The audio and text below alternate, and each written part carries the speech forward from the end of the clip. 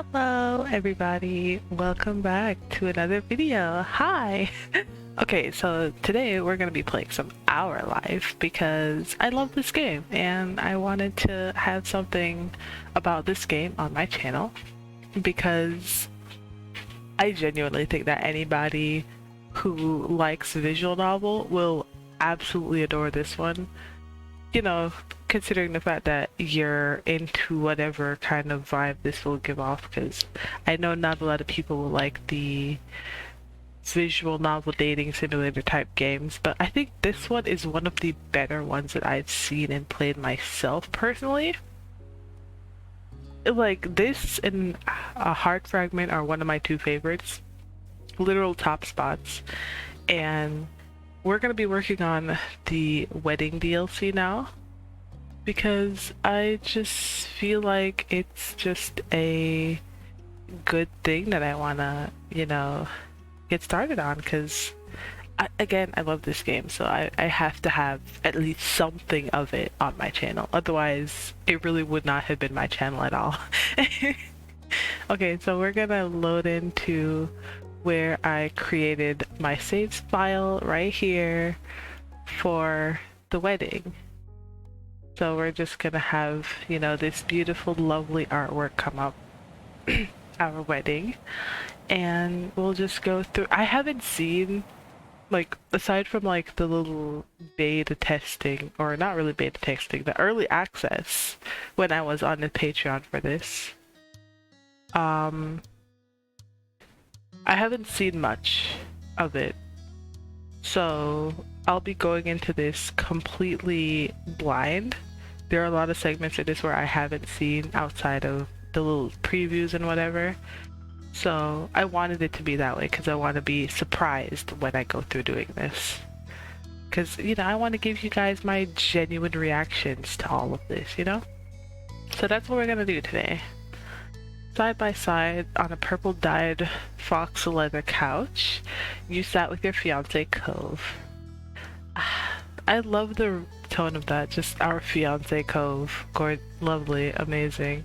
Okay, the air in the chic office smelled non-distinctly perfumed, though luckily it was a demure, that's how you pronounce it, right? Demure? I think so. Touch rather than smothering. A soft hum came from the air conditioning, gently flowing the scent around the room. I feel like the carpet is very Baxter-like, but I don't know, I could be very wrong on that. I don't know, we'll see. It was the first time either of you had been there, and you weren't sure if the atmosphere was meant to comfort or impress visitors. Maybe both? Who knows? For some people, it wouldn't make a difference either way, like with your own partner, for example. Cove's hands was intently gripping yours. You could feel him trembling and hear the squishing noise the couch made each time he shifted. Oh, my poor nervous baby. Oh. One part came from his usual nervousness over these kinds of matters, and the other came from an almost uncontainable excitement for the same reason. This place was the headquarters of a well-known event planning agency in the area, and this office belonged to their planner for a very particular type of special occasion: weddings. So yeah, we're planning for our wedding right now. We're going to meet up with the planner, and it's going to be great. You are here to plan your wedding together. Soon, he wouldn't only be your fiance, Cove would be your husband, and on that occasion, there was going to be a ceremony, reception, and everything. You felt content, you were overwhelming with thrilled energy, you matched Cove shaking from nerves, you felt totally natural, like you had no big deal. You're focused on being concerned. I feel like I'd be thrilled, honestly. Like, planning a wedding would be so amazing, but like kind of nerve-wracking. But like, I don't know. I feel like that'd be really cute for me. I don't know. Just having a big wedding like that would be such a dream of mine. So we'll see how well I am at planning a wedding in a visual novel game. Okay, with your vibration and Cove's shivering, you hope you both didn't slide down off the cushion. Today's meeting should be straightforward, including or introducing yourselves to the planning team, getting familiar with one another, and going over only some basics. Okay. The entire process would take multiple visits here and trips to other locations. Because, you know, yeah, we have to plan for, like, the scenery, how we want it to feel, look, all that sorts of stuff. Before setting up the appointment with a planner, you and Cove decided that you were going to set the wedding in, or at least near, Sunset Bird. You know, hometown. Makes sense. You also had a good idea of who would be attending, how large the wedding needed to be, and a few other details related to your lives together going forward. That was as far as you had gotten in the process when you decided to bring in assistance. All the planning was going to be great, you thought, was going to be a pain, but worth it, you felt.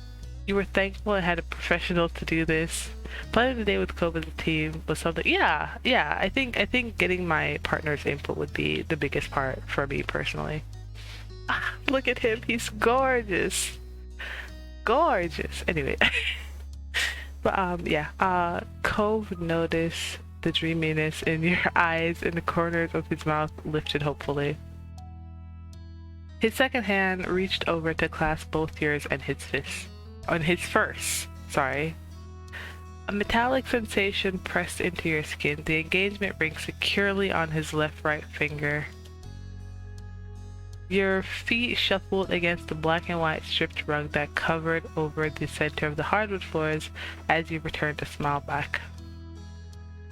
Yeah, we're here. Wait, hold on. I feel like the voice could be a little bit... Oh, the voice was hella down. Let me turn this up some more. Can't have that.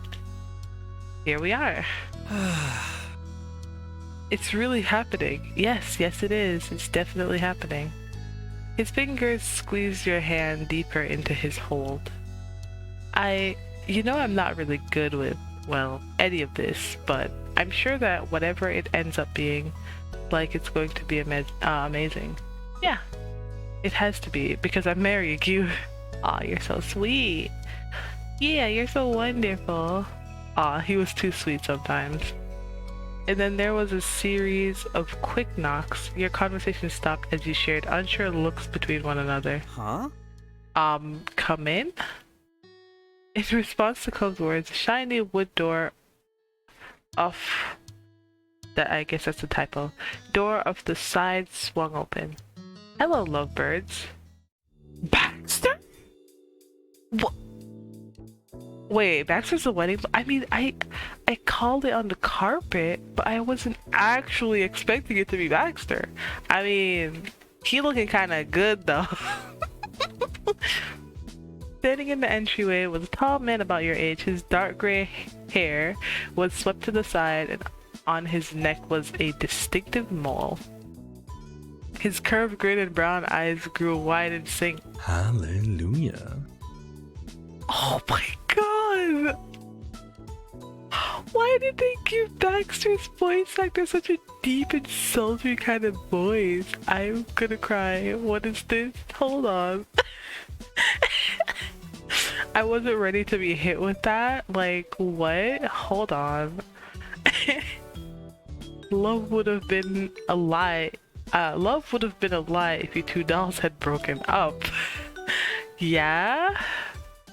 Cove stared while frozen in place, a deer in the headlights. His mouth open, then closed again soundlessly. Baxter?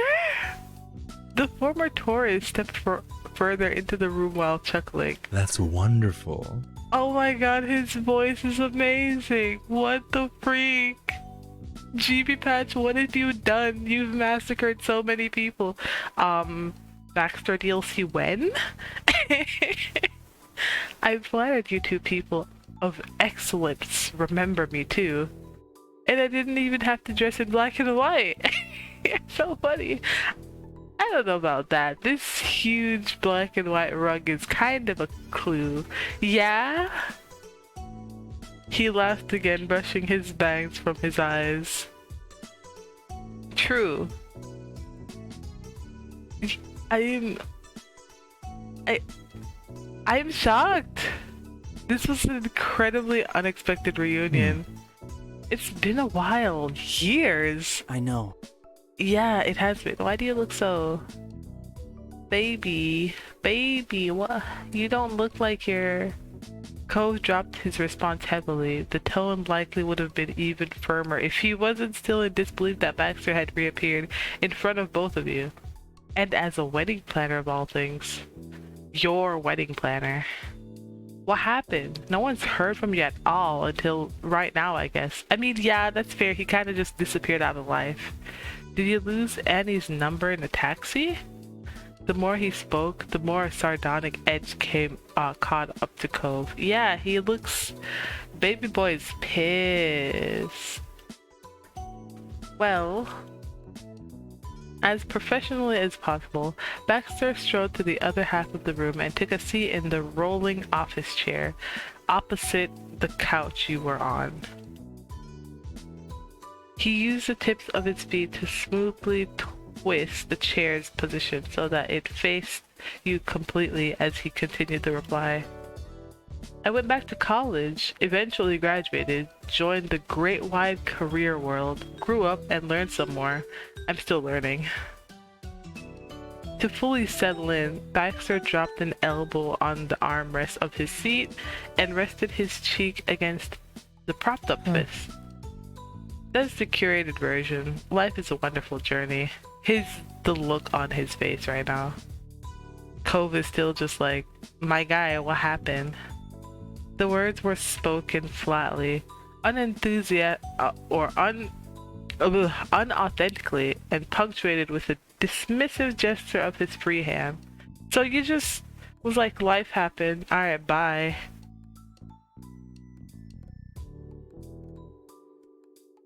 Okay. It was impossible to tell if the sarcasm was purely in responses to Cove's own sharpness, or if there was something else. Even Cove raised an eyebrow at how clear the displeasure was. Baxter was aware of the impression he was giving, but only half shrugged with one shoulder over it. His eyes drifted away from you and your partner. Whatever the story was, you definitely weren't getting the full version of it. Well, I hope you've been alright. A bend formed in his eyebrows, a small sign of regret. I'm very well. Now? The voice is gonna keep getting me off guard.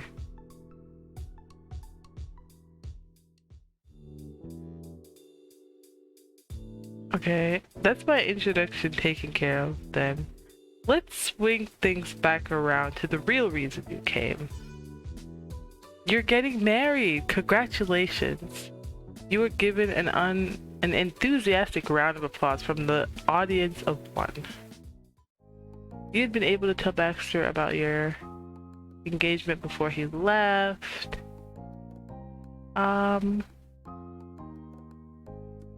Yeah, I'll tell him.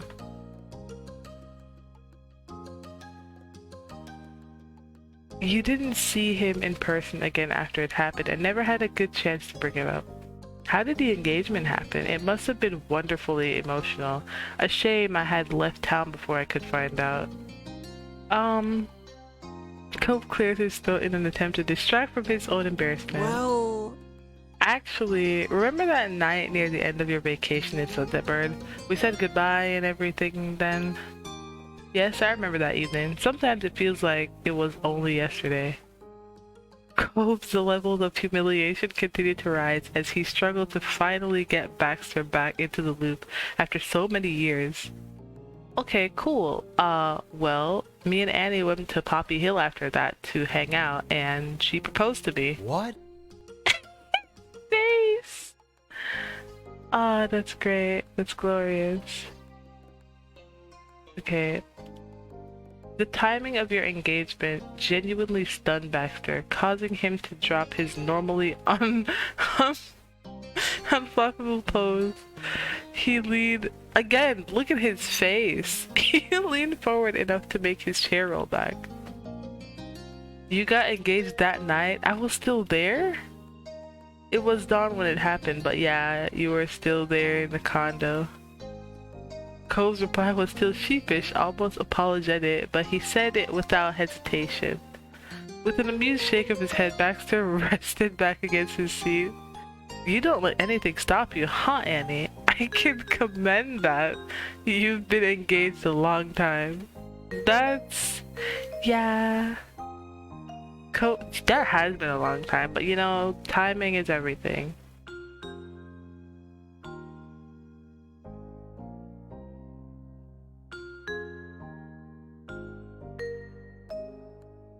Cove clears his throat in an attempt to distract from his own embarrassment. After how fast it happened, we decided it would be good to not rush anything else. Yeah, and it's not like we could have afforded to hire someone like you at 18, right? Understandable. I understand. That makes sense. Baxter slipped the pen out of his jacket pocket and tapped it against the desk counter at his side. He looked between you and Cove, satisfied. Considering we're already acquainted, it should have the process. It should make the process that much better. I'm sure your special day is going to be one to remember. Cove's uneasy single word was directed towards you. In a whisper, he elaborated on what that was supposed to mean. Are you really going through with this? Having Baxter plan our wedding? I'd like you to. Cove quietly yelled. It wasn't unreasonable that the person on the other side of the room could hear the conversation, but Cove had not expected him to answer. Oh, I mean... I think I could do it well. I could do it right, and there's very few weddings I'd like to see go off like a charm than this one. Aww. I like this. I think that's really cute, honestly. I like it. It's nice, you know? You and Cove faced one another on the couch. The softness in his eyes and the sloping of his brows shared his thoughts without him needing to say a word. He was being swayed. You nodded to your partner. There was a pause and then Cove spoke. Okay. While still on the couch, Cove brought his torso up to its full length, full height, and held his head high. The look on his face was determined. Since this is actually the reality that exists now, I've got a question for you, Baxter. Yes? Cove's strong stance began to crumble as he shrunk into himself once more. Is your offer for dance lessons still open? Oh. Your new planner gasped before quickly settling into laughter with a clap of his hands. Of course, always. That's a relief. I'm probably gonna need them. I'm here if you need me. Oh, look at him. I understand completely. I'm here for you. And you as well, Annie, if there's a need.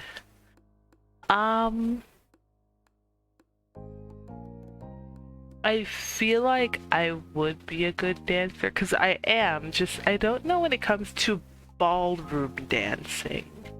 So I feel like...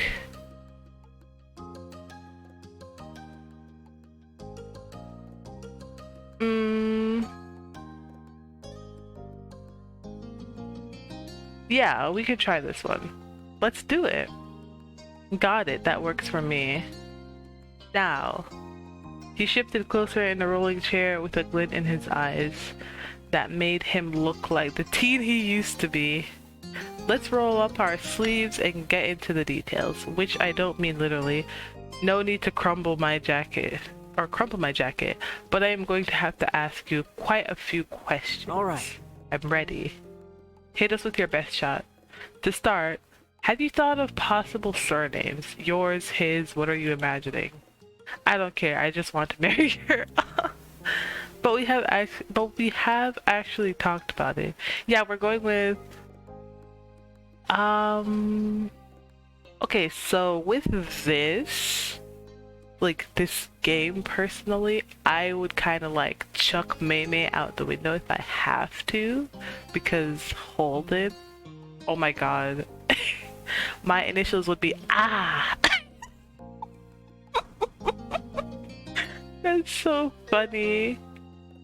That's great. Okay, so yeah, both of us using Holden.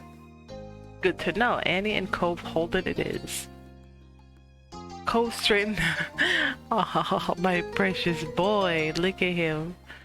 Cove straightened up against the back of the couch. You could practically hear his heart pounding over your names being said as one that way. It made you giddy too.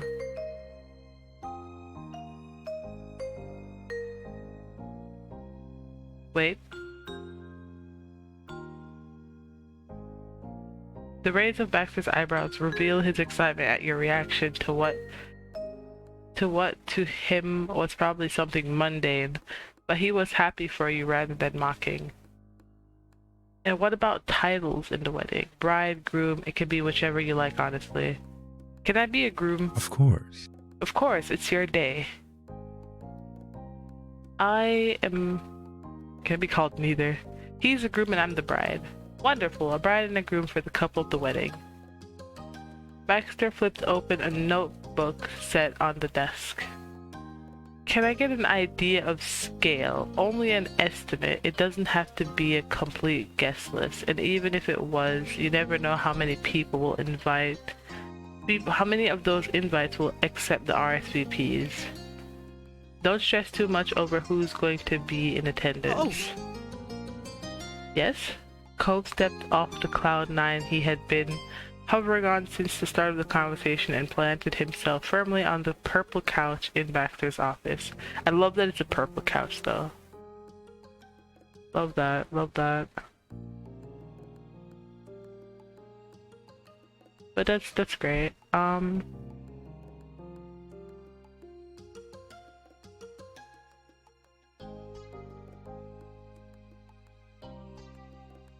For sure, there's gonna be our parents, 4 of them, Annie's sister and her uncle, aunt, and cousin.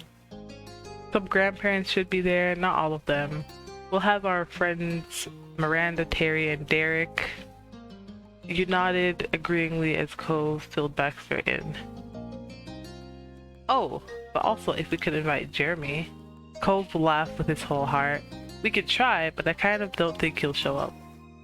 Baxter's eyes shifted from your face to Cove's and back again. It was sharp. He was trying to read the room. A coworker of yours? No. No. We met as teens, barely. We were like 13 and he was a little younger. He was horrible, mean, and angry and unreasonable. But thanks to Shiloh of all people, another guy we know. We met him again years later. Turns out Jeremy's okay now. More bristly than hostile. I got kind of attached even though we're not friends because Jeremy is the kind of guy who won't describe anyone as a friend. Except for Pran. You ended Cove's explanation with him and had matching smiles with him to boot. Jeremy is great. I can't believe he grew on me. It'd definitely be interesting to have him there. Having to attend would make him annoyed and that's the goal. That summed up it well. He grew on me. Yeah, funny enough.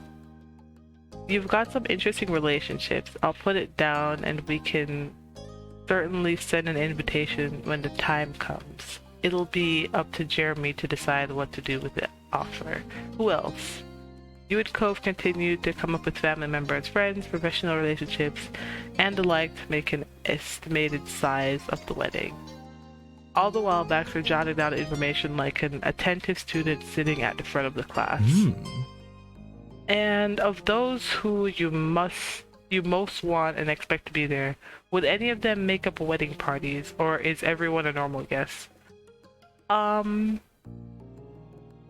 we were thinking of having a wedding party. We hadn't picked exactly who'd be in it yet, but we are having wedding parties. Certainly. Of course. Let's discuss who's with who then.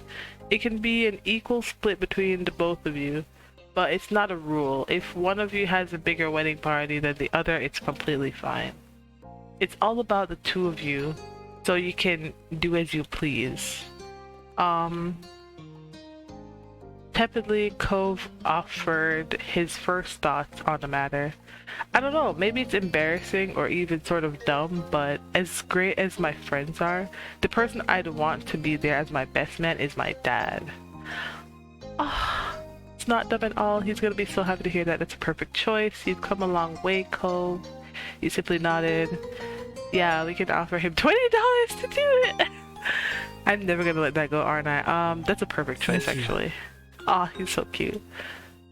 Having that close of a relationship with your father is a beautiful thing. What do you think? Annie, do you know who you will lead, will be the lead to your wedding party? And the title isn't important. Best man, best woman, or best person, maid, man, or individual of honor. It's all fine. I feel like I would pick Lee, and she would be the best woman. Very well. Anyone else at the party? Well, I'm good with whichever friends and family being in my party, but I kind of want the size of things to be sort of close. Everybody would probably be in Annie's party if there wasn't more of a split, so if that's okay, there'd probably be 3 or 4 in the parties at most. That makes sense. Aw, but I wanted to have everyone else in my party. I didn't want that many anyway. You not in acceptance of Cove's requests? Yeah, that makes sense. Great. For your own party you chose, okay, I have to have Kyra.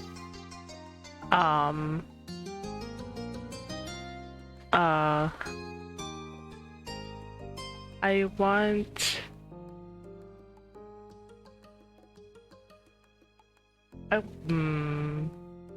We'll go with Ma, so she's not killing Cove too much. And Miranda... We'll have Derek too. Actually, no. We'll keep Derek for Cove's side, and I'd use...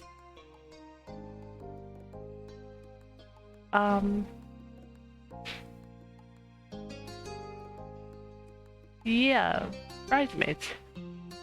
Then my party is gonna be Terry, Derek, and Pamela. And with that, you successfully mapped out the members of your wedding parties. Perfect, I'll make notes. The statement was made extra clear by the clicking noise of Baxter keenly tapping his pen on the armrest. So? On the topic of guests and that sort, are you open to attendees giving speeches during the reception? We can make it so only select people are arranged to say some words about the couple, or have a mic open for anyone interested in taking it, or discreetly circumvent anyone from gathering the attention in order to talk. I feel like it would be easy for specific people. Yeah. Yeah, you're right. Also, just a point, Cove is such a male wife, and I love that. I love him. He's precious and adorable. Do you have... Hold on, whoops. Do you have names for the guests giving speeches? Okay, so I want my moms to do it. Lee 100%. We can have Cove's dad and mom too. Watch me just end up putting everybody. Yeah, I'm just gonna end up putting everybody. And I want Baxter to speak too. Oh really? I can do that. Yeah, that's everybody. These are all important people. I gotta hear what they're gonna say. Probably only gonna be doing this DLC once, so I might as well enjoy it. I mean, who am I kidding? I'm probably gonna be doing this multiple times like I did the full game. Cove made small noise of acknowledgement as you answered the question. Cool. Okay, good. He continued along casually, accepting all your input. Are you thinking of writing anything yourself for custom vows? Just remember, it's an option, not an obligation. There's no pressure to make a custom declaration if you're not comfortable with it. Oh. I had custom vows in mind, if I'm honest. Are you okay with that, though? Of course. Of course, there's a lot I could say, and I'm gonna be really nervous either way. Okay. Cove's eyes squinted up from his cheeks as he smiled at you so sweetly. You are feeling butterflies already, and the vows haven't even been said. Lovely. Lovely, just lovely, and that is highly personal, so you each can work on them privately outside of our appointments. Baxter relaxed back into his chair and looked you both over. His smile curved widely. It was a look that made Cove nervous. You could feel him begin to fidget uncomfortably at your side. Let's talk a little bit more about tradition and wedding norms. To be honest, We're all friends here, so I'll be frank. If one of you sincerely asked to get splattered with cake, or for whatever else, the other person exactly the opposite simply because they think it's funny, I will personally see to it that your marriage ends. Damn! Cove's face is my face. God damn, he's savage. If you can't treat your partner and their boundaries with respect on your own wedding day, you won't deserve them as your spouse. Preach. Absolutely preach. Because I get that, you know, if you're at a wedding and you're like, I don't want you smothering cake all over my face, and then you do it just because whatever. No. But I mean, personally for me, if he wants to dab me up with cake, I'm fine with that. Because if he's cool with it, I'm gonna probably do the same thing. Now, I sincerely doubt there's going to be a problem with you two, but it's an occupational hazard. in that case, With that said, do you have any requests pertaining to either the ceremony or the reception? We can arrange for anything special that you do want included. Well, I definitely don't want anything to happen with the cake. It should just be for eating. I'd like to do a proper cake cutting with Cove without all the mess. I want to smash some cake. Cove can spirit on me too. It'd be fun to smash some cake in Cove's face, but I wouldn't want to get any on myself. Cove should, but I wouldn't smash cake on him. Like I said, I would dab him up with some of that, and he can do it to me if he wants. Baffled Cove's gaze remained fixated on you silently. He didn't appear opposed to the idea exactly, but then he rocked with a surprised laugh. What? Are you really? Yeah, really. I've always wanted that one. And besides, the cake will be in tears if we don't. Sighing, Cove shook his head. You could see his teeth peek out as he tried not to smile. Okay, let's smash some cake. It's ours. He added a quick addendum to the statement. But only part of it. The rest is for eating, right? Obviously, right. There'll be enough for seconds and thirds. That promise sold Cove completely on the idea. Mans is an eater, but that's good, cause same. Very well. Baxter clapped his hands together, pleased with the direction of the conversation. That's another important detail done. We should discuss who you'd like to officiate the ceremony next. I can do that. I can arrange for a standard justice of the peace to be there, but if there's a pastor, minister, rabbi, judge, or anyone else that you have in mind, please send me their contact information. Preferably right away. I can work things out with them so we're all set for the ceremony. Unsure of what to say, Cove glanced over at you. He scratched his cheek contemplatingly. I don't mind having a justice of the peace. There's a religious figure I have in mind that we could ask. I do have a certified figure in mind that we could ask. Would I know a certified figure? Probably not. No, we could have justice of the peace. Me neither. He shrugged, glancing over at you to make sure. A simple justice of the peace was all you needed. Wonderful, I'll get that in motion right away. Now, have either of you considered how you want to arrive to the ceremony? Will one come in first and then the other come down the aisle? Or perhaps you both want to enter together? I kinda wanted to see me come down the aisle. That's what it says, right? I'd love to see Cove. Oh, no, wait. I have my heart set on. Yeah, there we go.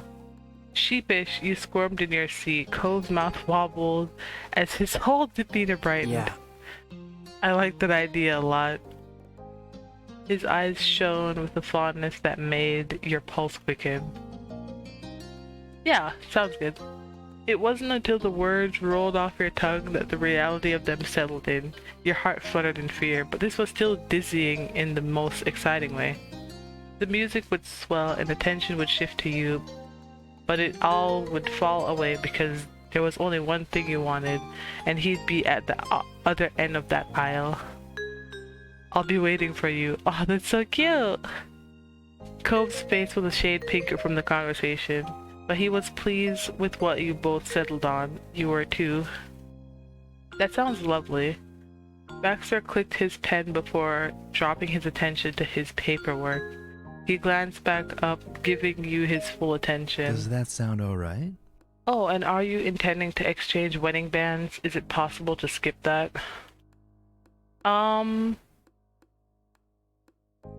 Yeah, we... Cove answered, explaining how you would exchange... Yeah, we've got that. Of course. We can easily save a moment for that in the ceremony. And a small reminder, couples generally take off engagement rings before the ceremony to wear just the wedding band during the wedding. Okay, thanks. You couldn't help picturing the matching wedding bands you had gotten together. They were...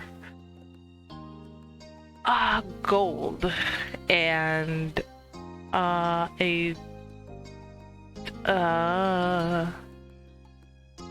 a jewel band, and the stones you'd both decided on were purple amethyst, yellow topazes, blue sapphires, white diamond. There we go. They were incredible, but before you completely lost focus, Baxter spoke again. So, do either of you want to have a bouquet? Bouquet rather. A small chuckle fell from Cove's lopsided grin, but Baxter was serious and waited attentively. When Cove realized that, he shrugged. I like flowers, but I don't need a whole bouquet. I'd like to have one. The shape and color of it hadn't fully formed yet in your thought, but part of you could already feel the weight of the flowers in your hand. A satisfied smile tugged at the corners of your mouth. Excellent choice. Let's discuss what it'll look like then. He leaned forward and interlaced his fingers together on the table. Excited, you glanced at Cove and he gave you a supportive thumbs up in return. Would you mind if it had white poppies? No, I need those. Since the instant Baxter brought up flowers, you had been positive Cove was going to ask for those. Are there any others that you'd want highlighted? We could use roses. White poppies and roses? That's quite a combo, just like the two of you. With that decided, Baxter picked his pen up again and took note of your specifications. He subtly nodded as he wrote. Well, since you're having that, that means that you have the option of a bouquet toss during the reception. That kind of sounds fun. What do you think? Yeah, I want to do it if we can have one. Actually, more enthusiasm. Definitely, we gotta do it. Cove's grin curled excitedly. Baxter's gaze lifted from his notes. Marvelous.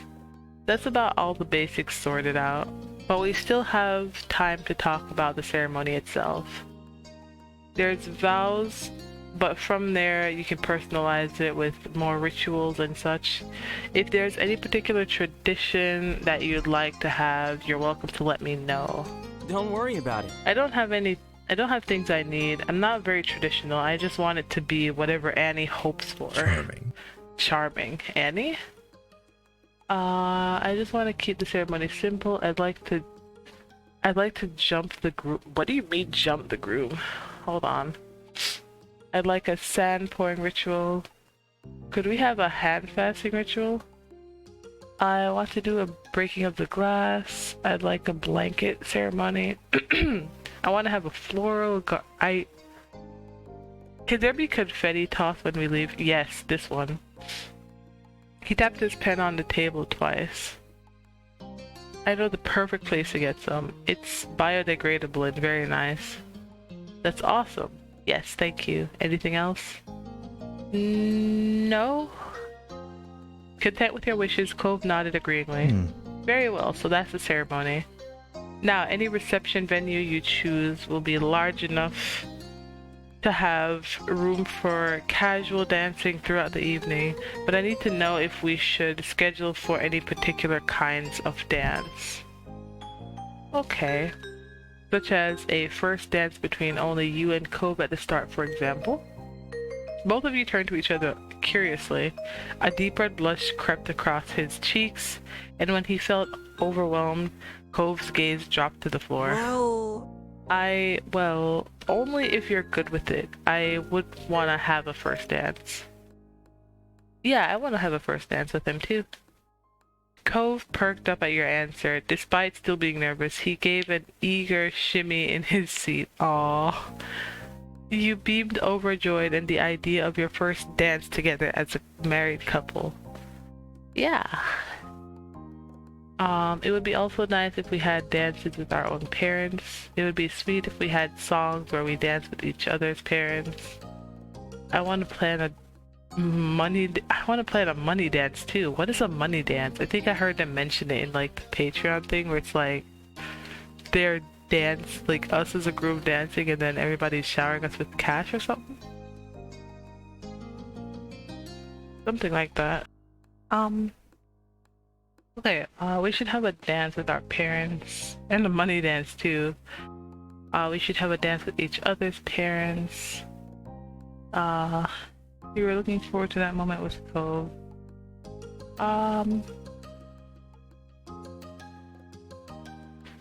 I mean, I feel like I would wanna dance with each other's parents. A part of you could already imagine your mom's delight taking turns twirling Cove around the dance floor, but that wasn't your only reason for suggesting it. You'd love to share a special moment with Cove's parents yourself. It was significant that they both welcomed you with open arms. They'd been kind, stable figures for so much of your life now. You wanted to honor that. A rosy blush dusted his cheeks a deeper pink. A parent dance, that'd be great actually. Then it settled. Baxter continued to keep track of details by jotting it down on paper. He kept up with the pace of the conversation with words and writing easily. Oh, and speaking of the ceremony and reception, that's my area of expertise. If you're going on a honeymoon afterwards, that will be something I'd recommend perhaps a travel agent for, or honestly arranging between only you two without any middleman. Cove didn't blink at the caveat. Sure. We'll handle that. While we're here, it's just about the day of. I get it. Fantastic. Now, back to the wedding. Do you have any sense of style you're aiming for? Is it formal, casual? No, I'm not gonna. Okay. Do you have a particular color you want the wedding party to wear? Are the clothes for the couple meant to be a surprise for the ceremony, or would you prefer picking that out together? I'm not sure. And also, what about hair? I can brush my hair out so it would be fancier. Though it's not important, I can keep it the same. If it's not important. Good question. What do you think, Annie? You considered a series of inquiries and responded by saying, I was hoping for a formal occasion. We could do something in between formal and casual. No, I want a formal wedding. Yeah, it can be formal for our own wedding. And I'd be happy if the main color was blue, if the main color was yellow, green, purple, pink, red, orange. I wanna say pink. Sounds good.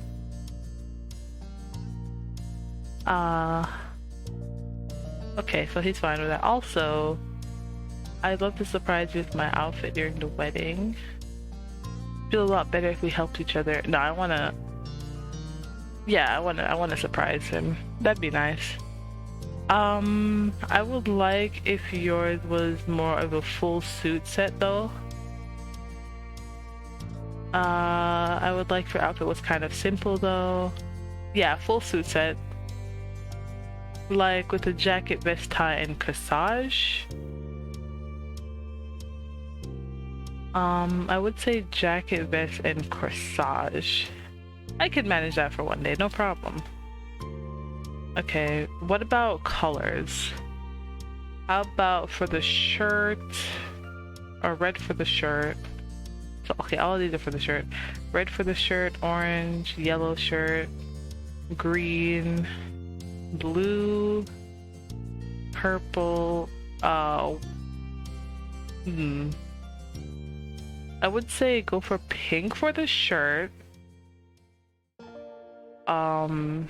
White pants and a white jacket. And maybe a black vest. And Cove. It'd be wonderful to see your hair in a fancier style. I think your normal style is perfect. I want to see something fancier. Okay, I'll do it. Excellent work. I know this has been a lot of Q&A-ing. There's much to consider for this big of an event.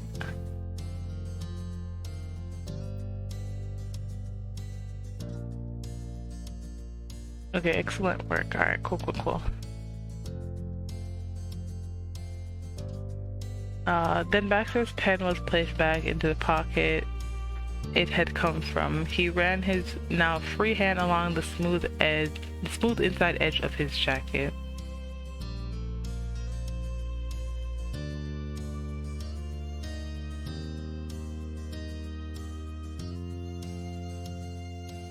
Okay, Thank you. Thank you too for being so forthcoming. I've got a strong idea of where this is going now. I'm already looking forward to the next meeting when we can truly get into specifics. Oh my god, I'm gonna struggle with that word. Specificities, I guess so. I don't know. Ugh. It's like a freaking, that's everything, we're leaving. Yes, you can go.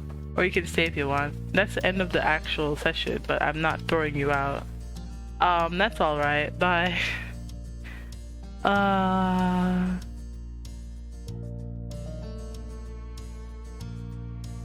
Okay, well, that's cute. Cove awkwardly waved Baxter off, despite still being seated and not going anywhere yet. Okay, cool. He had gotten into the discussion of the wedding. He'd forgotten his usual stiffness around Baxter for a time. But that spell broke. He's like, I'm over it now. Baxter accepted the answer and pushed off the armrest of his chair to stand up straight. You and Cove followed his motion, getting out of your own seats together.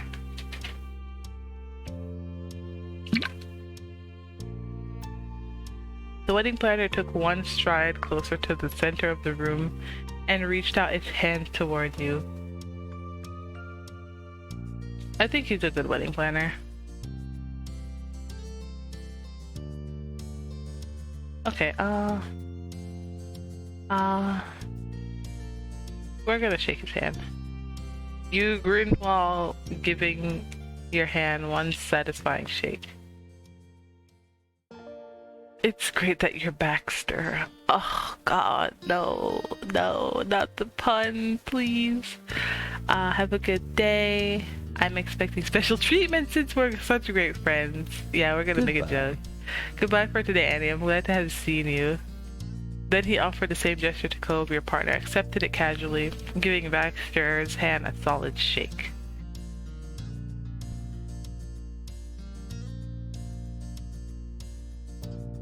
Then he offered, okay, yeah, cool. Take care, Baxter. Thanks, and same to you. You've got a wedding to be ready for. Don't forget to look out for yourself and your fiancé. I'll remember. The two men released the other's hand, settling the agreement to take this chance and put a new foot forward in their relationship. With that, the two of you found your way out of the office building. The pop and subsequent click from the opening and closing of car doors played out in sync between you and Cove. As he buckled in for the ride back, Cove commented on the experience. The sentence was hesitant and had an upward bend that made it sound like a question. So... That went well. Before you could respond to the not exactly a question statement, Cove continued on with the new actual question. I mean, we got Baxter Ward as our planner somehow, but he seems good at what he does, right? He put his hands on the wheel and peeked at you through the reflection in the overhead mirror.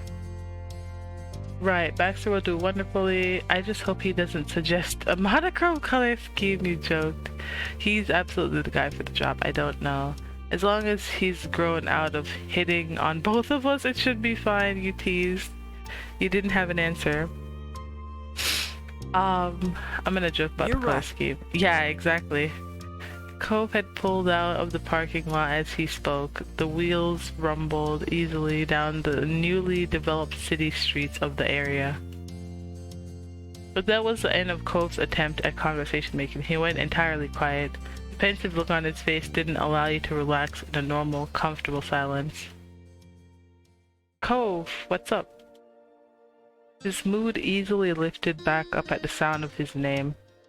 Forgetting all the Baxter stuff, I'm just really happy we're doing this. Sometimes I still can't believe we're together, we're engaged, and soon we're gonna be married. It's incredible. It never stops feeling like that. I don't think I'll ever be used to it. Not really. I love you. I feel the same way about it. It's like living an incredible dream. Yeah, totally an incredible dream. His cheeks squished at his eyes from the size of his grin. Nothing could stop him from looking forward to the upcoming occasion. Finally, the lack of words felt right between the two of you. You took the chance to let the day sink in as best as you could. After all the years you've known Cove, you now were going to have a wedding with him. The scenery slipped by faster than your eyes could keep up with, as you got further and further into your own thoughts. Then suddenly, the day had ended and you were drifting off to sleep in Cove's arms. It was early afternoon when you stepped outside, breathing in the good weather, and gentle breeze warmed your skin while you waited for Cove. He wasn't far behind, but there was still a serene moment to watch the puffy white clouds move across the sky. You are grateful for that because the second you both hopped into Cove's car, your brain was filled to the brim with wedding planning once again. Before you could progress any further, you needed to cross one of the most important details of the list, officially putting the wedding party together. This was the goal for today. Despite the nervous energy fluttering in your stomach, you were already anticipating the stops and phone calls planned. Peeking over at Cove, you hoped he was too. Are you okay? Yeah, I'm good. I have high hopes for today, and that's scary. But otherwise, I'm okay. What about you? Cove turned away while his eyebrows pinched together. His grip on the steering wheel tightened briefly before he had made himself relax the stiffness in his pose. Tense, but good. Better than good. Really, I'm excited. Yeah, me too. I can't wait to see their reactions.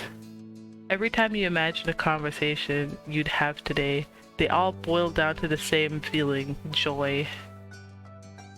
The people you picked were all important figures in your lives, and you just couldn't wait to see how they'd take the news. Cove nodded and added a happy hum in response.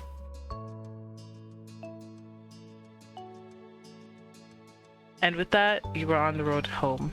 Naturally, Cove navigated the car towards the old neighborhood. It was soothing, winding down the familiar path of your childhood.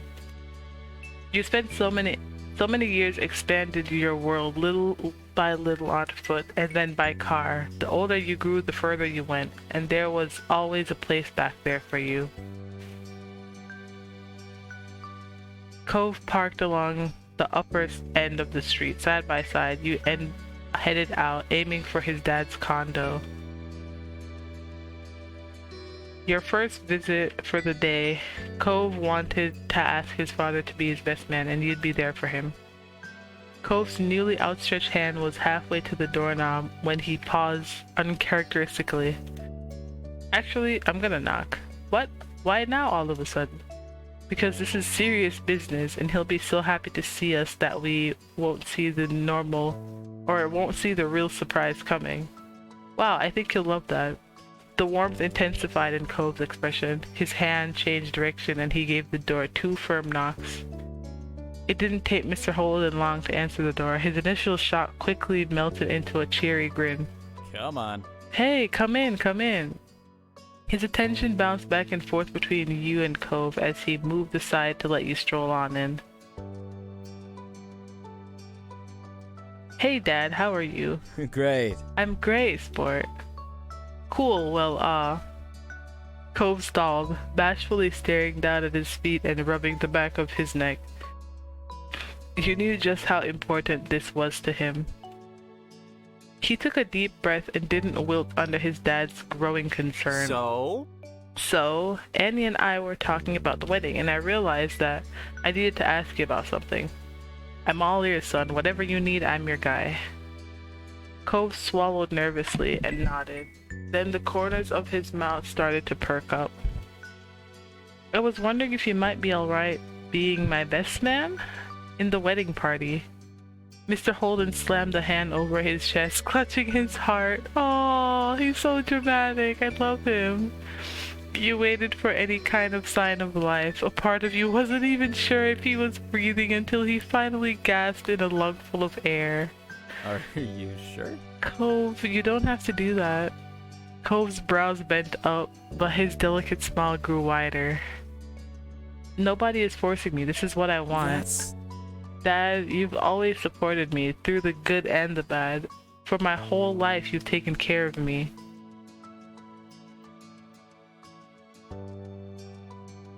Okay, cool. His expression was earnest as he stepped forward. Your chest swelled with pride, listening to Cove's honest plea. Why would I want somebody else to be my best man?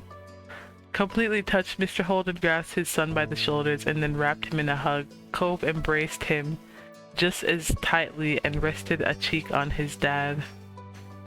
There's nothing in this world that would stop me from being there for my boy. Thanks. Thanks, Dad. Oh, they're so cute. Oh my god, their father-son dynamic is precious. Sniffling, Cove's voice came out softly and laden with emotion. With teary eyes, Cliff invitedly reached an arm out to Hugh. Oh, I wanna join. Oh my god, family hug, yes.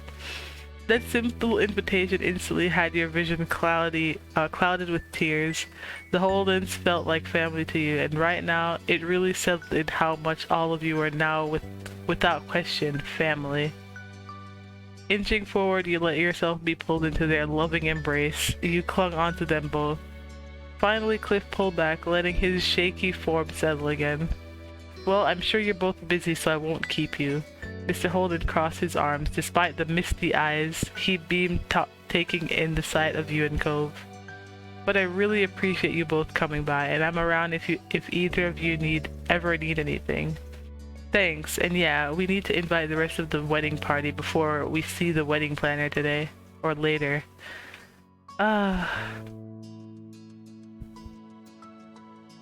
Okay. You were our very first stop today. Mr. Holden managed to brighten even more hearing that. Cove shyly nodded and rubbed his arm. Nice work. Very good. You're being so responsible. I won't hold you up on your way. Thanks. Again. I guess we're on to the next stop? You glanced over at Cove. He nodded surely, and you felt a calming surge of confidence. Have fun spreading the good news. We will. Bye, Dad. See you soon. The sun was warm on your skin as you left Mr. Holden's house. Stretching your arms overhead, you pivoted to Cove, feeling refreshed. Ready? Come on. Yep, let's go. Your lips twisted into a teasing grin. Cove arched an eyebrow.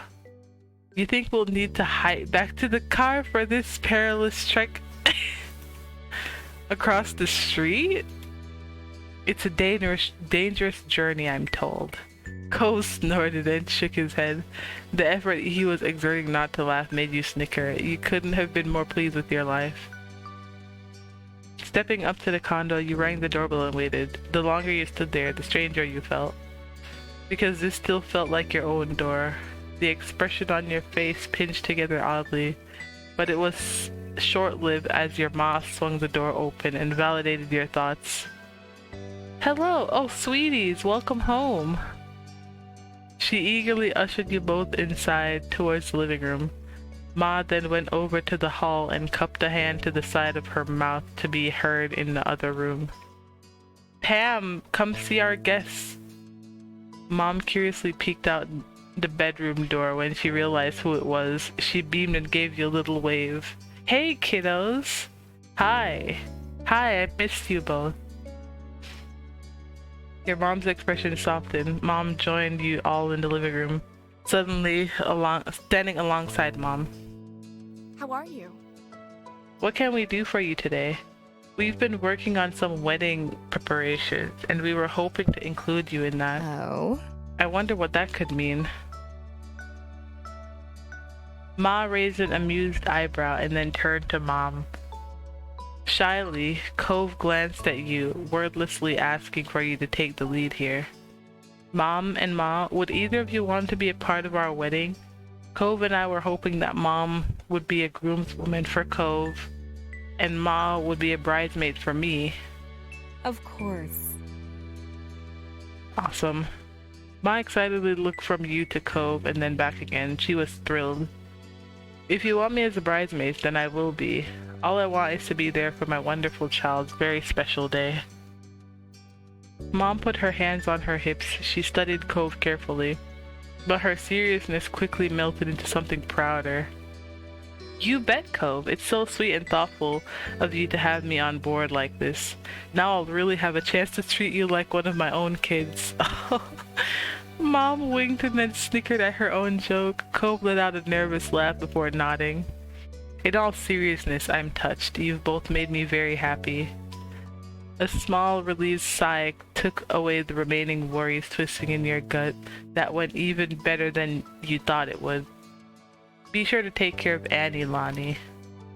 I always will, and you better take care of Cove back. A mischievous look danced across Ma's face. Mom chuckled, already anticipating what Ma was thinking. It's a good thing that we're in different parties. Now neither of them will be out of our sights. Nice. Absolutely nothing is gonna get past us. Zero funny business. Everything was so much sweeter knowing that your moms were thoroughly enjoying this. Spying on Cove out of the corner of your eye, you caught the fondness he exuded, watching you in return. He seemed as pleased with your mom's reactions. In that case? Okay, well, we'll let the two of you go about the rest of your planning. Thank you so much for surprising us with this. Ma brushed back her hair, observing you both affectionately. Mom nodded in agreement. You've got a lot to do, but I'm sure you'll be able to hack it. Hack it? Raising an eyebrow, you put your hands on your hips. Cove grinned, already amused with where your train of thought was going. We're gonna knock it out of the park with flying colors. We're gonna put together the best wedding anyone has ever seen. You know what, Annie? I believe you. You're always amazing. Thanks, we'll be back around soon, I'm sure. Yeah. Yeah, we appreciate it so much. The tips of Cove's ear were red, but he did his best to be unruled under his mom's stares. He nodded with a warm smile. Bye. Goodbye. See you around. After that, your moms walked you to the door. You and Cove stepped out into the neighborhood, ready to tackle the next task on your to-do list. With one last glance around the neighborhood, you silently said goodbye. There was so much more to do today, and that would require hitting the road again. Humming to yourself, you watched Cove bring the car towards the city. Your next visit would be a meetup with Terry and Miranda in their neck of the woods. You couldn't wait. You did tell them in advance that the wedding planning was bringing you and Cove out that way, so your friends were expecting you today. But as far as you knew, they didn't have any idea what you were preparing to ask. Pulling into the parking lot along the street, Cove was in high spirits. He eagerly hopped out of the car, and you caught up to him with light steps. It's the same scenery as before when we saw Shiloh in the city. You weren't that far away from the car when you heard familiar, friendly shouts nearby. You spotted Terry and Miranda running along the brick path to meet you and Cove halfway. Hey, buddies. Yeah, look at them. They're so cute. Ah, it's so good to see you. Randy, Terry.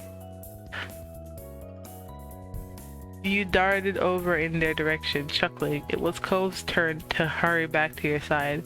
He gave your friends a wide wave when he caught up. I miss you too. Hey, thanks for coming down. Annie and I have something to talk to you about, and it's really nice to be able to do it in person. Neither of them dared to interrupt, but Terry and Miranda did share a silent look. They both seemed eager to know the details. Terry, could you be a groomsman in my wedding party? Finally! Yes, I made the cut. Thrilled, he threw a satisfied fist in the air. Terry's grin stretched ear to ear. Does that mean you accept? Let me think. At this point, you didn't have a single doubt in your mind, so you were willing to follow along with Terry's playful deliberation. He leisurely crossed his arms. Bowing your head, you pressed the palms of your hands together to silently beg. Miranda teasingly elbowed Terry when he still didn't respond right away. Alright then, I do accept. I'm a groomsman and you can't take it back. It's set in stone. I mean... We could take it back. No! Cove snickered, leaning towards you. And Miranda, will you be my bridesmaid in my wedding party? Thanks. Yes, I accept. Thank you so much. That'll be wonderful, Annie. Terry cheered again, pulling Miranda in for a one-armed side hug. You matched their excitement. Go Team Cove! No, Team Annie forever. I think we're all one big team. My party is 1,000 times better than Cove's. I'm just gonna shake my head. You were glad to have them to be a part of your big day. I'm so sorry. We're already proving to be too much, aren't we? No, you're proving to be just right. Team Annie and Cove's wedding forever. Terry put his hands on his hips and nodded sagely. Agreed. That's the truth, Randy. Seriously, thanks for this. Yep. Yeah, it's super nice to include us in the wedding parties. Of course. We couldn't imagine the wedding any other way. Thanks for meeting up with us today. It's nothing, but you'll probably have to get going now, huh? Yeah, we have a meeting with the wedding planner soon, or pretty soon. The Baxter man. With a curt shake of the head, Cove rolled his eyes, completely unamused. Miranda's brow furrowed. Wait, I thought you were joking when you mentioned that. Is he really planning your wedding? He is. Wow. Oh, wow. Preposterous. I remember when we were all here watching free-range fireworks, and now you two are getting married and Baxter is the one planning it? Preposterous. It's definitely something, but that's what we're doing, and we're gonna go do it now. Cove awkwardly rubbed his arm. Understanding, Terry gave a thumbs up. Safe travels. Bye, have fun. Next time you see us, we'll have more wedding plannings, so be ready. Bye. Terry and Miranda remained on the walkway while you and Cove returned to the car. When you were alone again, you spoke up. That was good. Yeah. He wasn't facing you, but you could still admire the happy curve of his lips. It was nice to visit with your friends for a little while, and it was even better to have another thing set for the big day. With a determined stare, Cove pulled his phone out and plugged Baxter's office into the GPS map. Once it was all set, he put the car in drive and you both were on your way once more. While Cove drove, you pulled your phone out and scrolled through your contacts list. The rest of this task would have to be done long distance, so you turned the speaker up and made the call. Eagerly, you waited for your cousin to pick up. Cove noticed out of the corner of your eye that you positioned the phone a little farther away than normal. He nodded in agreement with that decision. Hi, hey Annie, how's the wedding planning going? Any news? Here we go. Despite his amused tone, Cove still held the wheel more tightly, bracing for the volume of the coming conversation. Lee was clearly already excited for any potential scoop. Oh, was that Cove? Hi! Hi, Lee. She uncharacteristically remained silent after the greetings, waiting patiently for what this was about. Hey, Lee. Yeah? Will you be my best woman? She gasped dramatically before launching into a series of high-pitched questions. Seriously? The best woman? Me? Really? Oh my god, her blush is so cute! I love this art style so much. It is gorgeous. I like the little flower detail behind the characters too. That's really a nice touch. You chuckled comparatively quiet, definitely glad that you chose to keep the phone at a distance. Yes, of course I'm asking you. You're definitely the right person. There's no one else I'd want to do. Yeah, she was there from the very beginning and just supporting me in Cove's relationship, even when we were just simply in the crushing phase. So of course it would be her. For a long time now, you thought about your wedding. Lee was always there cheering you on. You knew this was where you wanted her. Yeah, exactly. Seriously, I can't imagine the day without you as my best woman. Totally, yes, I'm in. You know I am. Yes. I'm still just stunned about everything. My cousin is getting married. This is gonna be so amazing. Thank you, Lee. We appreciate the support. That's what family is for. I'm always just a phone call away. Thanks, Lee. We have some more wedding-related things to do, so we'll pick this up again later.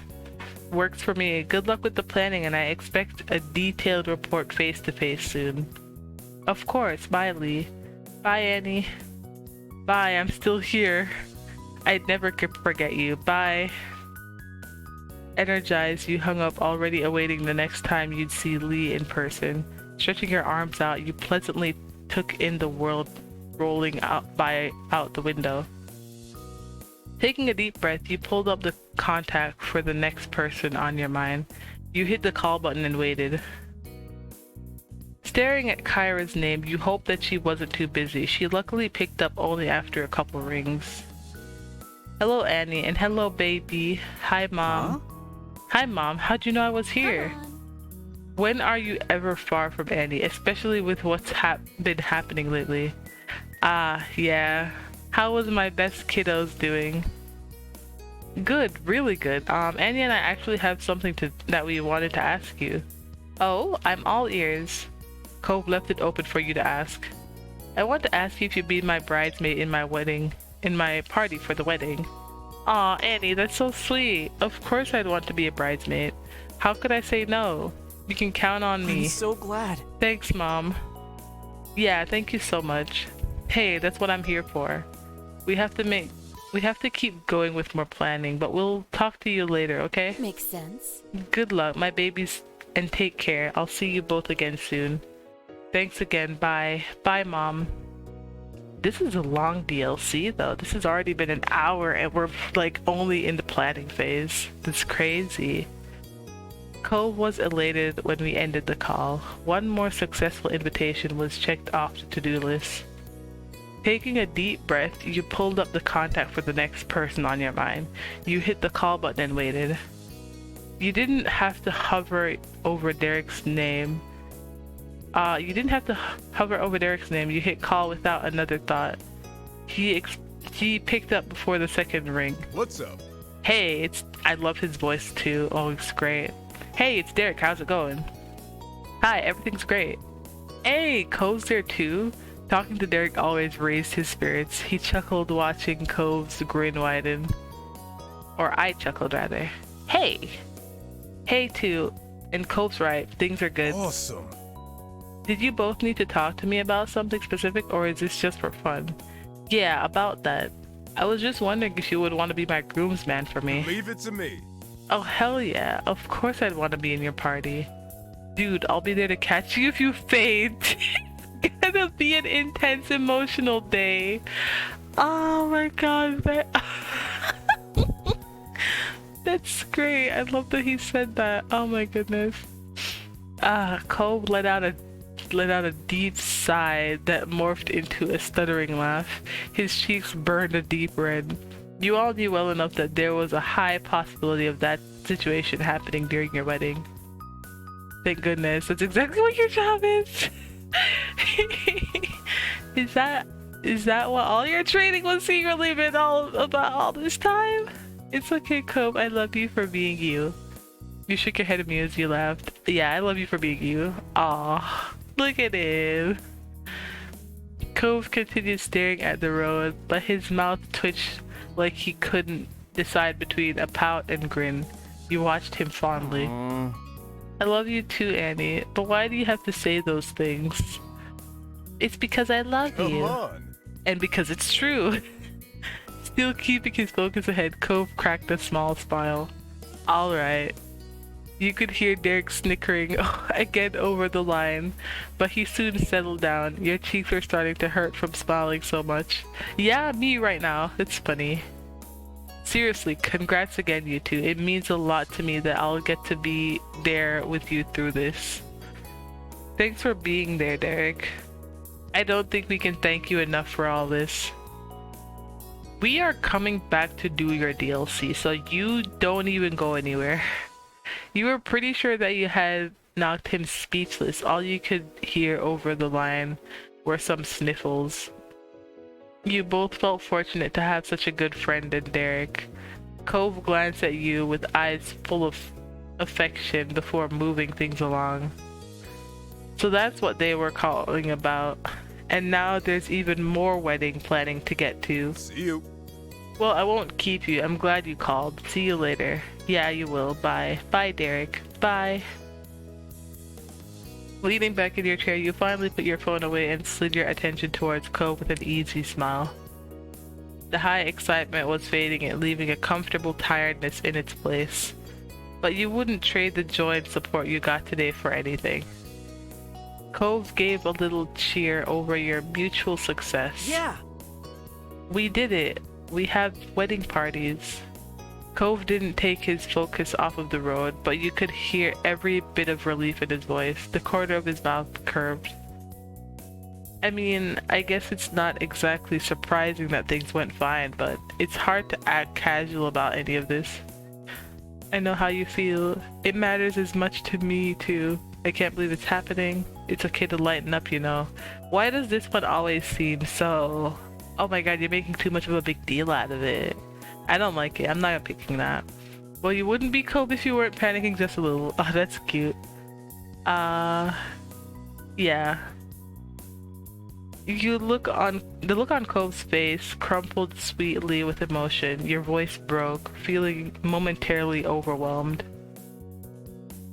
Cove, we're getting married. Me too.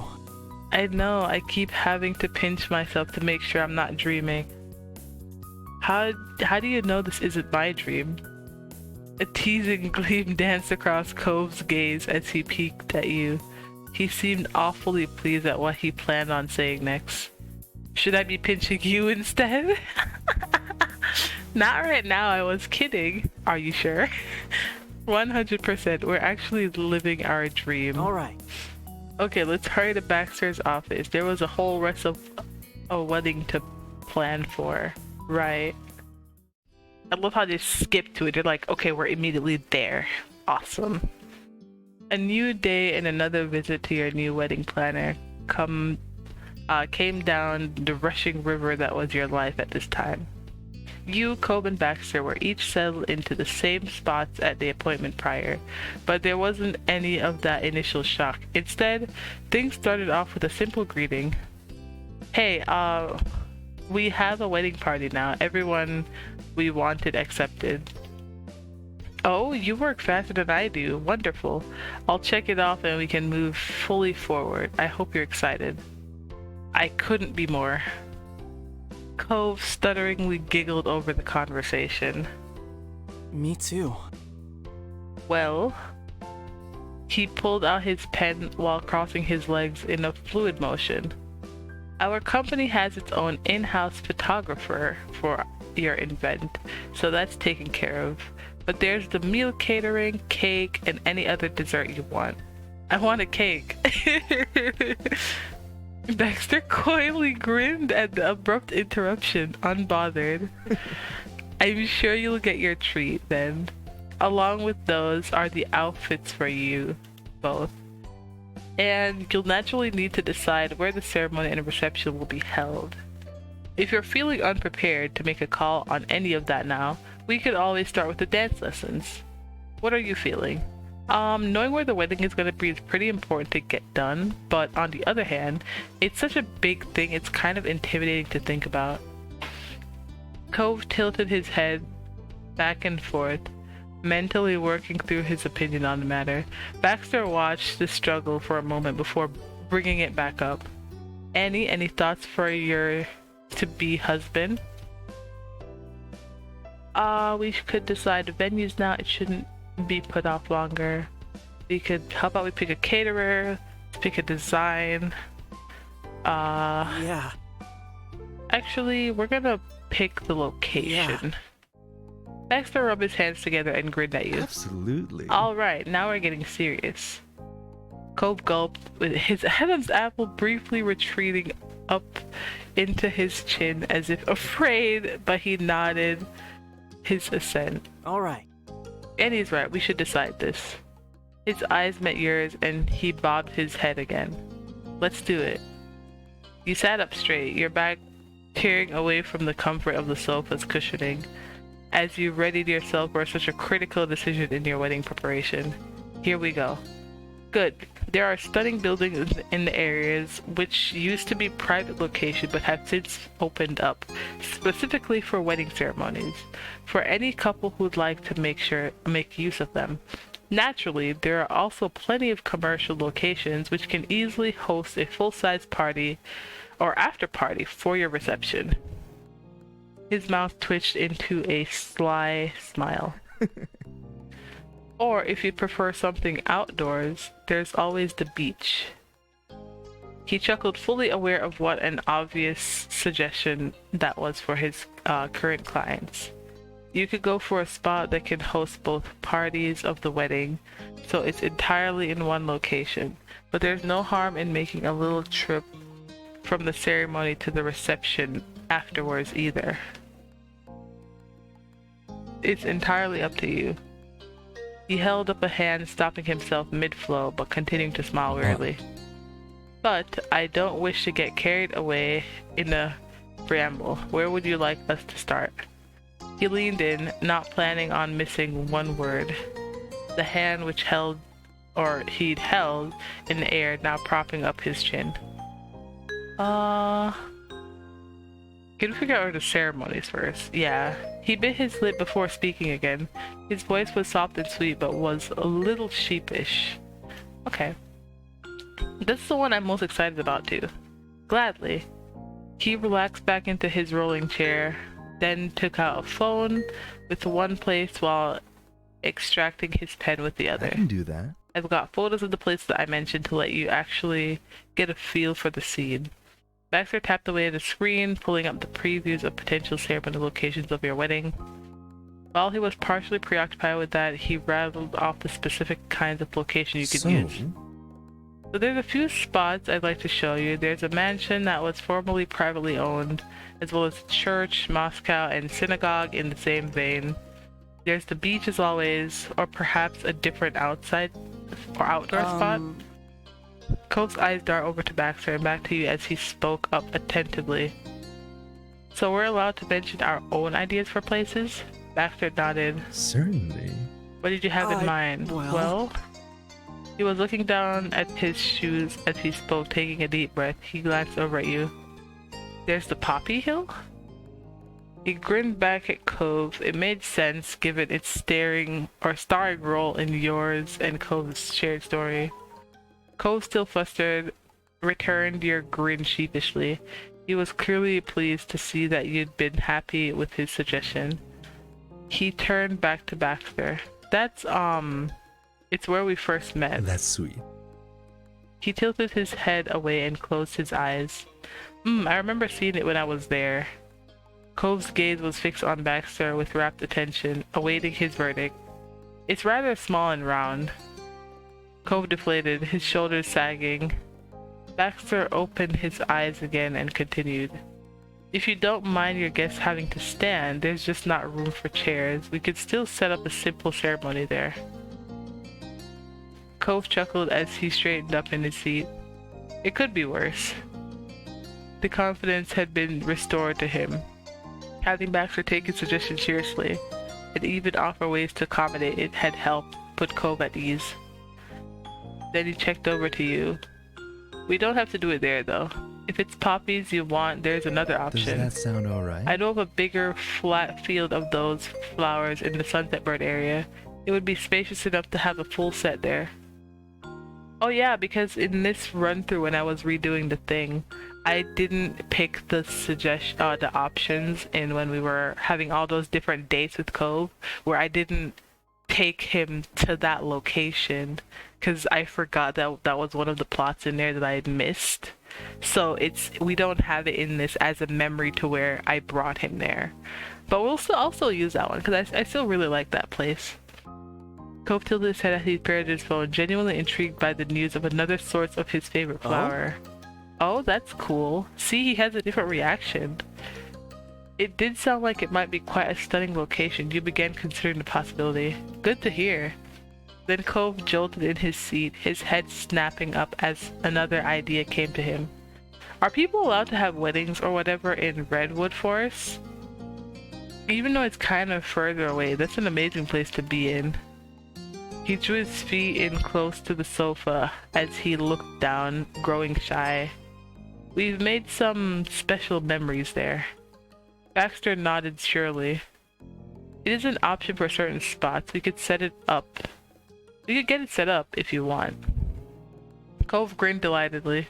Baxter spread his hands wide, holding the pen and his phone with his fingers so that you could see the palms of each hand. Well. Those are the ideas? It sounds like... Tell me, what's... Okay, The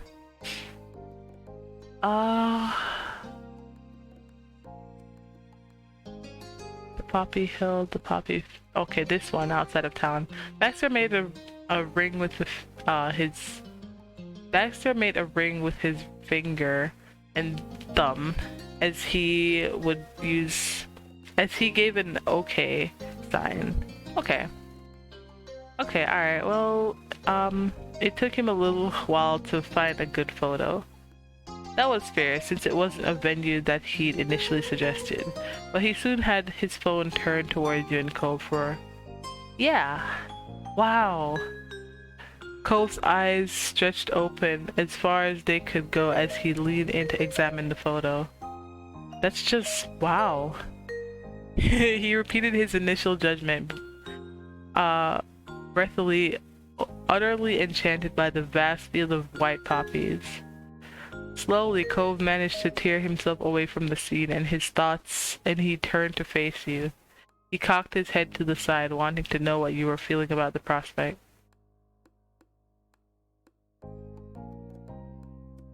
Okay, yeah. Cove's eyebrows rose in response. The poppy field? His wavy brows relaxed, sloping gently as he smiled softly. I would love that. It'd be perfect for the two of us. Your body tried to gasp and laugh in excitement at the same time, resulting in a short, breathy snort followed by an exhilarating giggle. We're going to have a poppy field ceremony. He smiled indulgently, like a teacher allowing the class a moment of levity before bringing them back to their studies. Before you get fully carried away, there's still the reception location to consider. Baxter glanced down at his phone, nodding almost imperceptibly as he clicked away to get the information he needed. There's a couple of big halls you could consider, one which is frequently used for dances and another for more formal events. There's also a large room in a historic mansion that could host the reception, the same one that I mentioned before. A rather new option is actually the aquarium in the city over, which now has the bandwidth to host private events. Cove's jaw dropped and he uttered a single word. Seriously? Really? Really, it'd be in the main display room with the floor-to-ceiling tanks. His mouth continued to hang open, his face frozen. It was certainly a rare opportunity. You couldn't think of anyone who'd be as excited by the option as Cove. As such, the news had temporarily stunned him. All at once he blinked rapidly, closing his mouth in a hurry. Your attention returned to Baxter. The aquarium was certainly an option to keep in mind, but there were many other appealing choices to consider. Or if you wanted something outdoors, there's always the beach, of course. And even though you didn't want to use the redwood forest for your ceremony, it could also work for a reception, so you're welcome to keep it in mind as an option. Like before, if there's anything you want to bring up yourself, that's perfectly fine. In fact, I recommend it. He pursed his lips and as he dug around in his mind, pondering the possibilities. As a thought struck him, he shifted to face you. What about that country club your moms are a part of? He snapped his fingers over and over, trying to dredge the name back up onto his tongue. They had their anniversary dinner there, you know the one. He closed his eyes, brows furrowed deeply as he tried to recall it. You were torn on whether or not to bail him out. Before you'd come to a decision, Baxter caught on and filled in the blanks. Ah yes, the Cypress, I believe. Cove nodded. Baxter returned and gestured. Baxter returned the gesture as Cove opened his eyes again, looking both relieved and like victory had been swiped from under him. It's doable. They would absolutely be able to host your reception, especially since your family are already members. Cove beamed. It's cool if we go with one of the others. I just thought it was an idea. I agree, it was a smart suggestion. I have no doubt that they'd do an excellent job if you chose them, but it's really what feels comfortable for you. Baxter leaned in, perching his chin on the knuckles of his left hand. He was still holding his pen and his phone, ready to leap into action. What do you think? What's holding the most interest for you right now? We could talk it over. I'm definitely picking the aquarium because it had the more emotion leveled situations for me and Cove in there, so obviously I'm picking that one. Baxter held up a finger to indicate he would be a moment. That was very nearly all it took, as he was able to locate pictures of the aquarium's large display room with ease. Look at that, gorgeous! He showed his screen to you and Cove. As he gazed at his beloved watery world, Cove bobbed his shoulders from side to side, with his attention locked on the screen. You wondered if he was even aware he was doing it.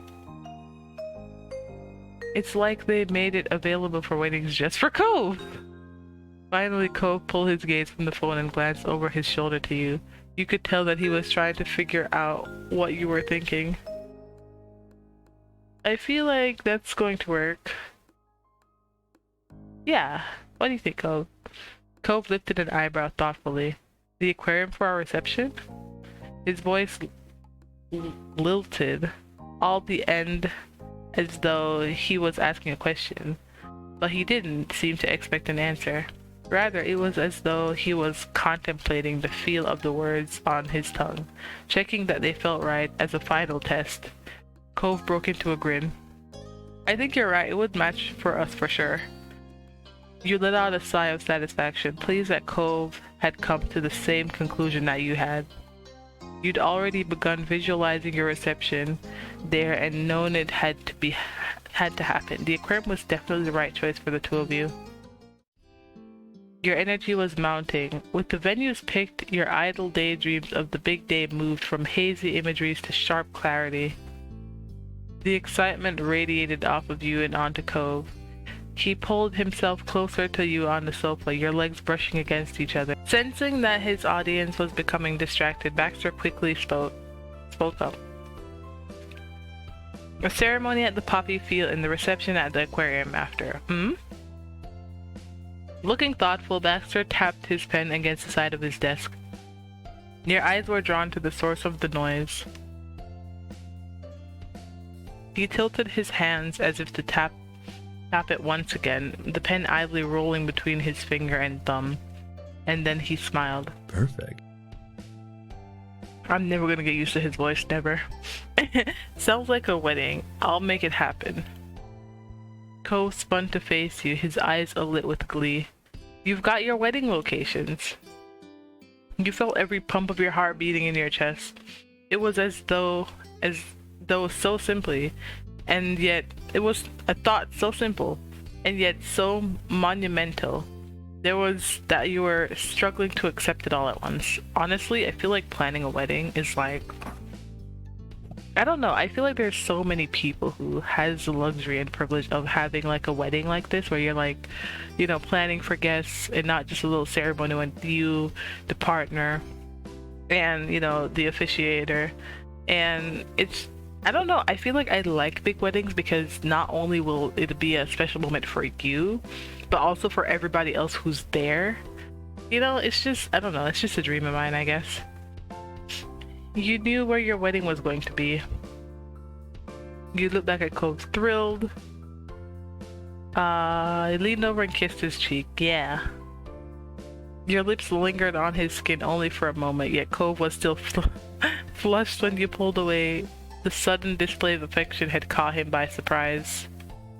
We're getting married! With one of the most critical elements sorted, the big occasion was really coming together. Cove chuckled at your words.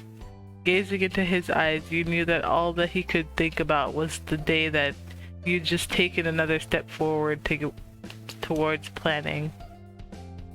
Reviewing the venue options had taken up the bulk of your allotted time with Baxter. You would now need to reach out to the location managers and make arrangements so you can make the mutual agreement that you'd end it here and let him take care of the matters right away. Goodbyes followed, then you and Cove giddily left the office and spilled out onto the street together. It was a great way to end the day's work.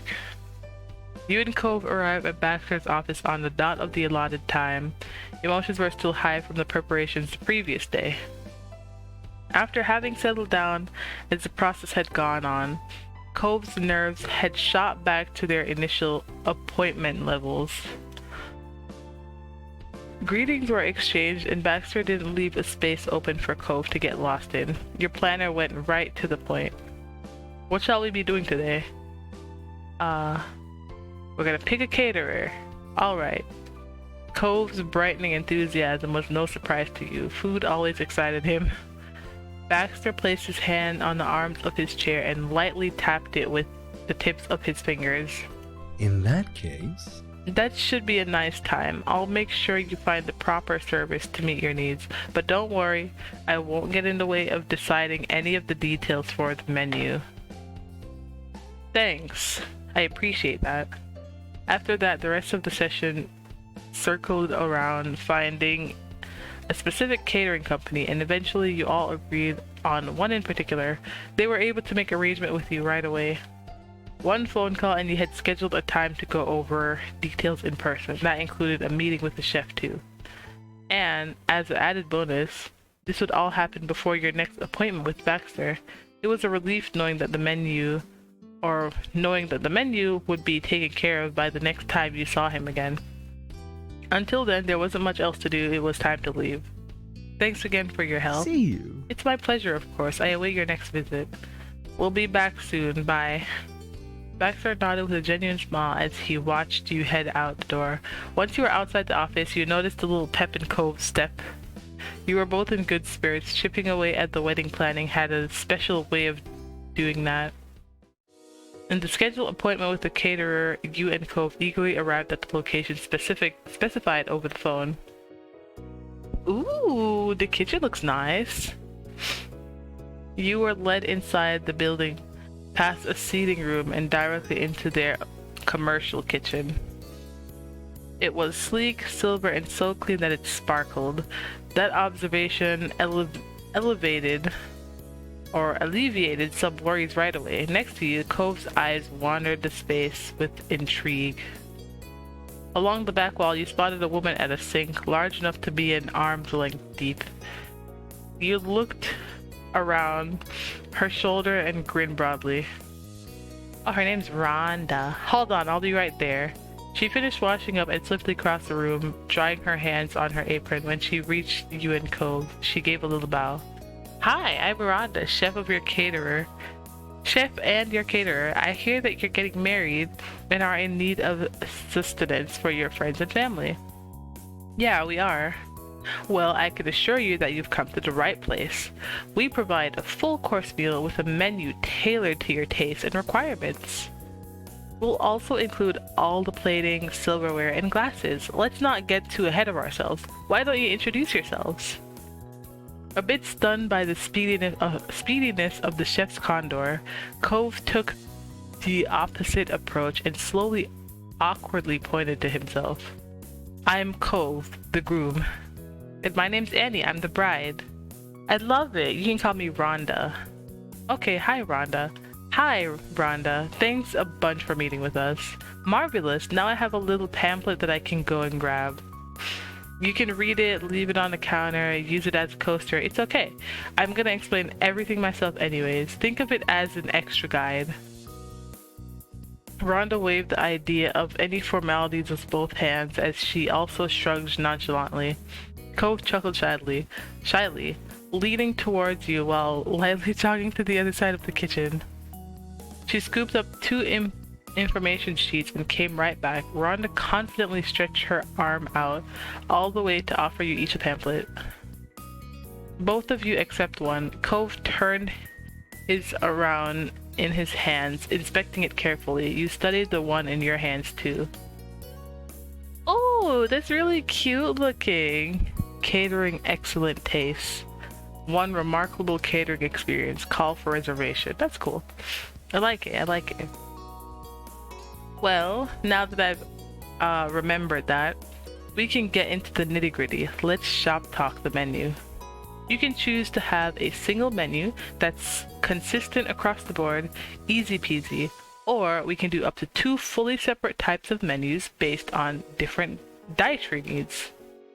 Guests could choose between them and we'll prepare as much of both as needed. And it practically goes without saying, but we'll be able to accommodate individual plate changes if any comes up. For example, a situation where just 1 or 2 people need some specific elements left out, we can work with that without needing to make another full selection for it. So, what kind of menu did you want to have in mind?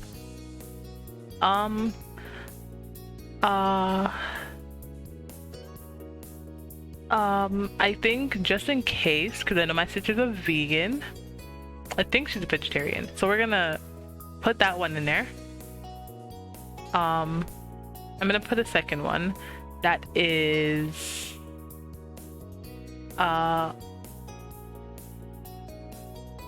one full-scale exclusion of taste and allergies for taste and allergies. Yeah, just in case people are allergic. Not a problem. The chef pulled out a notepad and pen. She listened closely as you explained the types of food you'd like to be excluded based on the individual needs of your group. Turning to Cove, you checked to see if he had options on the menu. How does that sound? I'm thinking that we have a good plan going. Great. That's the biggie already done then. Let's get the ball rolling.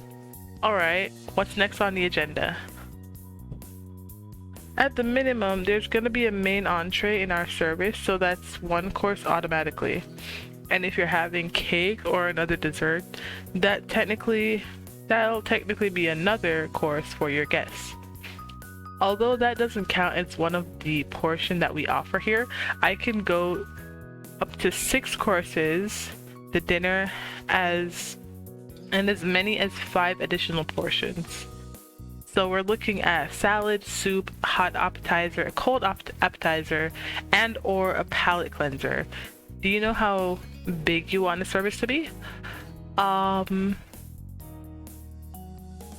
Maybe 3 course? Yeah. Cove brightened contemplating the possible combinations with 3 courses. He picked up the pamphlet again.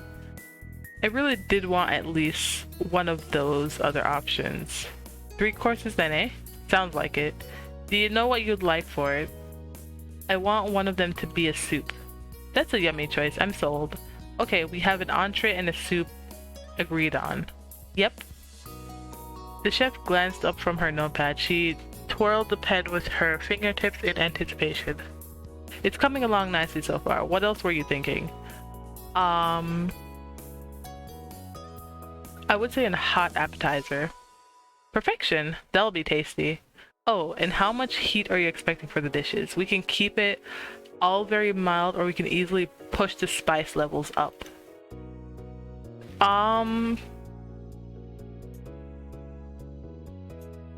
Spicy for the main entree and less spicy for the... No, we're gonna have less spicy for the main entree and hotter for the extras.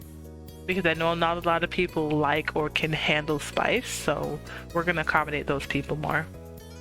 Why am I doing this like it's actually a real wedding planning? This is so fun. Okay, normally I'm really bad at making choices, but this actually makes it really exciting.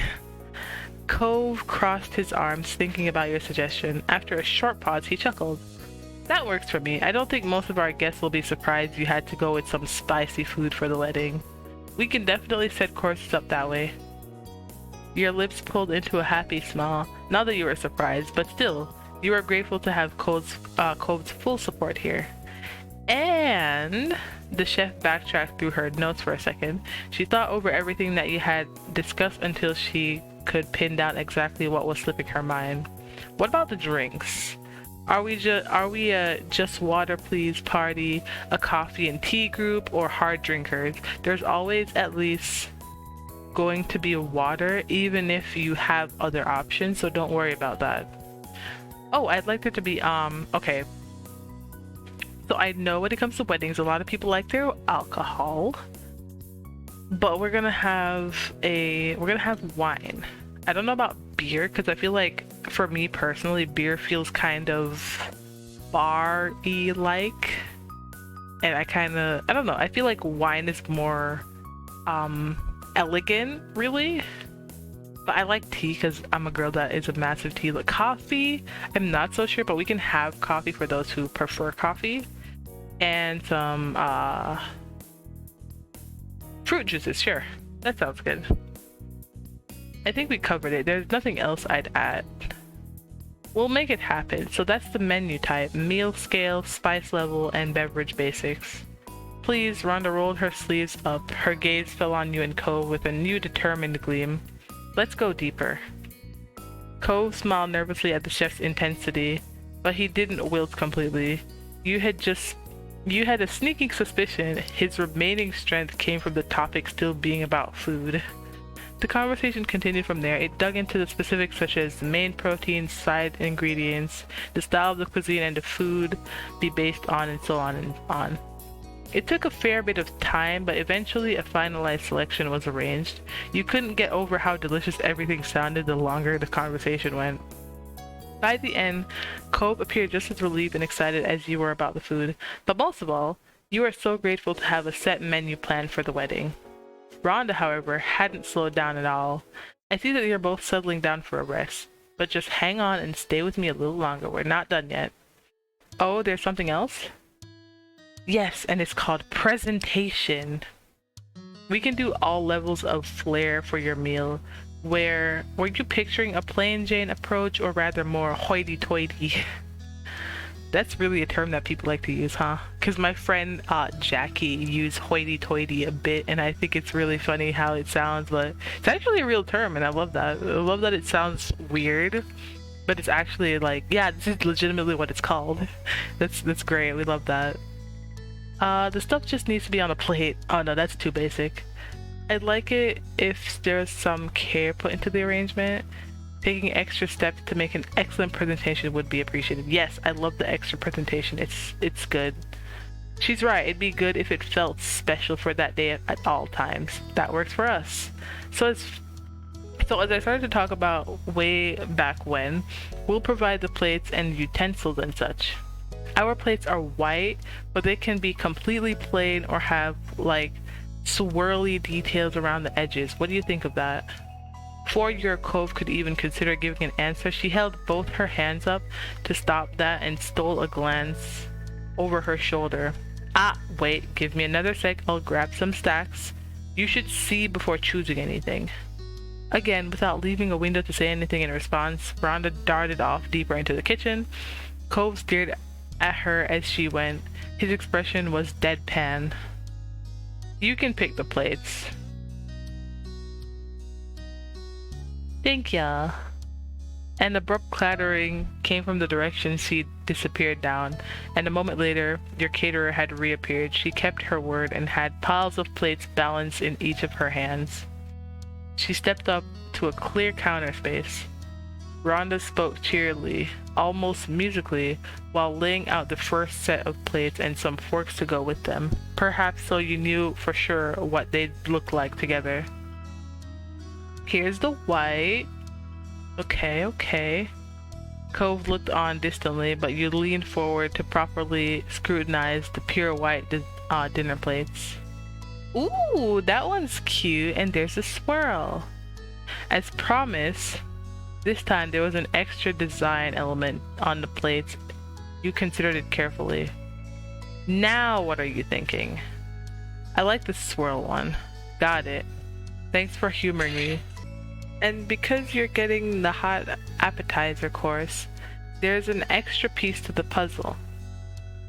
Now what we could do is just bring it out ahead of the meal and place it in front of each guest in their seat, but that's not your only option. We could all have the appetizer set on a single plate from the very start of the reception so guests can go over and eat as they please. Or we could even have servers walk around the room with platters of appetizers to offer guests through the party as they mingle. It makes sense to me to serve it on the table before the entree. I would enjoy having servers walking around the party. I would think it would be best to leave it on a single table. I think, yeah, having people walk around, that would be cool. Well, our wedding is gonna be elegant. Cove chuckled, but he backed your suggestion wholeheartedly.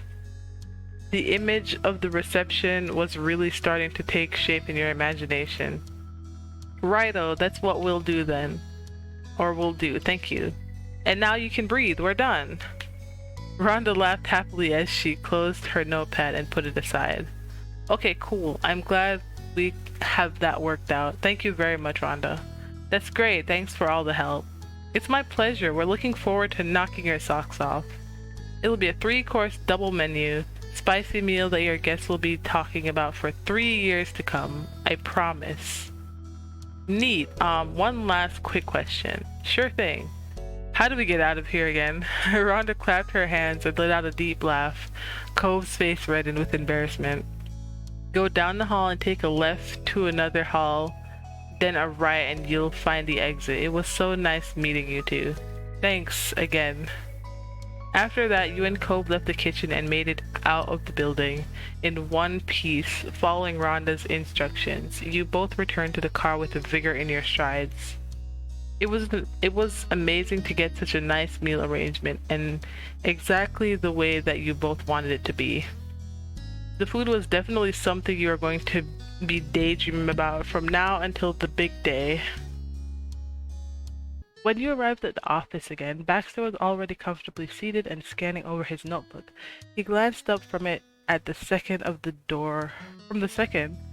He glanced up from it at the sound of the door opening. Hello, folks. Welcome back. What's on the menu? Baxter smirked, but Cove answered with complete earnestness. A lot of things.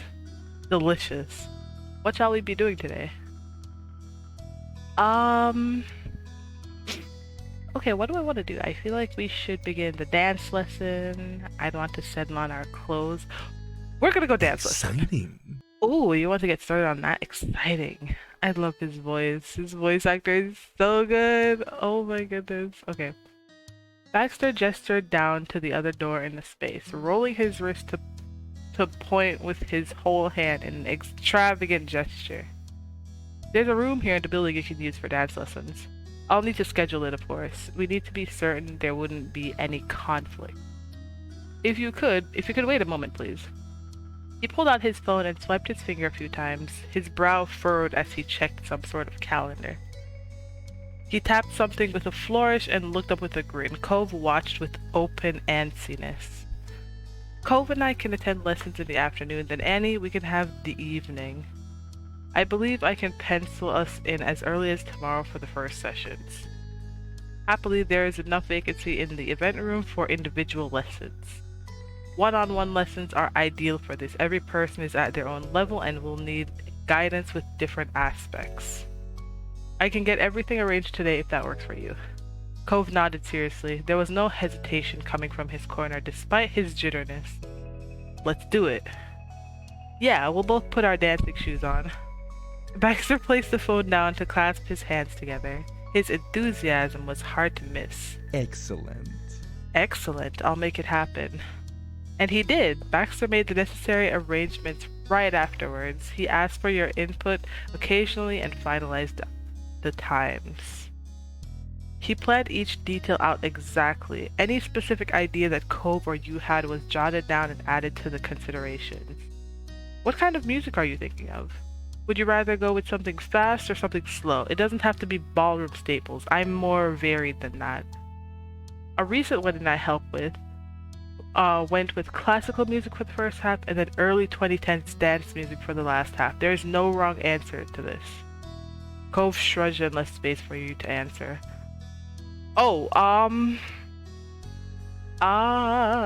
Okay, could we get a traditional, boring, traditions? What's that? Okay, so we're gonna go, decisions, rock, I like country songs, my preference would be jazz. It'd be cool if we have throwbacks from when we were growing up. Actually, I feel like if I was having a wedding, I would want stuff from my child or songs that I grew up on in it, because I feel like that would be really, really cute. But I like pop as well. Okay, I'm gonna go classic. We felt they were classics for a reason and would lend themselves well to dancing together. Baxter nodded approvingly. Cove was even more supportive of your recommendation. I can get some of the... Absolutely. Let's chat about particular tracks. Wait, so you just pick the classical all throughout? No. Hold on. No. We're not doing that then.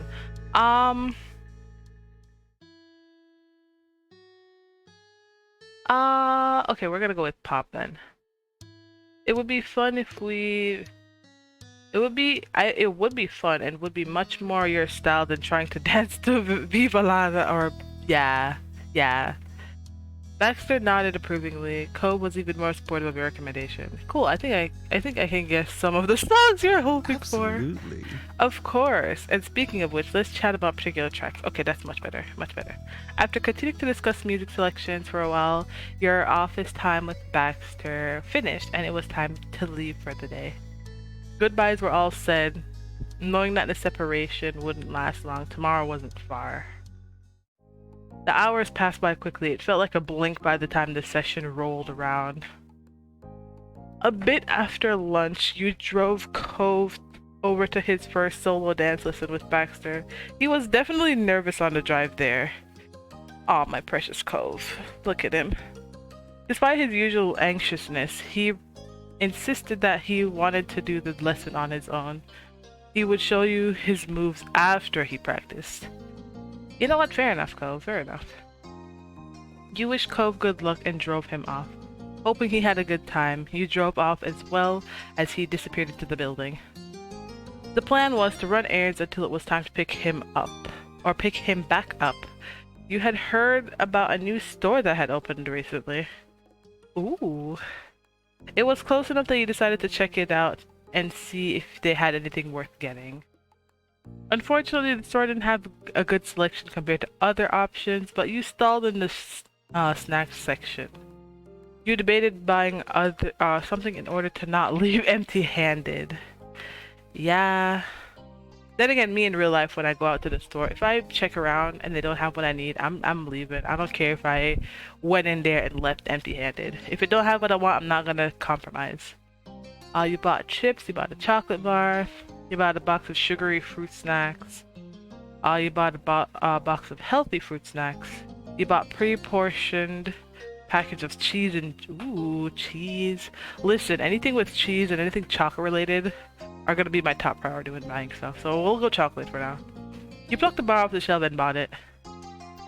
Another store that you knew would have what you needed was minutes away, a short drive later, and you were on your way to finishing your errands. It was nice to keep busy while waiting for Cove, rather. When the time came, you drove the car up to the front of the building, stopping where Cove stood on the sidewalk. Cove greeted you with a smile and hopped in the car. He closed the door behind him and buckled his seatbelt with a click. Tell me everything. Cove shifted in the seat while rubbing the back of his neck. Oh, he's nervous. It was awkward, as you probably guessed, but not that bad. He brightened as he thought back. You listened to the vivacity in his voice, even as you focused on driving through the parking lot. Baxter is kind of a good guy, not a bad teacher. You pulled out from in front of the building and started making your way through the first intersection. What did you talk about all your time together? To yourself, you admitted you were really curious. From what you could remember of that summer years ago, Cove and Baxter never spent time with each other, just with each other. Yeah, they didn't seem to bond too well, and I don't know, Cove kind of gave the vibe of, I don't know, just he rubbed me the wrong way kind of thing. So I'm just like, but you guys would be such good friends. Cove hummed and thought. We mostly just focused on dance lesson. I think we also talked about some general wedding stuff. He asked me about the material of napkins I liked. Nothing personal. He didn't bring up anything from back before when he wasn't our wedding planner. He paused for a moment, then continued. It had to have been on purpose. I guess he didn't forget how I'd get uncomfortable when people acted too friendly too fast. You heard Cove tap the car door with his fingertips as you made a right turn. I wouldn't have minded talking a little more now, so we kind of made progress in more than just my coordination. A smile tugged at your lips. That was good to hear. You finally pulled into a parking space and parked the car. You couldn't linger in the car too long, given your own lesson. It was time to go. You looked at the grocery bag in the back seat with the snacks you had bought. Yeah, we're gonna give him some. If you're hungry, feel free to snack. He probably needed some fuel after dancing for so long. You pointed over at the food and Cove's eyes widened at the sight. That's gonna be good. I'll see you later. Bye, I love you. I love you too. Aw, he's so cute. Look at his little smile. Okay. Cove leaned over and gave you a quick kiss. You beamed back at him. You left Cove with the car and walked with a bounce in your step to meet up with your wedding planner, turned dance instructor. The doors of the office building let you in after a firm yank. The air was cooler than what was outside. You followed Baxter's directions from yesterday to navigate the wide halls, a left past the fire extinguisher and then a right at the first set of doors. You found a set of thick glass doors. You peered into a large event room. It had to be the place. Oh, look at it. It's so nice. It's so nice in here. It's really nice. Look at this. Okay. You entered the space and noticed the towers of chairs on the sides of the room. It was easy to imagine the room filled with a crowd, but for now it had all been cleared for your private class. You walked across the empty tile floor to the counter at the back where Baxter was. He raised his head and waved you over, setting aside some notes he had been reading. With a paper and an elegant fountain pen left on the counter, he strode forward and met you in the middle of the large room. Hello. Hello, Annie. I'm glad you could make it.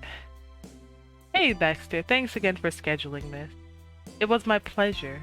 I hope you've been well. I'm fantastic. I'm ready to boogie. I'm fine, but I hope you're in tip-top shape for this. I've been worse. You okayed with your hand wordlessly. I'm fantastic. Excellent. Baxter pulled a remote from his jacket pocket and clicked the button. A speaker system you hadn't noticed before crackled to life. Familiar music filled the room. He must have been busy to already have the songs that you had talked about yesterday ready.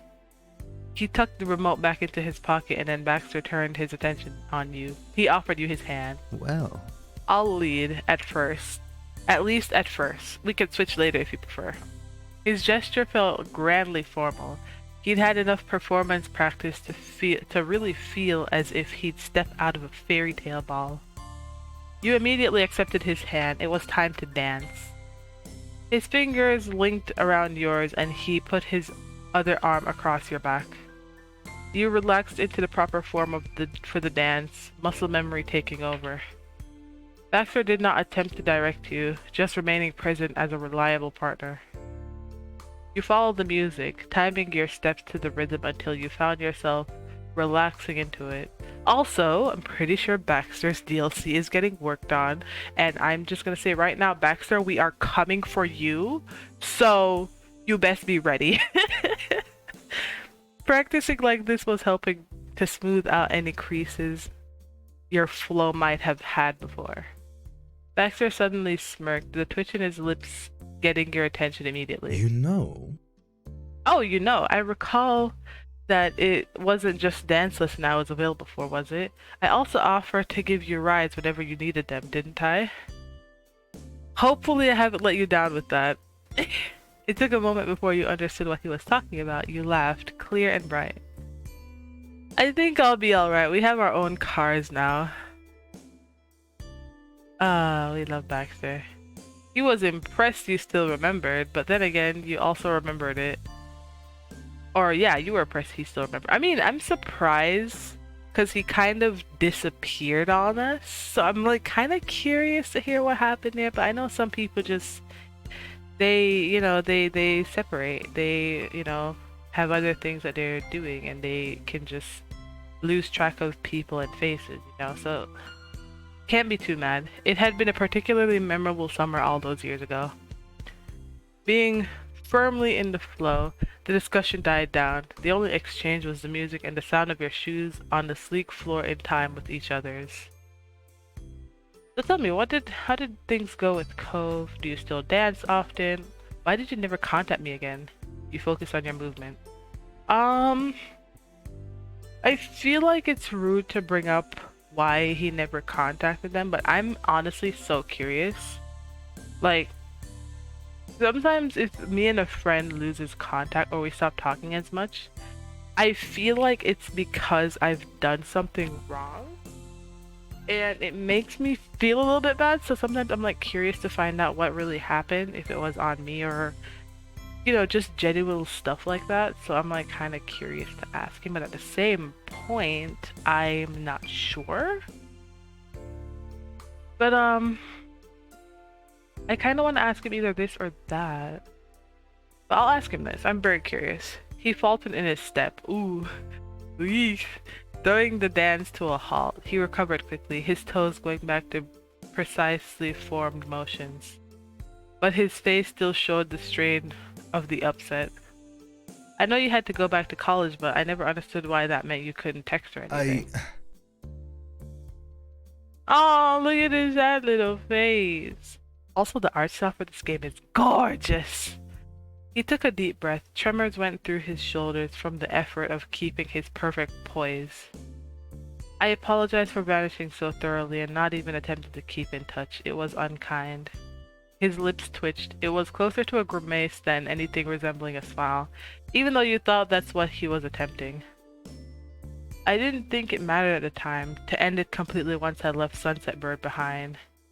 At least that's what I told myself, or rather, what I hoped would be true. I wished hard that when you and everyone there didn't see me anymore, that you'd never think of me again. You'd go on with your lives happily and I wouldn't factor into it. He paused again. How did music sound so much like cold silence? That doesn't make much sense to you, I imagine. Oh no, I get it. Because even me sometimes, with some of the friends that I have, I feel like if I'm not actively in certain servers that they're active in and frequenting in there with them, it's like I'm no longer a thought process because of, you're not physically there to see that person anymore. But sometimes that's really not the case. No matter how long you haven't physically been around somebody, it doesn't mean that it takes them from your mind at all, Baxter offered a one-shoulder shrug for your supposed trouble.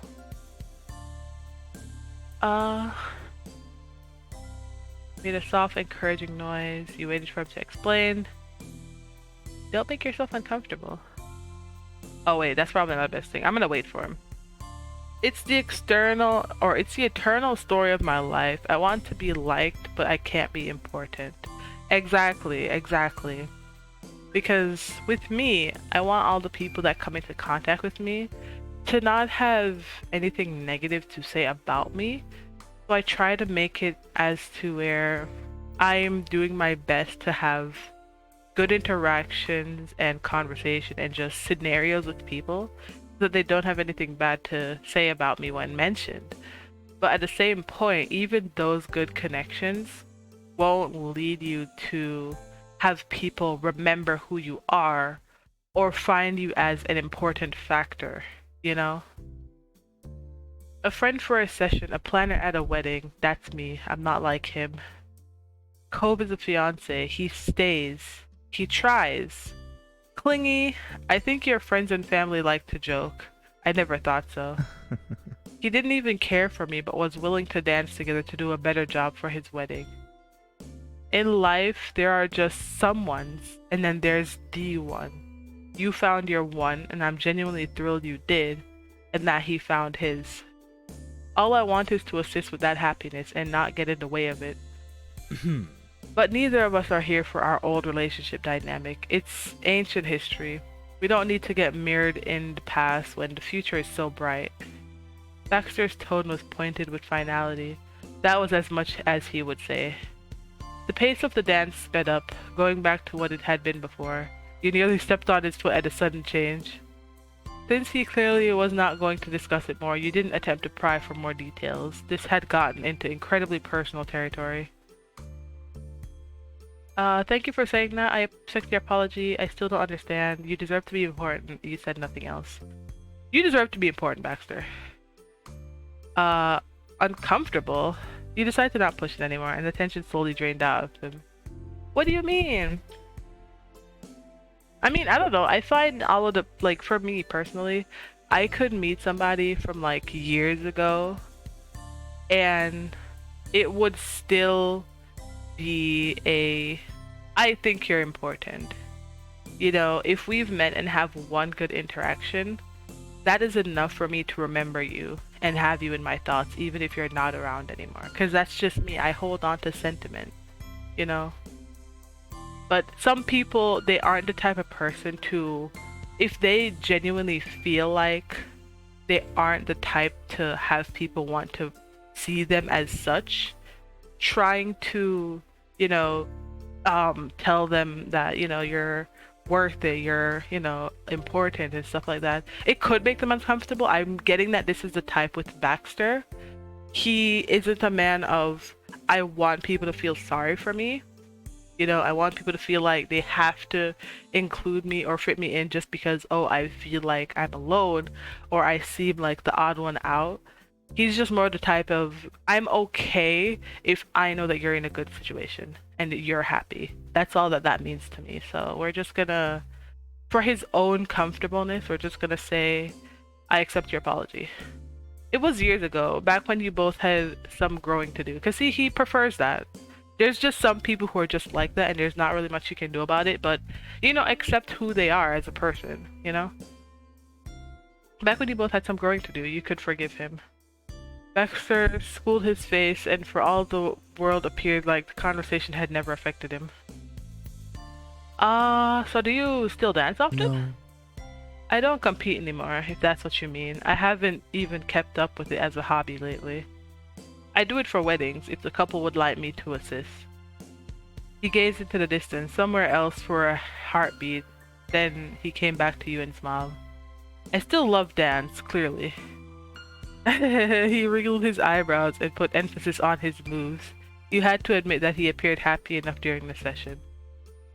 There just isn't room for everything. I imagine that you've dealt with similar situations in your adult life.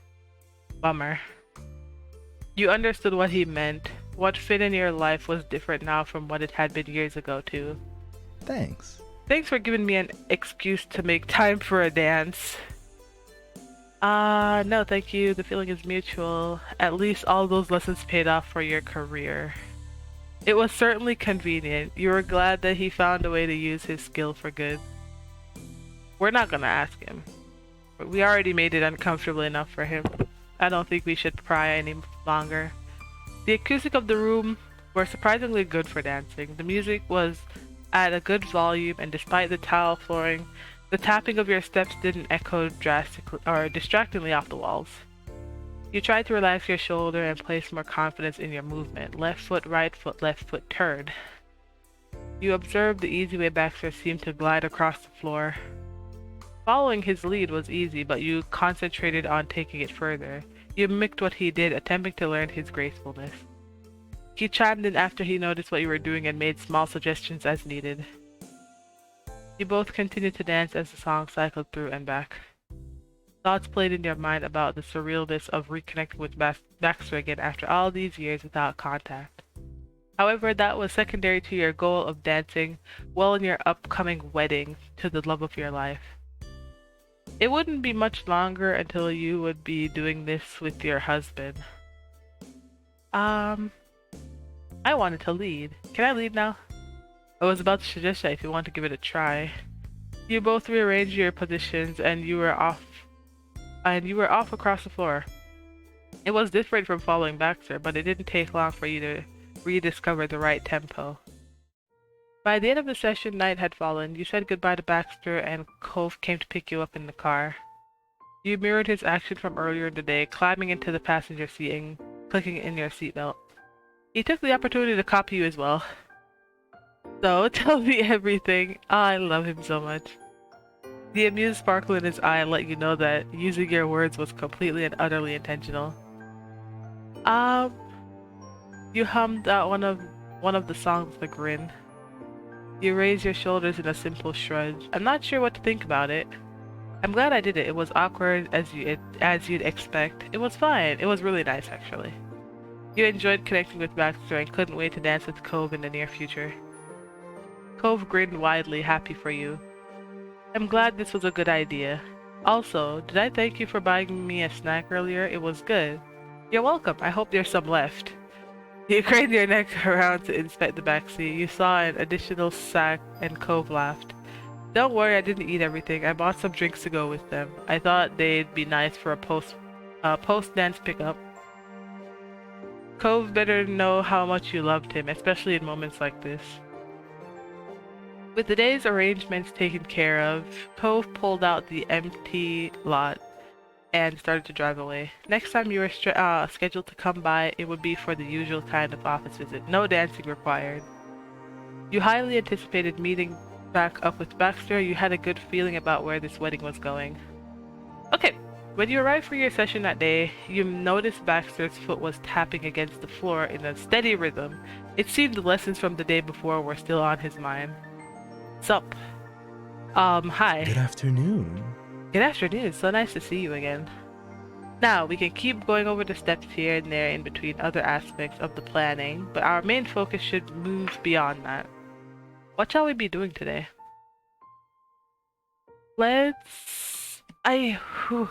Okay, I kind of want to have the clothes for last, so we're gonna do the cake now. Baxter nodded his head, confirming that he'd register your choice. Beside you, Cove's excitement had bubbled over. He was bouncing in his seat, too eager to restrain himself. Yeah! He's adorable. Good idea, Annie. I'm definitely ready to plan treats. His open enthusiasm tickled you, eliciting an adorable chuckle that slipped out. Across the table, Baxter joined you with a soft laugh of its own. Meanwhile, Cove seemed oblivious to your amusement. You figured he was too lost in imagining delicious cakes to notice what was happening around him. What you needed now was for someone to turn those ideas into reality. The agency had worked with suppliers of all kinds, so Baxter had a list of bakeries that they recommended for weddings. You and Cove had a few personal favorites too. Together you reviewed the websites for all potential bakeries. Baxter had a wealth of handy tips of what to keep in mind when it came specifically to commissioning wedding cakes for you to take into consideration. The three of you whittled away the options until you finally settled on the one you wanted. With that decided, Baxter contacted them to arrange a meeting so you could select the flavors and discuss design ideas before working out practicalities. He easily secured a time that worked perfectly for both you and Cove. That brought you to the end of the meeting. The decision of which bakery to choose, the scheduling, briefing them on your basic requirements had taken up all the remaining time and you had with Baxter for the day. The three of you rose from your seats, one after the Goodbye other. for today. It's been great to see you. Yeah, I can't believe next time we see you, we'll have our cake picked out. Yeah, unless the bakery cancels on us. Cove's face fell. His horrified expression broke your composure, making you snort with laughter. Kidding, I'm sure that won't happen. We'll get to have our cake sessions, Cove. Of course, I'm sure you'll have a great time together. I look forward to hearing what you decide on. Though I won't be there in person, you can always text me if you want advice during the process. Thank you, we'll manage. I'm not sure if I trust your taste, I appreciate that. Oh, I'm pretty sure Cove's going to be on top of this. Yeah. Cove puffed his chest out proudly. I love him so much, he's so cute. Thank you, Annie. He waved goodbye as you and Cove left the office for the day. Oh, it's so pretty here. Oh my goodness, this is a cute, oh, this place is adorable. I love it. Also Cove. Cove is the best thing about this place, I'm just gonna say it right now. The light tinkling of the bell over the door announced your arrival as you and Cove stepped inside, where you were immediately welcomed by a pleasant waft of sweet scents. The bakery was a delight for the senses even before you'd taken a single bite. Decked out in pretty shade of pink, it was impossible to miss.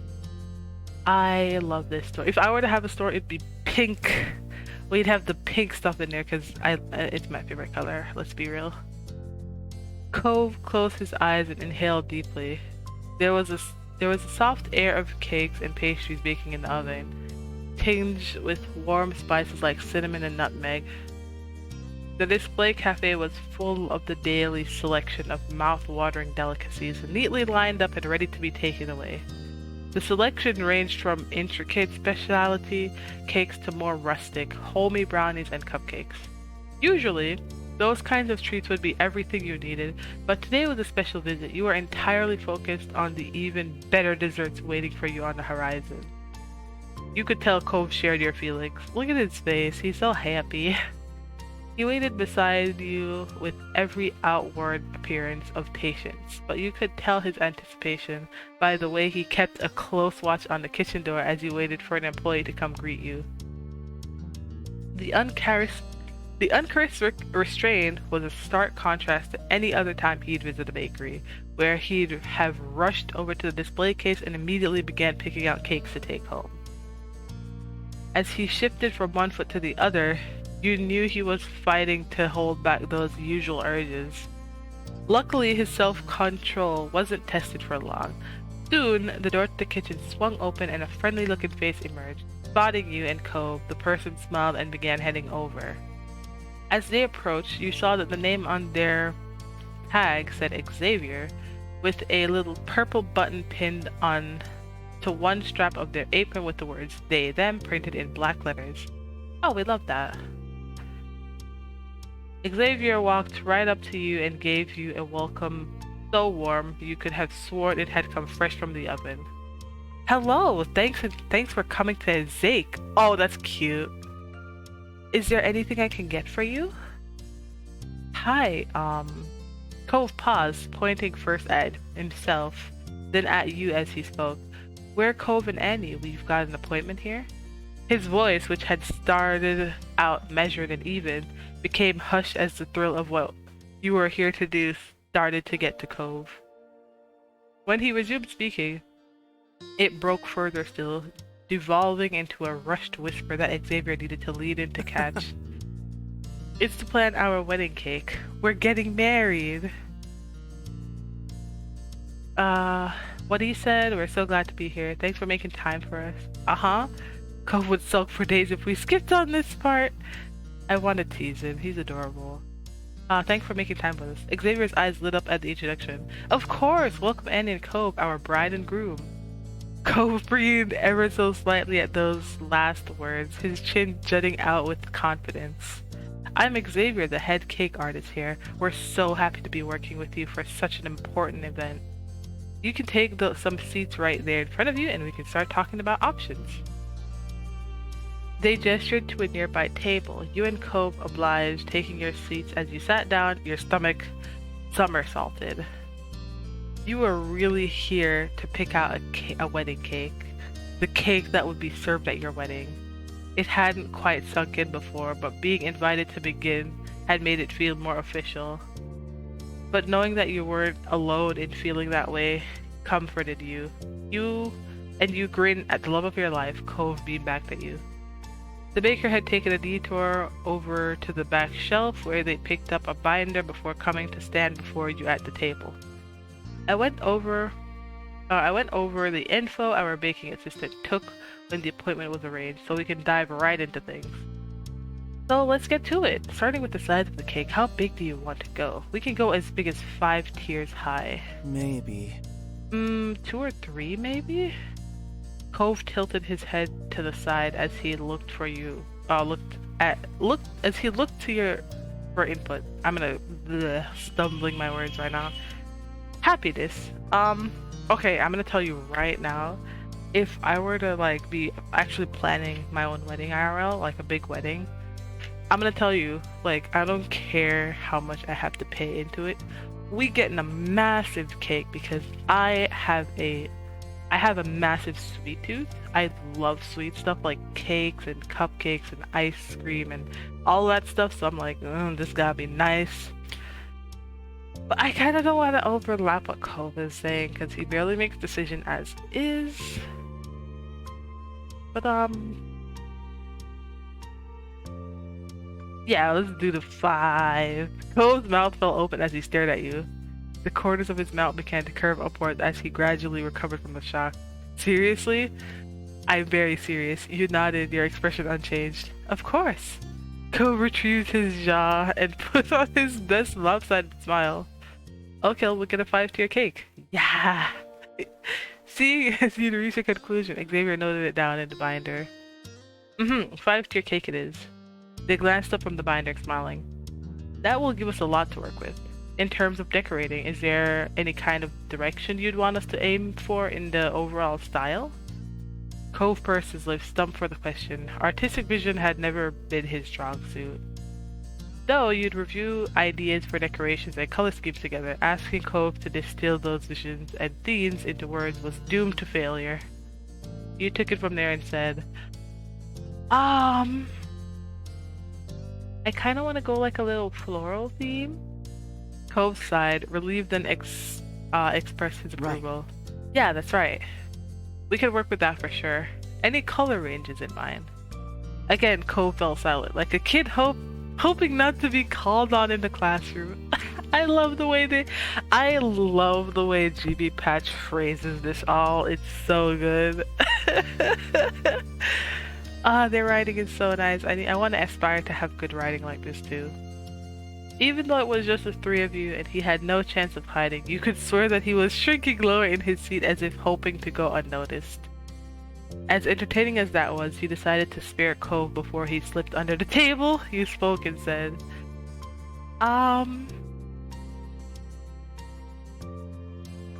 mostly white with color pops. Because, I feel like pastel would fit for both of us. Because I feel like there's some, I really like the pinks and blues and pastel color. And I feel like it would go well with, his kind of tattoo here and his hair and his eyes. So I feel like we could go pastel and it'd still be really nice. Got it. And what's one color you really want me to keep on the top of my mind?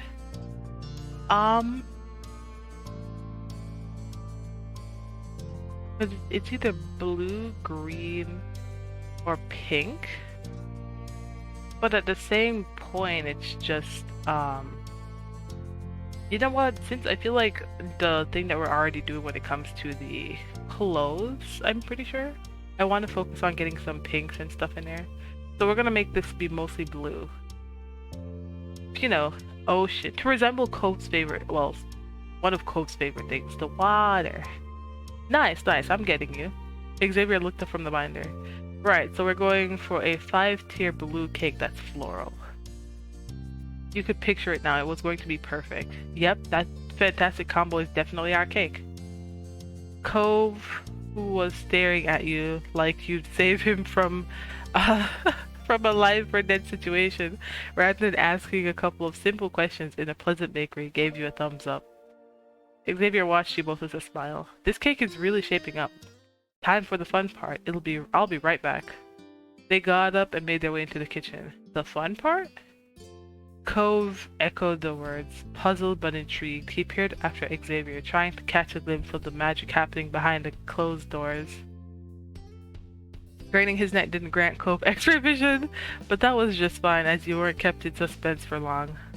Xavier quickly returned with a long, covered survey tray. Cove gasped, his fingers curling with anticipation. Careful, coming through.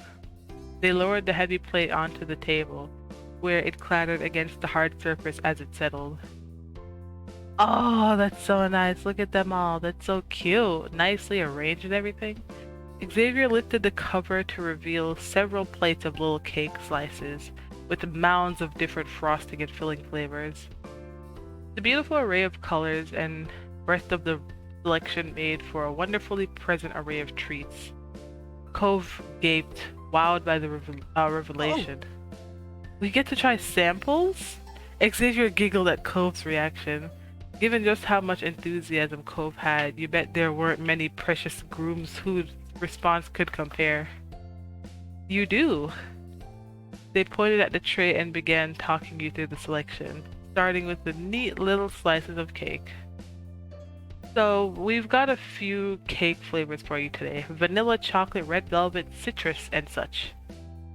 They moved over to the frosting and fillings. There's vanilla, chocolate, strawberry, maple, and mocha buttercream. Over here you've got chocolatey and fruity fillings, though the inside can simply contain more frosting if you'd prefer. Having talked you through the samples, they straightened up. These are some of our most popular options, but not everything. You can see all our options on the order forms. As they talked, they took out 2 copies of the order sheets and presented you with one each. All the possibility for each element of the cake were laid out before you. That's everything. You're welcome to eat whatever parts look appealing, or you can have everything on the platter if you've got the stomach for it. Cove's eyes sparkled with anticipation. Knowing Cove, you suspected that he intended to take Xavier up on the offer to sample everything. He picked up the fork provided and began systematically working through the platter. He took scoops out of the cake, frosting, and filling options in turn, moving from left to right and from top to bottom. You chuckled softly, amused that your hunch had been correct. Though Cove was evidently intent on eating a bit of everything, you noted that he was careful to leave at least half of each sample in case you wanted it to. Yeah, we're trying everything, I'm sorry. It all looked delicious. Picking up a fork, you joined Cove in sampling the cakes, frosting, and fillings on offer. You murmured your delight to each other as you discussed new combinations and enjoyed the sheer variety laid out before you. Honestly, that right there is customer service. They're like, yeah, you can pick what you want, but we're gonna have you sample everything just to make sure that it'll actually be something that you like, so that it's the perfect wedding for you. I love that, that's great. Cove's eyes shone as he looked at you, glad to be sharing the experience. You were so enraptured that you nearly forgot that you weren't alone with Cove, but this too was by design. The baker stood by approvingly, careful not to do anything that might interrupt your enjoyment. You held your fork up to feed— oh yeah, we're always feeding him. Oh, look at his face! Cove spotted the poised fork in front of him, laden with cake. You knew your intentions had been understood as a blush spread over his cheeks. Even now, it was criminally easy to make him embarrassed. Still, he leaned in and opened his mouth to accept the offering. You brought the fork to his lips and he happily ate the treat. Thanks, Annie. He held up his own fork where the where the bite he'd been about to take was waiting. For you. Oh yeah. Cove's eyes glittered happily to reciprocate. You bit down around his fork. The cake seemed sweeter when it was being fed to you like this. Cove shimmied happily in his seat. The different varieties had gone down very well with him. They're all so good. He cracked a grin. Hey, could we get a tier with every flavor? Xavier laughed. Unfortunately we can't, at least not in a single cake. And I'm guessing you don't want several different cakes for your wedding. Yeah, we should just go with the one. I have no idea how we're gonna choose so many different great choices. We're definitely ready to get our own cake after having the samples. It's okay, Cole. We can always get cakes for our anniversaries in the future. It would be nice to taste the experience over again, year after year, especially if you could continue to get cakes from the same bakery that had provided your wedding cake. The suggestion made him swoon for you. The promise of food and staying together was a perfect hit. Now that you and Cove were experts in the bakery's cakes, it was time to figure out the details. We can do cake in all our flavors, top to bottom, or let you choose 2 sets of different flavors. What works for you? I think 1 flavor for every cake makes the most sense. Yeah, we could try that. That seems fun. Yeah, let's do that. Cove lifted himself up off the chair briefly to switch his position. He moved over from leaning forward towards the tray and shifted to the situated on the side of the chair facing you. So, what's your thoughts? You don't need to stick to it forever, but were you thinking something kind of plain, chocolatey, fruity, or what? You picked up the copy of the form to review the options again. After studying it carefully, you decide,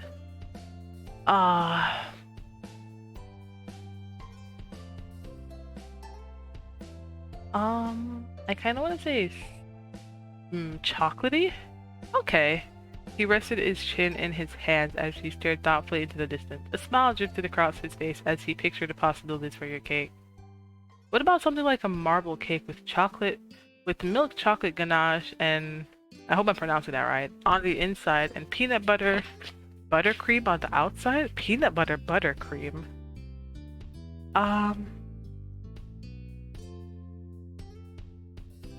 That's nice, but can we tweak a part? Wait, buttercream, alright.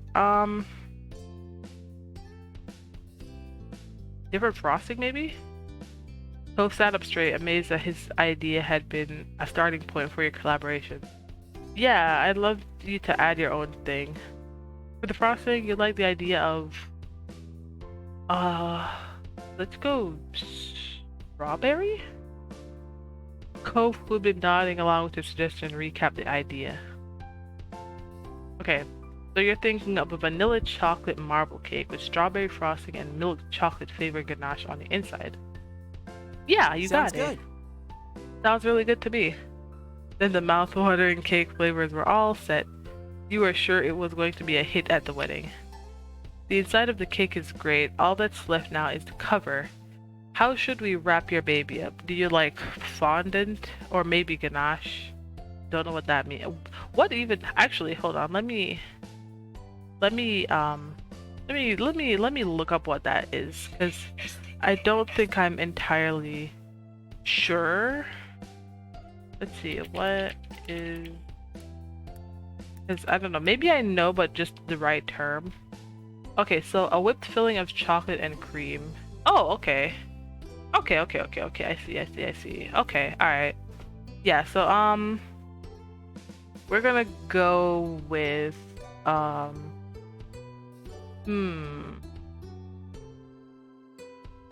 we are gonna go with just buttercream covered in that. Covered in this. There we go. Got it. Almost done. They scribbled that down in the binder. Finally, what elements would you like me to include in the design and presentation of the cake? Fresh.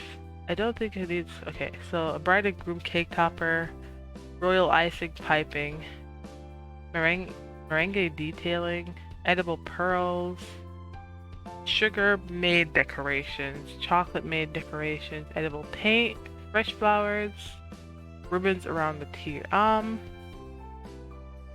chocolate made decorations and maybe, the topper and some edible pearls probably to give the whole, beach vibe.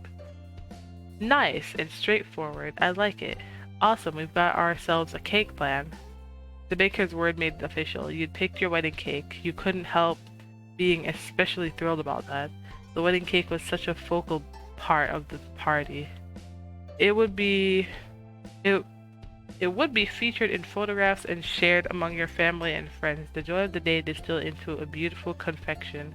Just thinking about it left you breathless.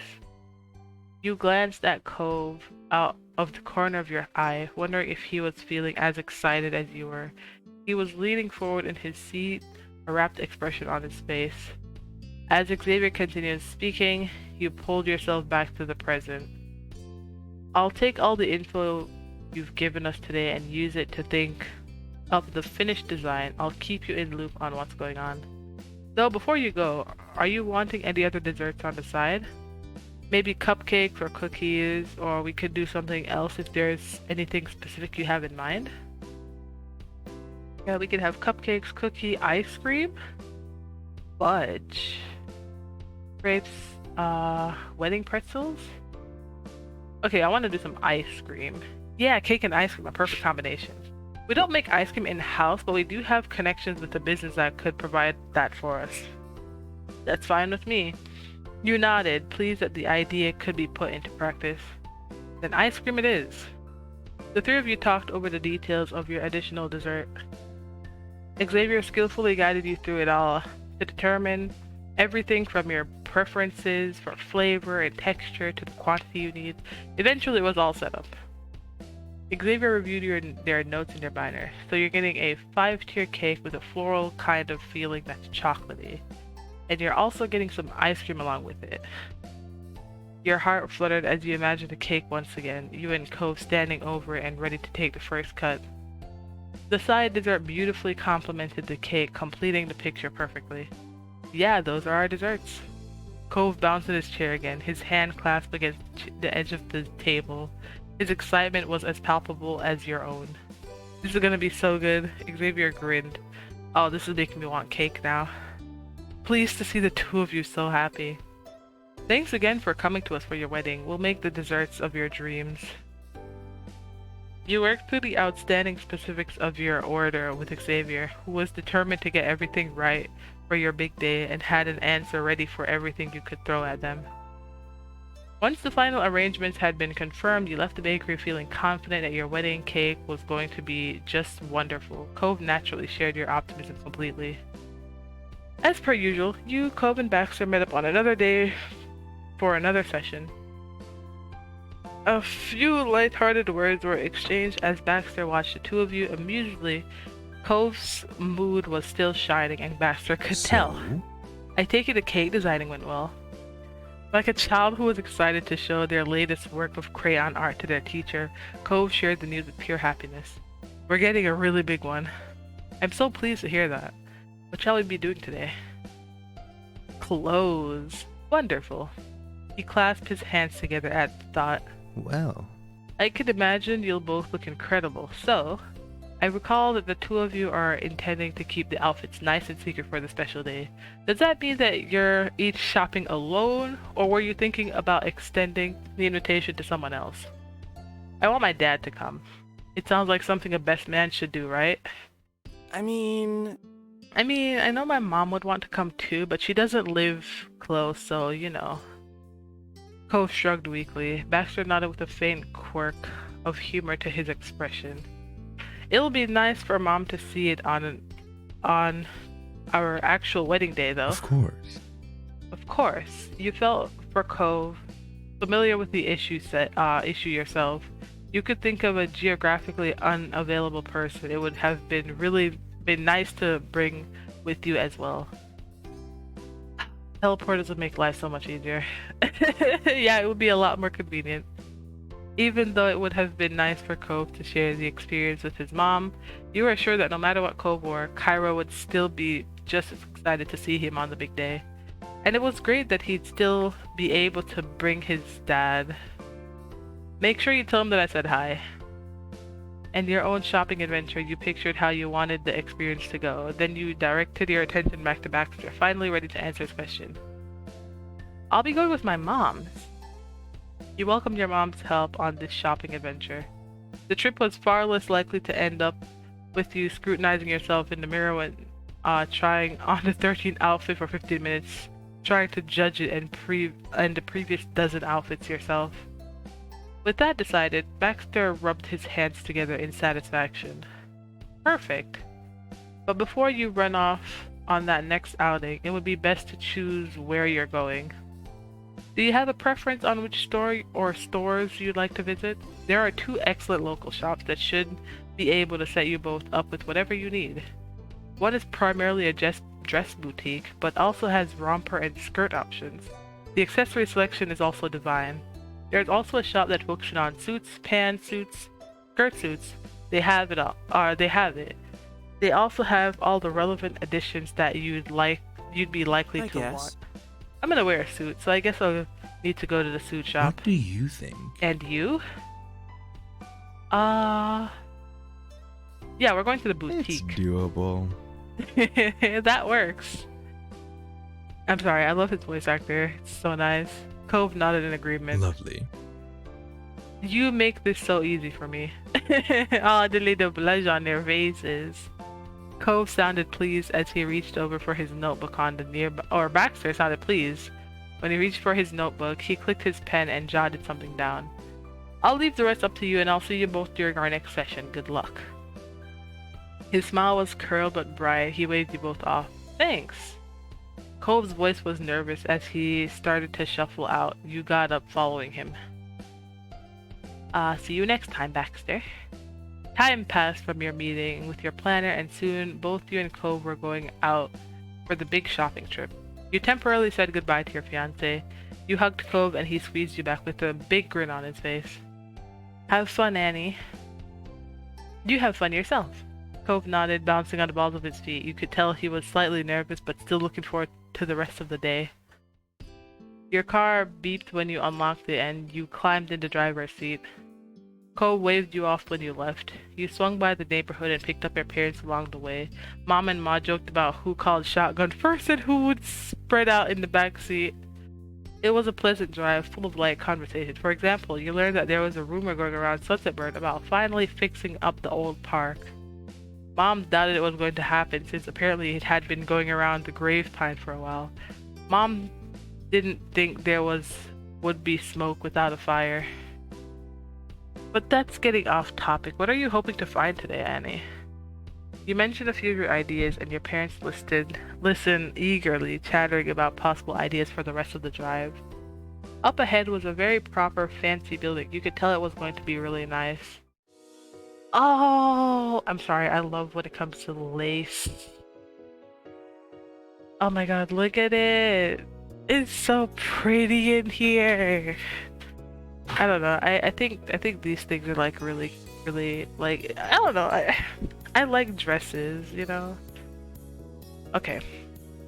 You entered the boutique and took in a view. The first thing you noticed was how warmly lit the shop was. Despite most of the merchandise being stark whites, the light had a soft glow. It was fanciful, like a fairy tale place where dreams could come true. What is this, Disney? The dresses had room to breathe, each displayed like it was a treasure. In the air there was a faint scent. You thought it was something floral, but you also thought that something smelled like vanilla as well. Whatever it was pretty and not overwhelming. Aha. Fancy. Ma's eyes narrowed as she scrutinized the place. Yes, this should do well. Mom chuckled as she walked further into the store.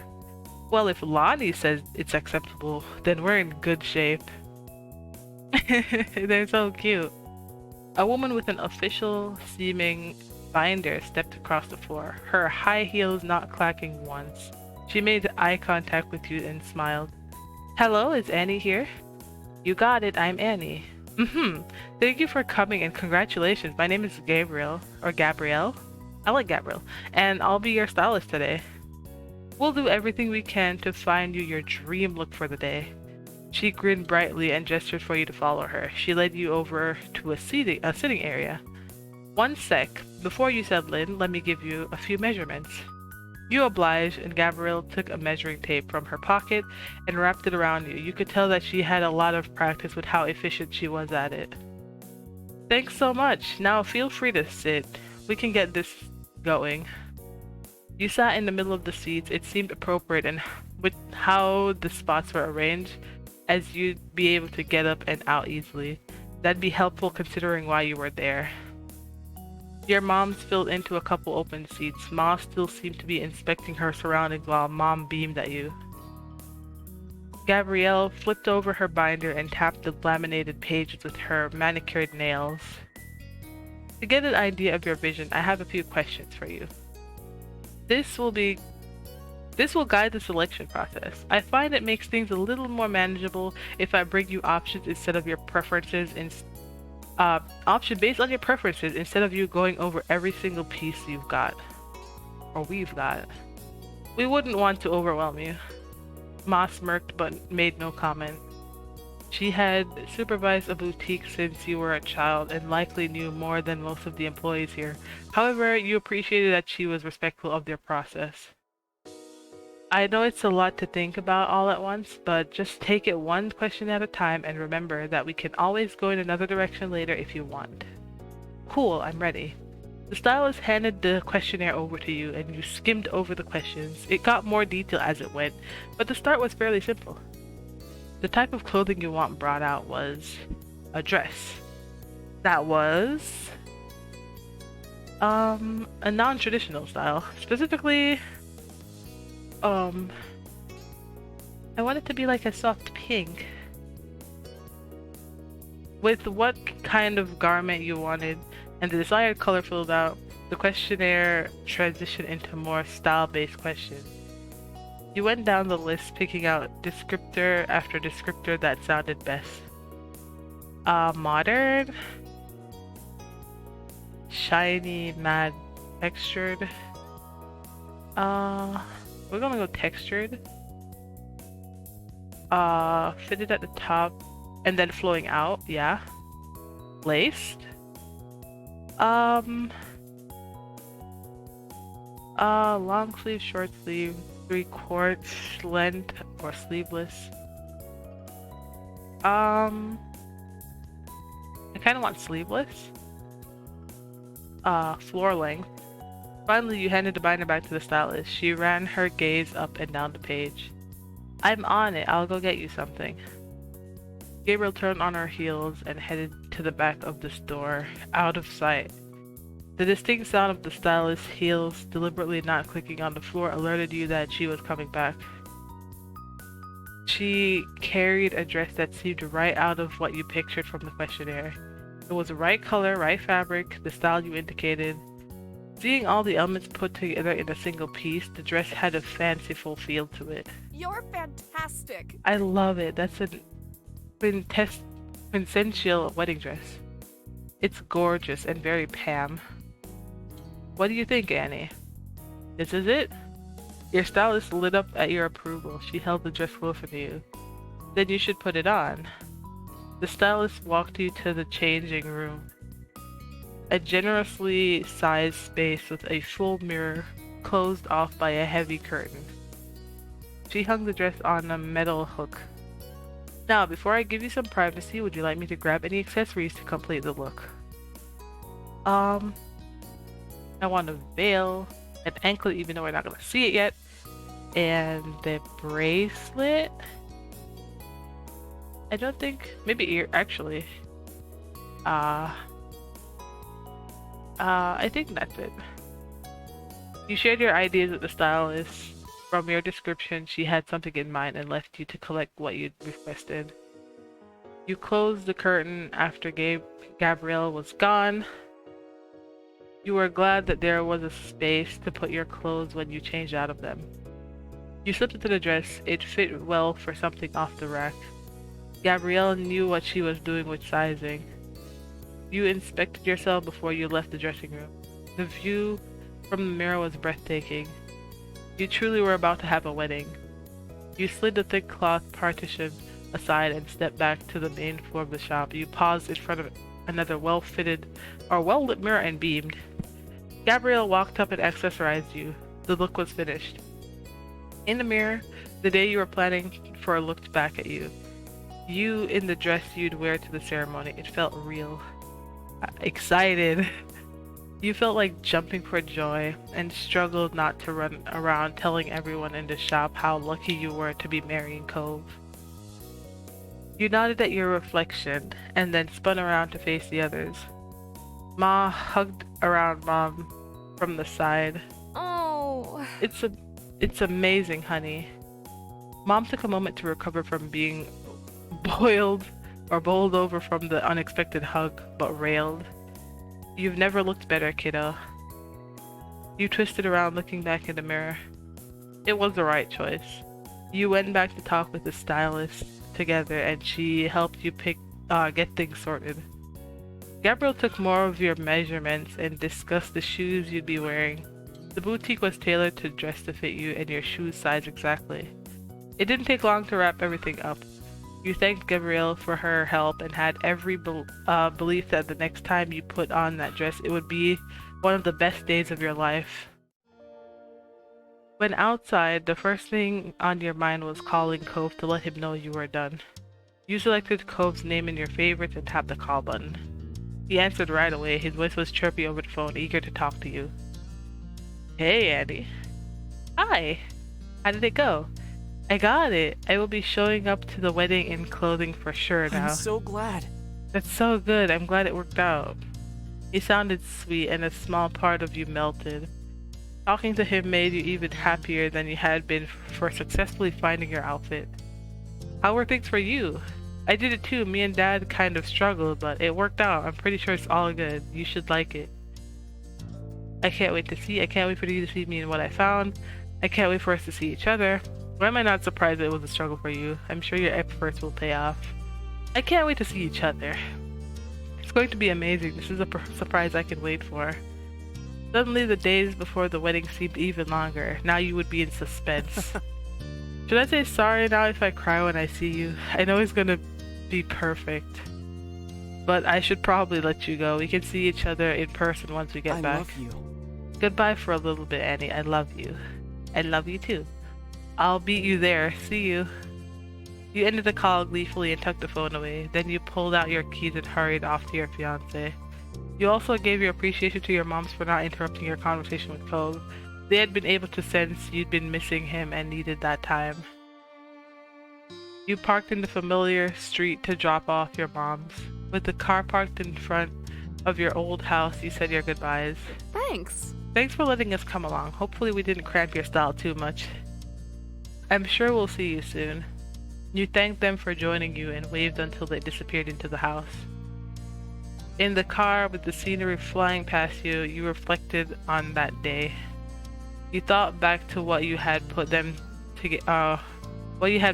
and felt your heart flutter.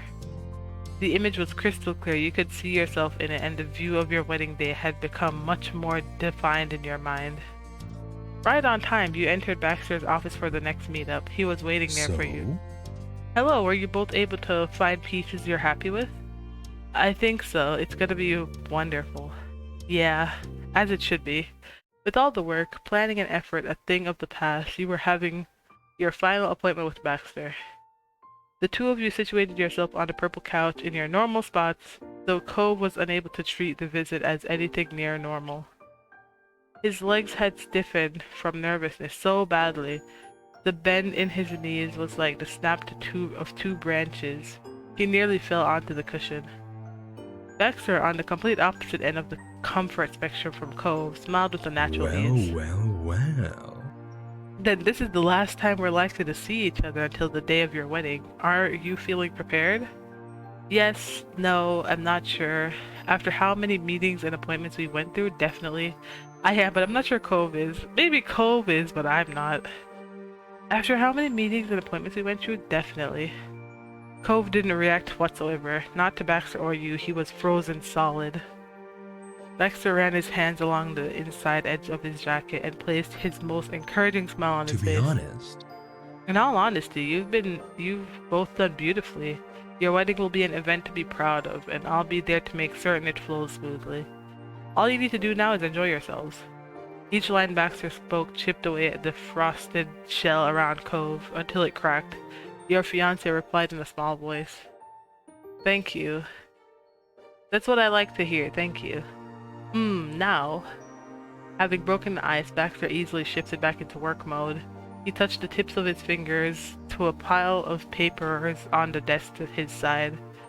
I've got the details for the hotel for you here. I was able to book 2 standard single bedrooms for you and your parties to use to get ready in. The hotel is minutes from the ceremony revenue, so you won't need to make a trip out there the morning of. Not bad. Thanks, Baxter. You're good at this. Cove's admittance was almost embarrassed. He scratched at his cheek and shared a look with you. You remembered how hard of a time the two of you had getting a room when you had come into Sunset Bird for your mom's anniversary. It was an ordeal. Cove chuckled, knowing you were reminiscent over the same experience. Baxter accepted the compliment earnestly, without prying. He leaned an elbow against his chair's armrest and propped his head up against his hand. Glad to hear it. I'm glad to hear that. I do strive to be. He continued to relax, following up his prior motion with the cross of his legs. And I very much appreciate your great patience with the series of questions throughout this experience. I do still have yet one more topic I'd like to discuss. When you leave here, the wedding planning is over. Do either of you have one opinion on seeing your beloved beforehand? That was not something Cove had considered. You didn't have words to back up the hasty interruption. Baxter smoothed it over by elaborating. I know some couples follow tradition of completely cutting contact in the lead up to the wedding, so it's a reuniting when they come together for the ceremony. Others stay apart physically, they'll communicate over the phone, and there are those who don't participate in that whatsoever and stay with one another. This time Cove gave himself space to consider it, letting the concept sink in. I don't know. I mean, I didn't have plans to be away from Annie. You know, I like being around her when that's an option. But I guess maybe we could do that if it's a special thing for weddings. He laughed breathily and sent Baxter a question of his own. Are you gonna make fun of me for being clingy now? Never. Oh, I love them. You knew just how much Baxter meant that. Cove, however, didn't have the same context. Oh, okay. Good, people shouldn't make fun of him for that. You really should change your stance. Teasing Cove is fun. That's lucky for both of us. I'm clingy too. You're very sweet, Baxter, but he is definitely clingy. You patted Cove on the shoulder reassuringly. You had to laugh at Cove calling himself out for that. Good. In disbelief, Cove's eyes bounced back and forth between you and your planner. He was able to express his want to always be around you, and no one in the room had given him a hard time for it. Cove absolutely beamed at that revelation. It's a pre-wedding miracle. You were charmed by both his overt affection for you and by how cute he genuinely was. But you made an effort to not be entirely distracted, and you gave an answer to the question at hand.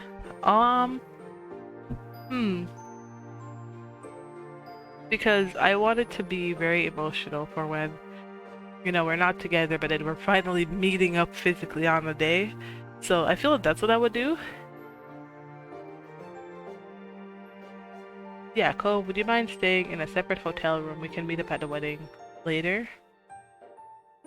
We can talk over the phone. Yes, definitely. Call me. I'm glad you asked, cause yeah, I'm a little clingy. Cove shuffled the balls of his feet against the carpet, all the while glancing over at you bashfully. You held on to his sweet gaze as long as you could. You were going to have to go without it for a while soon. Off to the side, Baxter watched the two of you from his spot on the office chair. Oh, look at his little face. The fondness in his expression for you and Cove had tipped past his usual professional distance. Yeah, look at how he's just like, aw, they are so cute together.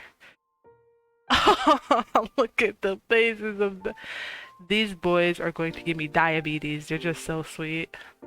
Not wanting to ruin the moment, he spoke in a soft voice. Perfect. Very good. Everything is settled then. From there, the rest of the meeting was spent going over final details and the whole plan step by step. Baxter wanted to make sure you were on the same page and prepared for the events ahead. He shared amusing anecdotes, I guess? I don't know how it's the first time I've ever seen this word. The past weddings he'd planned, some highlighted actual potential pitfalls you could intentionally avoid, and others were one in a million debacles. The most unbelievable was the story of a particular orchard ceremony from a year before. The stage was set with flowers, a walkway, seating, and a wooden arch at the end. He was looking on in the final survey, primed for the guests to arrive, when an out-of-control truck with a back-end full of apples drove straight through. Holy crap! The driver was unarmed when he got the truck to stop, and the couple were still married, albeit in a much simpler arrangement, but Baxter distantly remembers the almost comedic surrealness of it. Seeing a completed wedding and then having it flattened back to the ground in the blink of an eye was something he never expected or hoped to experience. While the planner chuckled in recollection, Cove leaned over to ask if you thought there'd be any reason a fruit truck might have to be at your venue. You were pretty sure there wasn't. The stories and laughter continued until the end of the appointment. It reminded you of the final day of class before summer vacation. Typically, you were still in school, but everyone was eager for the fun to begin. Then goodbyes were exchanged as usual, the promises to see each other soon, like there had been every time you'd visit. Oh, however, when you left the office, you had to wonder if you would ever go back there again. When you saw Baxter next, it would be at the wedding location. Maybe you would return someday if you and Cove decided to renew your vows and needed a planner again.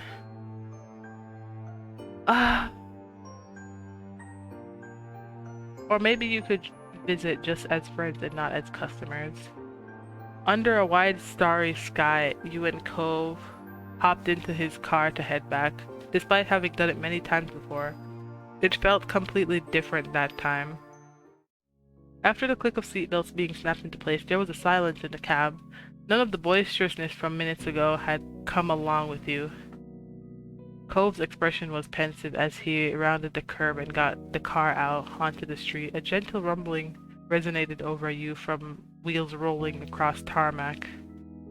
That was the only word he managed to articulate before his mouth clamped up tight again. He had an internal struggle maybe made visible, and ultimately he made enough pace with it to finally smile. Right now I have a lot going in my head, you probably guessed that. There's so much I want to say to you about us and what's happened, all of this. But it would probably make more sense if I said it during the wedding, right? His voice dropped to a complete whisper, but his grip on the steering wheel intensified. It's so close now. Cove took in a deep breath through his nose, allowing his fingers to loosen again. That was followed by him answering his own question. Don't worry about it. Pretend this didn't happen. I can wait for you. Oh, come on. You can give me a hint of what you're planning. You can say it whenever you're ready, if you ever are. Dang it, I'm curious now. There's no way I can act like I didn't hear it. You simply nodded. You whined in a disappointed protest. I can wait for you. Thanks, you're always nice to me.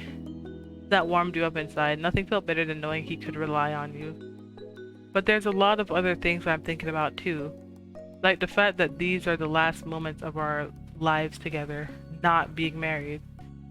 After this, I'll be your husband and you'll be my wife. Unbelievable. I love you, Cove. I love you too. Twisting in your seat, you let the side of your face rest against the back of the arm of his chair.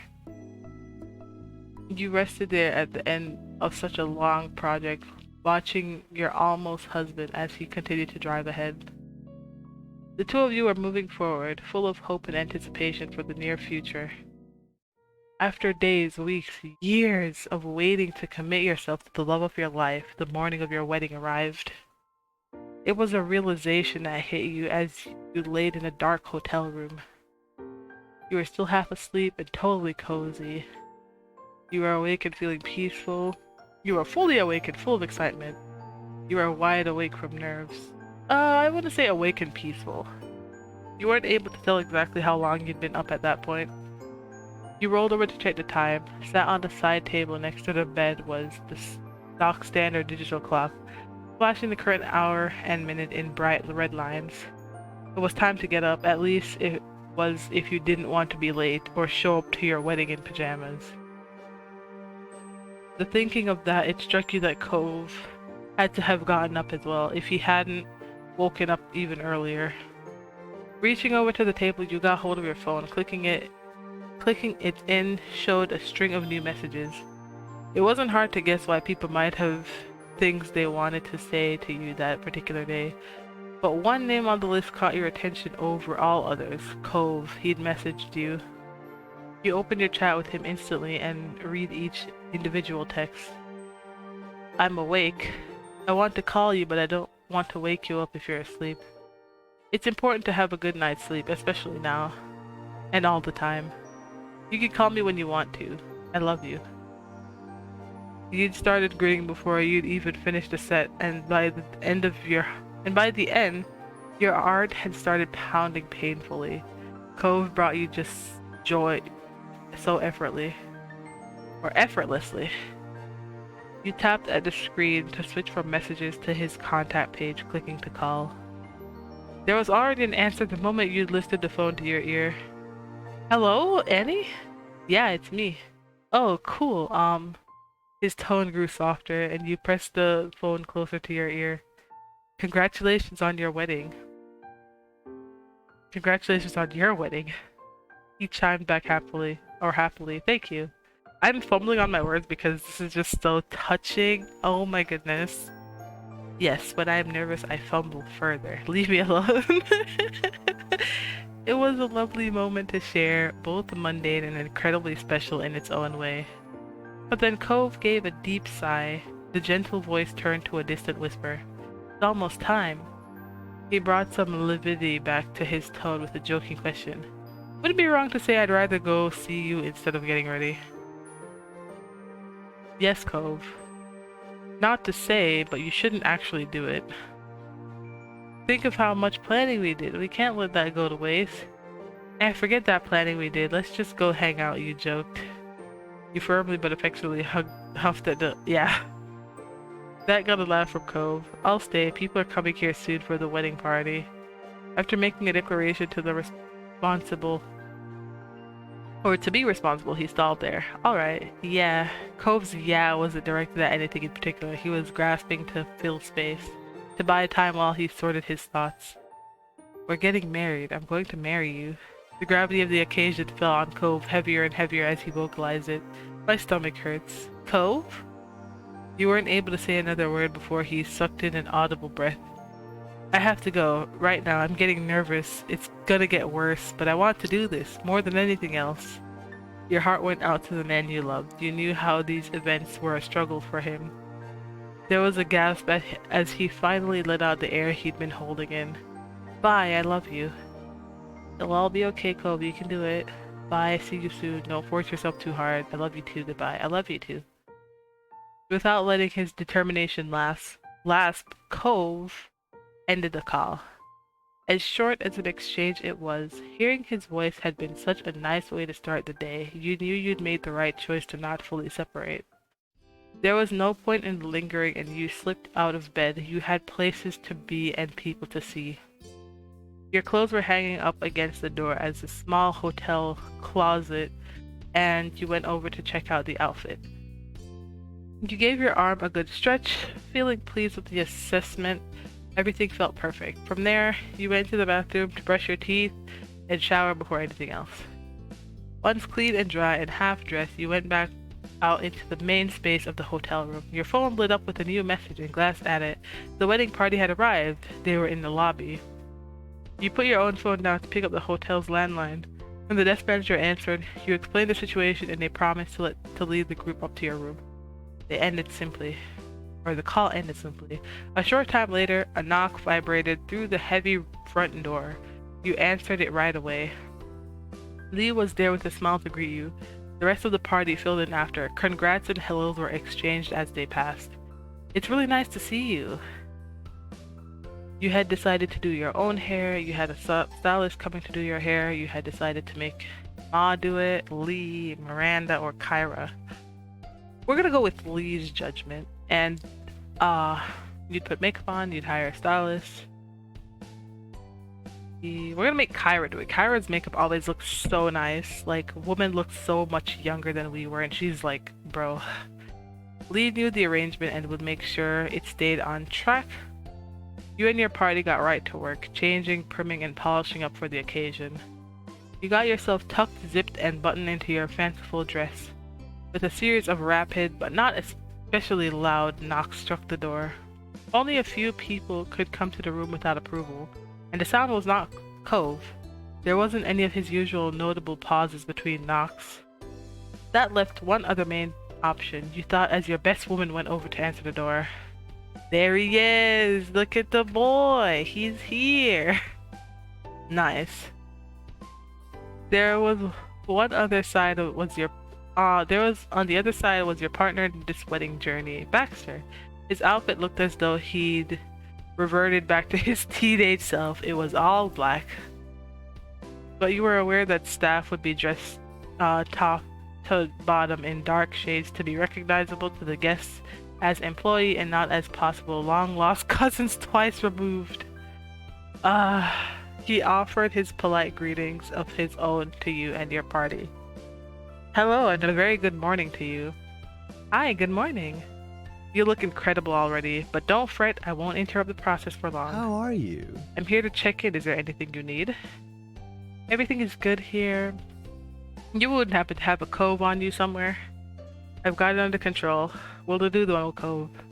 The curve of his lips pulled ever so slightly higher. Unfortunately not. Though let me add, I also came in order to keep you informed on the wedding status. Oh? A hopeful bent came through in your tone. Yes. Yes, the status is, it's ready when you are. It should go off without a hitch. That was music to your ears. You are so grateful Baxter had gone to as much effort as he had for this.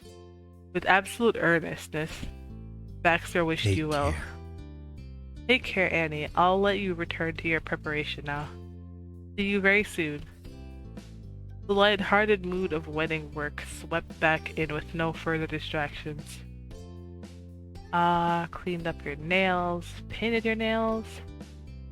I'm gonna let Kyra, actually, we're gonna let Miranda do it.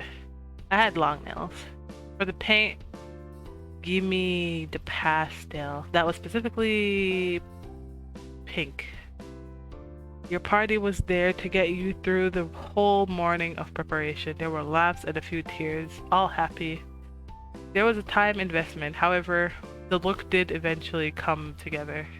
The clothes, your hair, and makeup was all set to what had been planned for the day. You glanced down at yourself, fully dressed to get married. You did a happy twirl, you grinned satisfied with your look, you swallowed hard, you wiped your brows, relieved. You released a steadying breath, suddenly felt lightheaded. We're gonna do a little twirl. You stood in the center of the room, and after a moment to yourself, the rest of the group surrounded you. Oh, look at her outfit! It's so cute! I like it a lot. You've never looked better. That's saying something, just saying. Oh, the flowers! That's gorgeous! Look at it! Oh, she's so happy too. You're all grown up. Hey yo, look at how Kyra, I like her dress. I like the little design to it. It's really nice. I'm so glad I was able to be here for this one.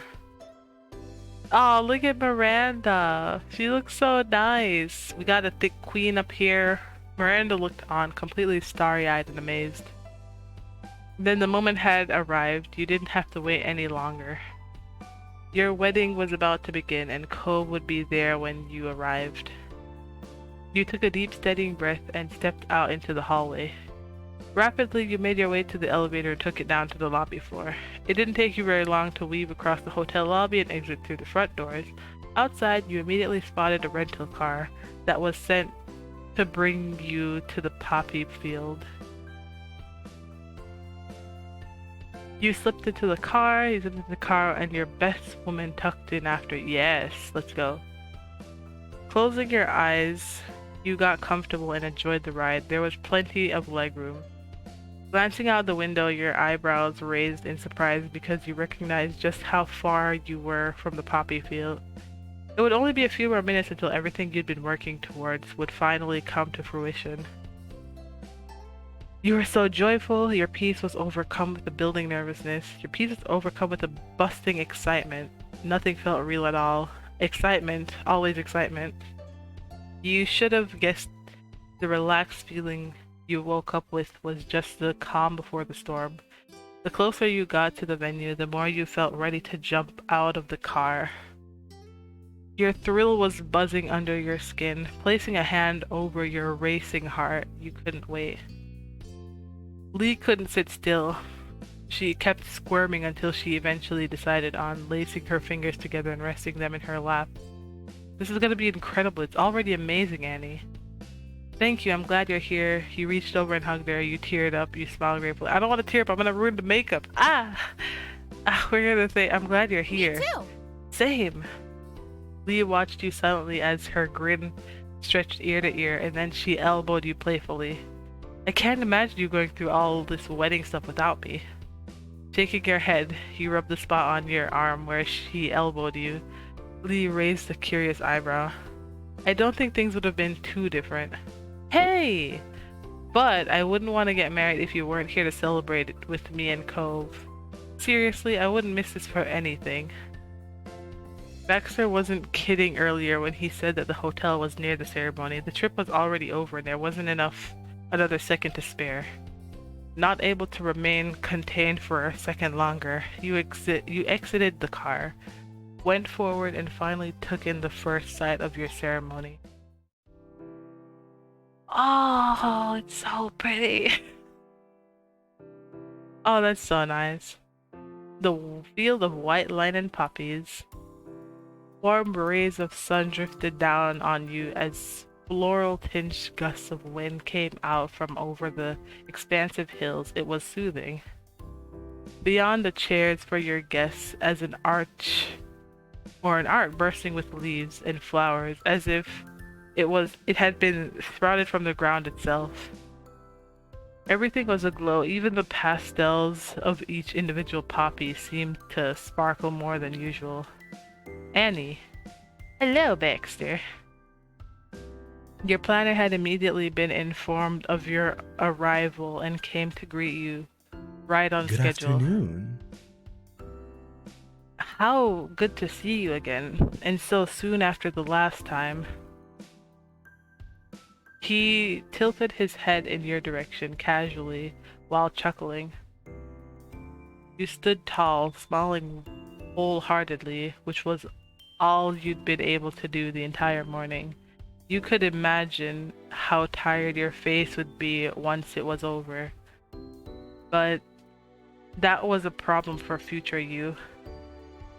Then all presence of casualness for the day left Baxter's poise, and bright fire lit up his dark Now. eyes. It's showtime.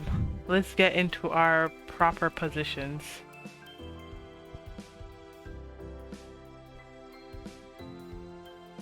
Alrighty, this should be so good. Oh my goodness.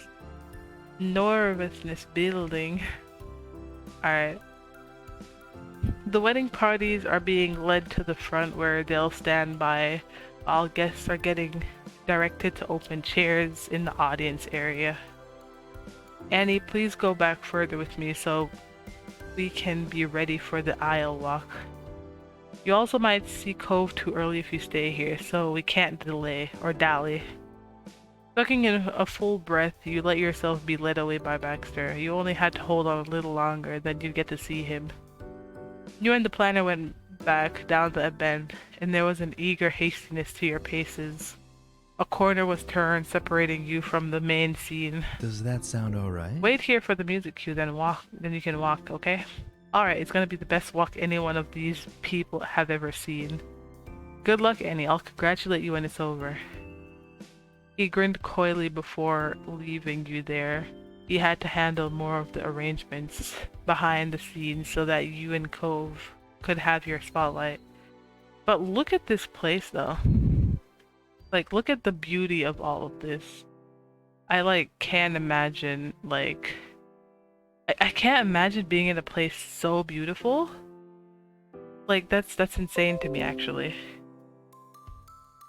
Like, that's beautiful. Okay. An assistant joined you only briefly to hand you the delicately crafted white poppy and roses bouquet you had designed with Cove. You gratefully accepted it, taking hold of the base with both hands and gripping tight.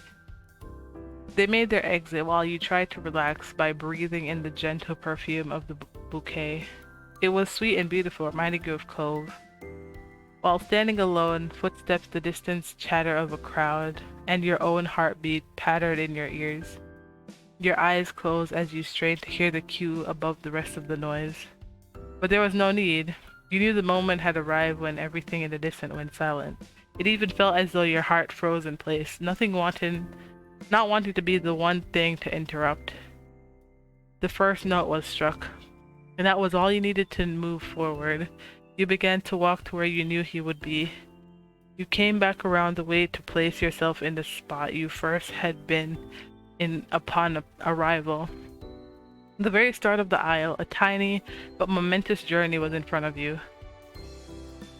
Oh, look at him! He looks so nice! I like the little flower there. Look at him. We love that. Just look at him. This is great. I feel like the artists really like outdone themselves when it comes to these sprites for Cove. Like they did such a good job. They need to be congratulated about this. Like somebody needs to let them know or something. You lifted your gaze to the end of all of it. Past the flowers, the guests, and everything else that was between you and your destination. At long last, what have been anticipating came to be. You saw him again, waiting for you, ready to marry you. Cove Holden. The last name rung especially strong in your mind because soon it would be yours too. He was breathtaking. He was right there with shaking legs and crystal clear blue eyes dripping with heavy tears. You'd never beamed brighter. You were an absolute sobbing mess of emotions. You smiled softly with tears gathering in the corner of your eyes. You were stone stiff from nervousness. You were unsteady on your feet, afraid you might faint before even Cove had the chance. You had to resist the urge to run down the aisle. I'm definitely an emotional crier, so if I'm like really happy or really touched by something, I'll start tearing up a lot. I feel like this one would be me. You watched as his mouth opened and closed, as if he was speaking directly to you, though he was much too far away for you to know what the words were. The crowd was full of joyous smiles and loving glances, but no one made a move to distract you or Cove away from each other. You wouldn't have noticed if they had tried. All you were aware of in the entire world was the fact that every step brought you nearer to him. Step by a wobbly step, you carried yourself along, not letting even your own overwhelming fervor prevent you from finishing your crossing. With every uneven footfall, Cove shook anew, his arms raised a little higher. He wanted to be there for you, but remained where he was supposed to. You didn't keep him waiting. When you arrived at the end of the aisle, you immediately came to stand face to face in front of Cove. Softly, Cove lips parted again, and finally that time you knew what it was, your name, Annie. You lifted one hand to wipe tears from the crinkle of your eyes. He brought his head lower to be closer to yours, still caressing your face even after those tears were gone. Your tears were soothed to stop. Brand new tears of joy fell. Your tears were soothed to stop and you pressed your forehead against his. Yeah, definitely this one.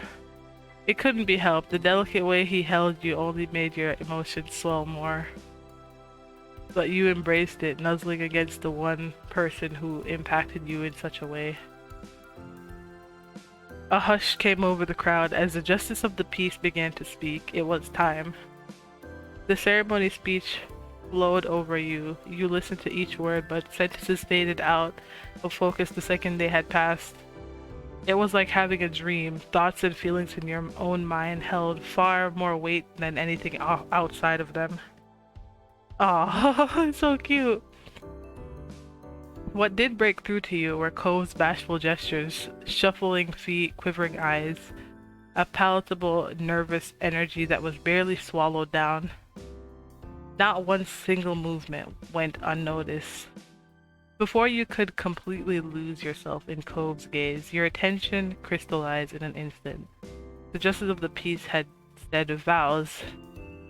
It struck Cove as well because his knees visibly locked from underneath him. In slow motion, he began to tip backwards.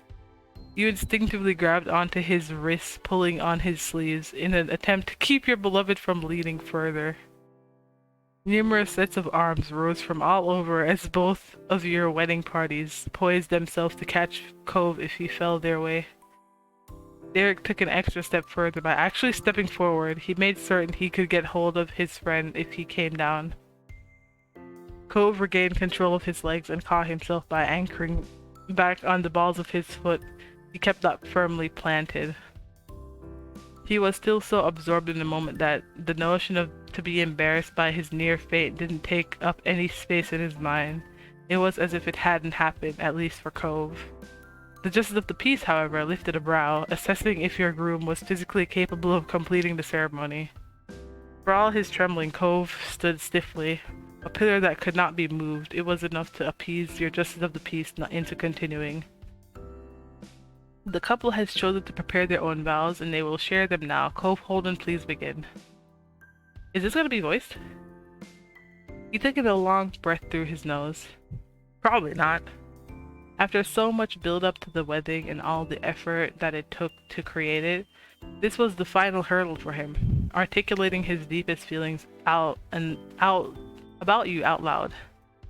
Cove looked into your brown eyes, searching for the words he needed. He waited, impressing as much encouragement as you could into your gaze. Finally, Cove began his vows.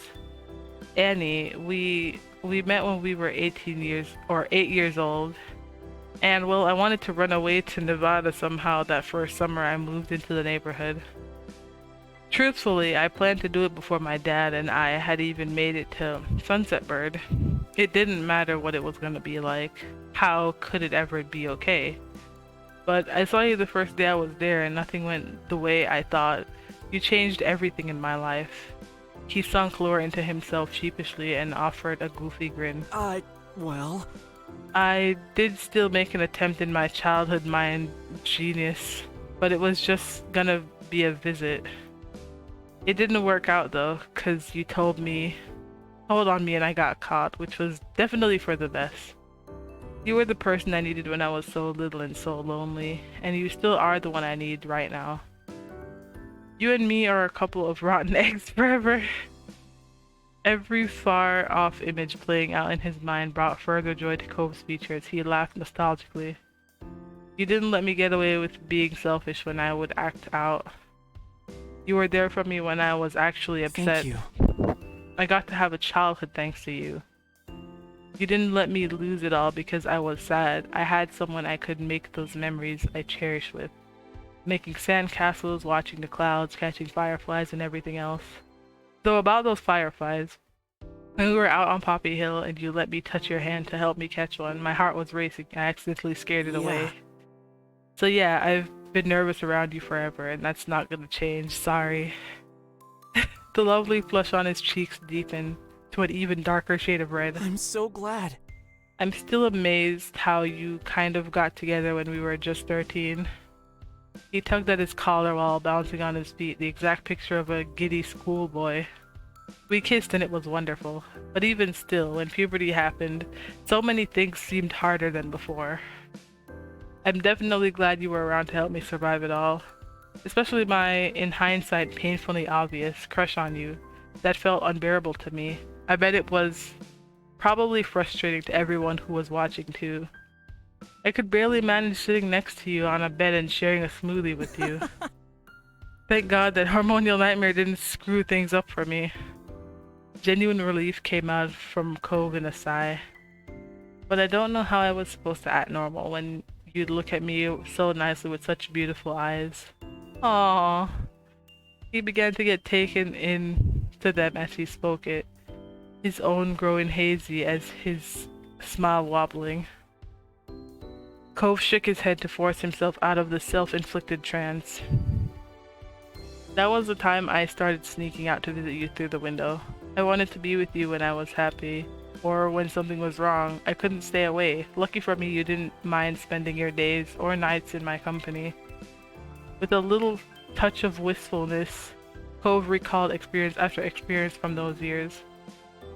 Going on trips together, big ones and small ones, just hanging around our houses and the neighborhood, talking about who we are as people. And that time there was a sun shower.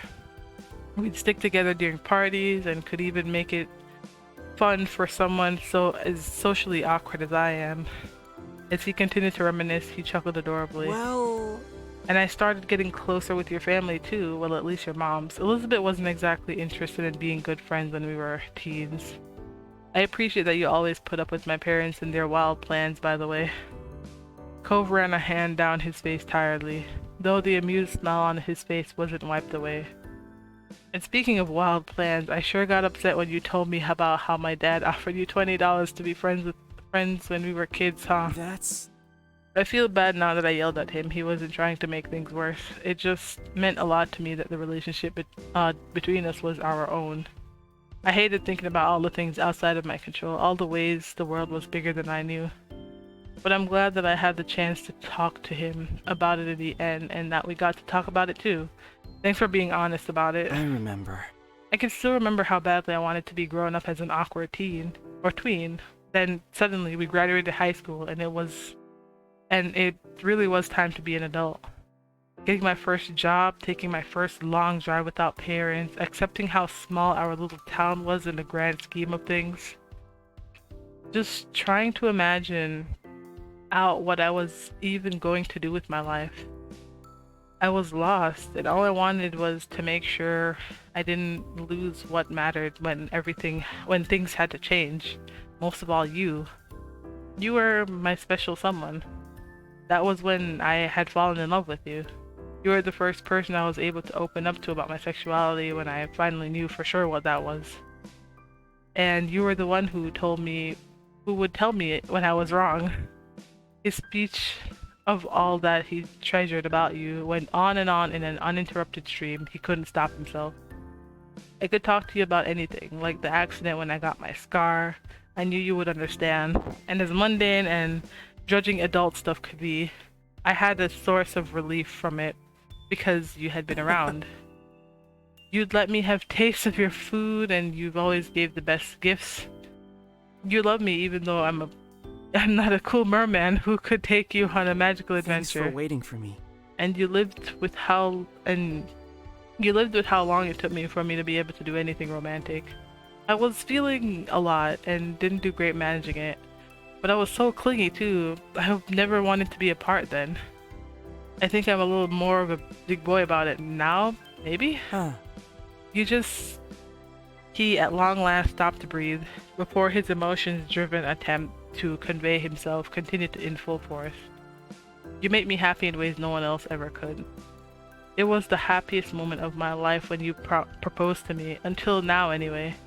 I couldn't believe you wanted to be with me as much as I wanted to be with you.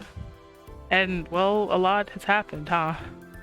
We're definitely adults. We're at our own wedding. It's okay. We made it through it all the months and months growing up and through making this day happen. Though with how nervous I am, or was, I think I might have worried the planner that I would convince you to elope just to get away from it all. But you breezed past the pressure like it was nothing. I love your sense of humor. You're such an admirable human being. I don't want to try and imagine how many tears you've wiped away from me in all these years. You helped me have the confidence to grow into a man, and you can still make me feel like a kid again. With you, nothing really ever ends. It just begins again in a new way. And basically what I'm trying to say is no matter how hard I try, I could never, never thank you enough for being mine and letting me be yours. Cove wept heavily, no longer able to stay above the wave of emotions that opening himself up so fully had I brought. love you. I love you so much, Annie, and he futilely wiped a sleeve against his eyes, fearing every tear the fabric caught was immediately replaced. Those are my vows. I don't know how you're supposed to end them. I hope you'll marry me. You were so touched by his words. You couldn't stand how sweet he was. You giggled at it, at the way he closed it out. It was just like him. You struggled to keep your own feelings in check. Yeah, I'd probably. And you squinted your eyes. Oh yeah, I'd be straight up bawling at this point. Thank you, Cove. Annie, you may say yours. The justice of the peace had all but disappeared from your mind. All that had been aware of was Cove, but that request couldn't be ignored. Now you would have to take on the endeavor of explaining everything Cove was to you and everything he'd been to you throughout knowing him almost your entire life. You chose to say, all I want to tell you is who you are to me. Your beloved crybaby, you're my wonderful man, you're my precious ocean boy. You're my sunshine soulmate. I would say soulmate. And I know we weren't meant to be together. And you're the one I'll love for the rest of my life. And I'll be there for you no matter what. I'm the luckiest person in the world that I get to say that. And you're the best thing that's ever happened to me. You're the best thing that's ever happened to me. Ah. Cove covered his face with trembling hands. He was murmuring, crying, and all around about to pass out again. Your justice of the peace nodded contently, accepting those vows as your sworn oath to your very nearly husband. Cove Holden, do you take ImAnnieMeiMei to be your lawful wedded wife? He let his hands fall, ready to face you directly. Cove's shaking, dripping wet eyes stayed locked to yours. And with the confidence of a man who'd been waiting for this moment for years, he answered with complete surety. I do.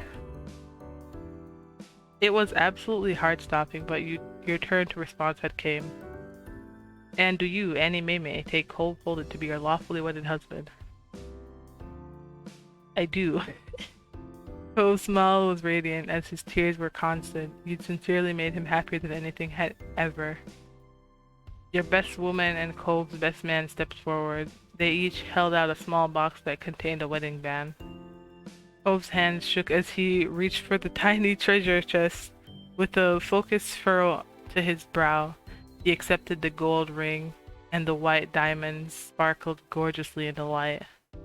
You gladly offered your hand to Cove. He cradled it gently in one of his own. For a few seconds, all he could do was stare at your skin. Cove was so still for a moment, but then he used his free hand to bring the band towards your fingertip. Oh, that's really cute. I think that's adorable. He carefully slid the ring to its proper place on your finger. Your gaze locked onto it. At least, I love it. I'm sorry, I love it. The nails, the skin tone, the ring, everything's gorgeous. Your gaze locked onto it, utterly amazed. Swallowing thickly, Cove raised his hand out for you. You held it in return. And brushed your thumb across his palm. It was your turn. With that, you retrieved the matching ring from its box. It slid onto Cove's finger beautifully. He gasped under his breath, fixating on the ring. You tenderly squeezed his hand and Cove finally met your eyes again. He held your gaze with an electrifying stare. You were in awe of the whole moment. Then by the power vested in me, by the state of California, I pronounce you husband and wife. You may now kiss. Cove's knees may have started knocking together once more, but his gaze was nothing but eager.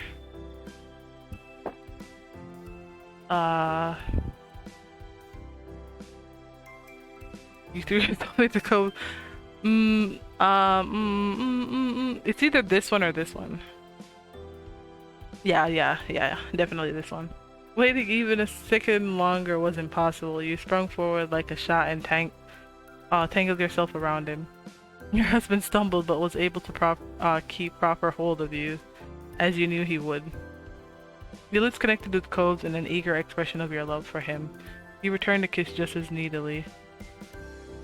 The beautiful flowers on your bouquet tickled against your skin as Cove's body pressed it up against you. After your faces shifted away just a hair's breadth so you could see one another fully, his expression was wholly adoring, and you could still feel his warmth lingering. The crowd erupted with cheers and applause around you. Giddy, you ducked your head towards Cove's shoulders and laughed.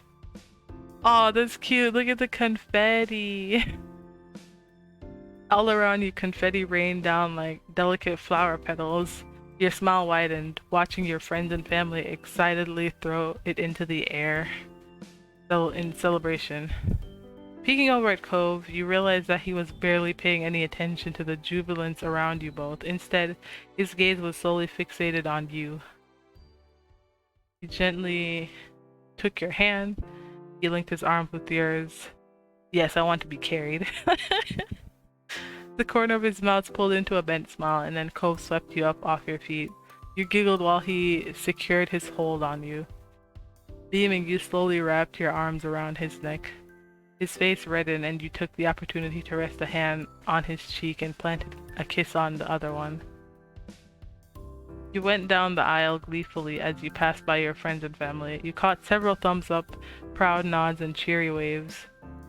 Some were even still clapping. Sniffling, your vision threatened to fill with tears after witnessing more than a handful of people dabbing their eyes with tissues. When you briefly came close enough to Mr. Holden, he patted Cove on the shoulder. Despite his weeping expression, you could tell that he had the greatest pride for his son. Blue kisses to the crowd. Yeah. The kisses you blew to your guests were met with new rounds of cheers and whistles. After leaving the ceremony in late afternoon, it was time for wedding photos. You and Cove met with your wedding party and the photographer, while the other guests headed over to the reception spot. The excursion was filled with fun and laughter while the photographer set out to get the ideal shots. Lovingly held your face, not afraid to show his affection in front of the camera for a change. His thumb brushed lightly across your cheek, and then he pressed his forehead to yours. He's so sweet. We love Cove.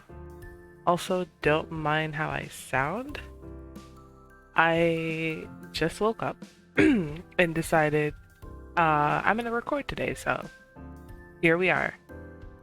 His breath was warm on your skin, and you closed your eyes shut to relish in his love. When he pulled away, you were speechless. Aw. But you also had a feeling that was going to be one of the best shots of the lot. When the sun began to set about an hour later, you knew it was time to rejoin with everyone else. And so, you eagerly got back into the car to finally see the second location. Oh, look at it! It's gorgeous! We love it. He is the best thing about this. But the flowers and tables and all that? Gorgeous! You and Cove entered through the main doors and into the reception space. There, your friends and family were patiently waiting for this moment. The room filled with familiar cheers, whistles, and applause at your arrival. Oh, his little smile. As the noise lessened, you began to hear various calls of congrats and welcome backs. The love emanating from your friends and family was palpable. Baxter made his way to the center of the room and began to gesture people back. The rest of the staff followed his lead and made space in the crowd. When the path ahead cleared out, you took a deep breath. It was time. The beginning note of your first dance song played. You heard a few of the guests speak in hushed tones, anticipation rising as the melody kicked in. I want to say slow pace. I want to slow dance with Cove. Cove met your eyes, as ready as he could be, and you took his hands. You heard the high-pitched whine of a microphone and saw Baxter smiling. Look at him! And now the couple will have their first dance. Ah! While your legs were shaking from all the acute emotions still lingering from the ceremony, and your joy from getting to dance with your husband gave you the strength to make your way to the dance floor. Cove did his best to remember the motions that were meant to go with the rhythm of the track. His long, deliberate steps were very careful to not land anywhere near your toes. Moves are amazing.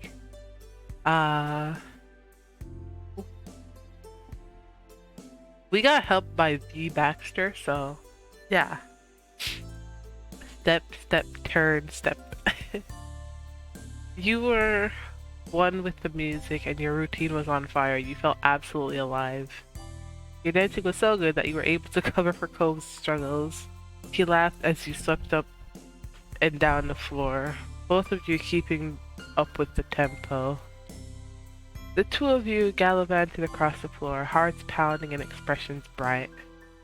Eventually, Cove was able to get in the flow. His body relaxed and you could see the confidence slowly ease into him. Softly, he took a moment to speak to you. This is the first moment to ourselves since even before the wedding. Cove clearly was grateful for the chance to finally talk to you. I love Cove. He's amazing. You're beautiful. No, stop. Yeah. I'm sorry, but this right here, this would be me. Oh my god. Oh my goodness. I'd just be like, stop it. Okay, sorry, I'm cringe. We're just gonna. Rather than try to find words, you focused to make sure that you kept it. I love how he started blushing too. That you kept dancing correctly. Cove flushed a light rosy pink and beamed at you. Oh yeah! This makes me think of the night of the summer soiree. Cove let out a stuttering laugh. His face went through a roller coaster of emotions before settling on amused. I hope that I'm at least a better dancer now than I was then, but... Me too. Honestly, I was thinking about that too. I remember exactly how it felt. Dancing with you years ago, I had a lot of hopes then. I wanted it to last forever, but I also desperately wanted to skip ahead so that I know what things would be like for us in the future. And now, actually, we're here. We made it. Cove sighed dreamily as he looked into your eyes. Thank God the ceremony's over. We can just be married now. Not that the wedding is bad. That little noise! He winced as soon as he realized how his words sounded. He shook his head. I just kept thinking that I'd ruined something or something terrible would happen. At this point, a truck full of apples could go through and destroy the dinner, and I couldn't care. I'm touched that you wouldn't get depressed over missing out on a meal. You're adorable. You were glad that this man was yours to keep. He was the cutest. Then the music reached a bridge of the song with complex choreography. Both of you had to focus more on the dance. That stopped your conversation in its tracks. The two of you became absorbed into dancing once more as the song end grew closer and closer. The final note was struck and the dance ended in a spinning flourish. I mean, I like spinning. He ended with dipping me. I dipped him. Both landed. Stumbled. I want him to dip me. Cove had to bend his knees to help with the dip due to the height difference between you two. You made it work though. He's only slightly taller than me. It's fine. Actually, in fact, I really actually like when people are taller than me, though not many people are. But you know, it's a nice thought. Cove's lips brushed over your ear. You're a really good partner. Your face felt hot, and it wasn't only from the dancing. You heard a clap that steadily transformed into wild applause. Turning to face the crowd, you looked over your friends and family cheering. Bow, curtsy. You did your own mini celebration dance to mark your success. Wiped your brow, your shyness reared its head, and you had to look away. Yeah. Why had you invite so many people who all had to watch? You stopped inspecting the floor and caught Cove's eye. He smiled sympathetically. Cove continued to watch you rather than switching his attention to the guests. I love him. He twisted his wedding band bashfully around his finger. Aww. With the first dance done, you both left the open floor to join the others and properly greet your seated guests. Cove offered you his arm to take once more. Yeah. Your arm wrapped around his, fitting as snugly together as matching pieces of a puzzle. It was a whole that could not easily be broken. Physically and legally linked to the other, you and Cove went forward as one. After only a few strides, you'd arrive at the nearest table in the arrangement. It had close family all the way around, including your mom and ma. This is great. The two had scooted their chairs closer and were eagerly whispering to one another, trading words of excitement back and forth. Feeling awkward about having to interrupt though, realizing there's no reason to feel that way, Cove cleared his throat to announce you're in his presence. Hey. Hi. Snapping out of their private fervor, your parents turned the enthusiasm straight towards the two of you. Hello. Yeah, we're gonna hug our parents. The two leaned into your shoulders, returning the embrace. They're so cute! Oh my goodness. After keeping hold long enough to be warmed up by the shared body heat, you let go in order to stand upright. Hello. Or up straight. Hello again, kiddos. Ma folded her hands together on the tabletop daintily and followed Mom with her own greeting. Welcome. It's so good to have you here at the reception now. Thank you. Yeah, thank you. Of course. The ceremony was beautiful. You sure nailed the theming with that venue. Absolutely incredible. It's so nice you noticed. I really put my heart into this. Hearing people actually discuss the wedding as a real event, Cove became tongue-tied. Your mom watched over the both of you with a gaze as doting as it was knowing. Have fun. Have fun, have fun greeting everyone else. We'll be here if you need us. Yeah, we've still gotta try the food while you're busy with your big day. I love you, moms.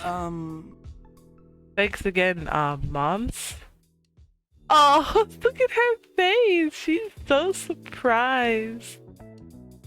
Oh, I love that. I love how happy she is with that.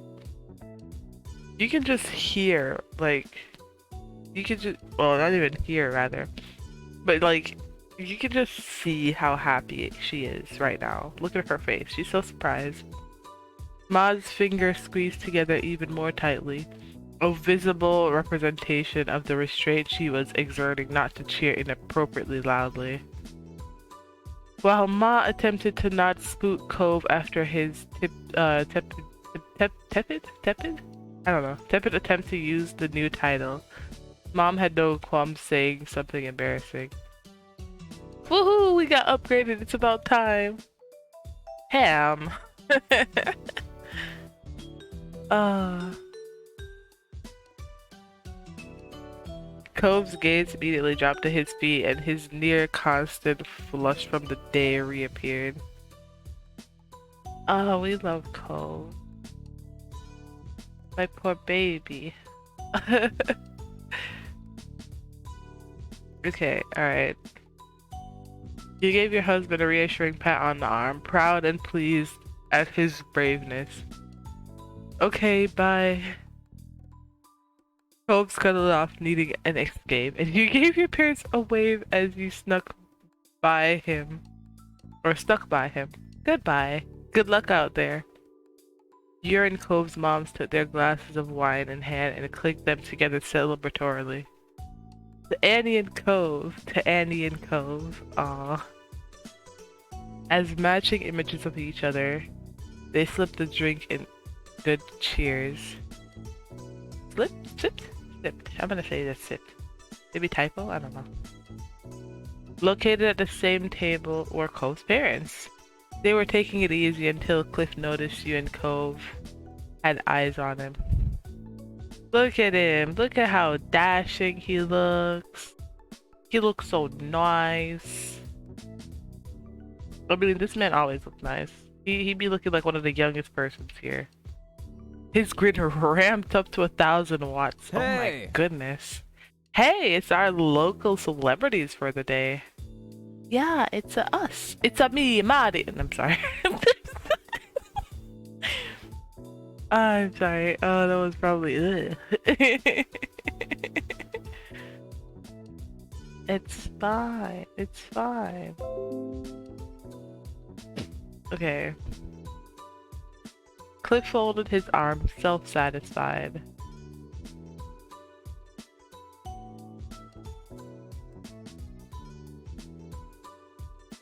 Okay. The wedding's all been going to plan. I'm pretty sure, but I'll keep watch still, and if there's anything else I can do, just give me a shout. Cove brightened in a similar way. His tone was full of affection for his father. Hi, Dad, and thanks. They're so cute.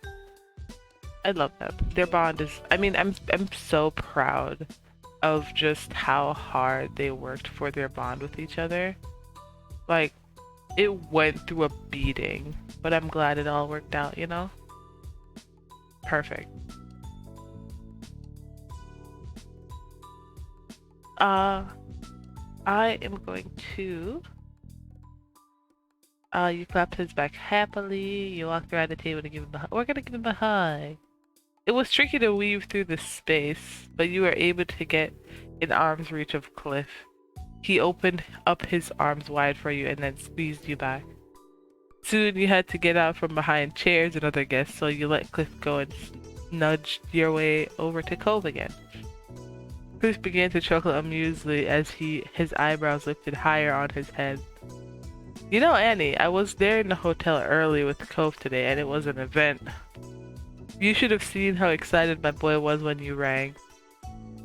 Trying to make up for you not being there in person, he put on a full imitation of the scene. Cliff tugged at his cheeks and raised the pitch of his voice. Oh my god, Annie is calling. Oh, look at Cove. Oh my boy. Look at his face. He's like, I cannot believe you do this. Stop. Oh, he's so cute. The real deal was proven to be far superior when Cove followed a right beat with a genuine exclamation of shock. Dad? Cliff let his arms return to their relaxed cross positioning after that performance, shaking his head fondly. The two of you met when you were 8, and Cove still gets like that from a phone call. It's nice. Your heart fluttered at the thought of it. It made you happy to know he missed you, and that the flame he held for you burned as bright as ever. Aw, I'm glad you missed me. Oh my god, Cove's face! Oh, I love him so much. Cove made a meager attempt to give his father a cross look, but it was soon overrun by a blush. Your positive reaction was a far bigger deal to him than the teasing. Cliff slyly winked, waving you and Cove off. Right. I don't have to hog you, everyone wants to see you. Okay, see you later. Bye, Dad. Your very own dad beamed with joy. Of course, of course. I don't know how it ended with 2 kids as good as you. Cliff surveyed his 2 children proudly with his chest puffed out. I have to say, well, actually, I'll say it a little later. You'll have to wait for my big speech. Here it comes. Get ready, Annie. Come on. Come on, sport. It's gonna be great. Now go on. You're an amazing dad. You're amazing yourself. Then finally, you rounded the table's edge and reached the side where Kyra sat. She was patiently sipping at a steaming cup of coffee, placing it down as she noted it was time for the meet and greet with the 2 of you. Hey, Mom. Hello, babies. I don't know, why do I feel like she would say it with that, you know, a very high affection, you know? Hi, nice to see you. You leaned over, give her a hug. We're gonna give her a hug. Everybody's getting a hug. Listen, if you are my family or a part of my family, we are huggers, okay? You wanna meet up with us, you're gonna be getting a hug.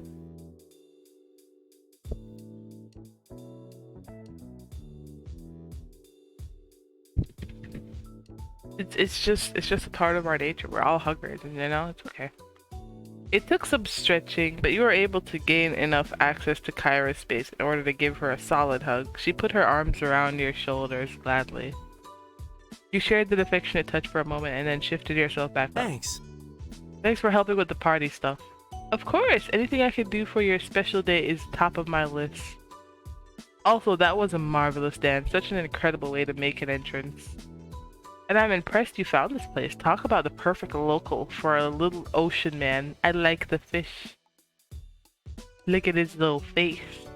Cove kicked the tip of his shiny shoes at nothing in particular, and his shoulders shifted from side to side shyly.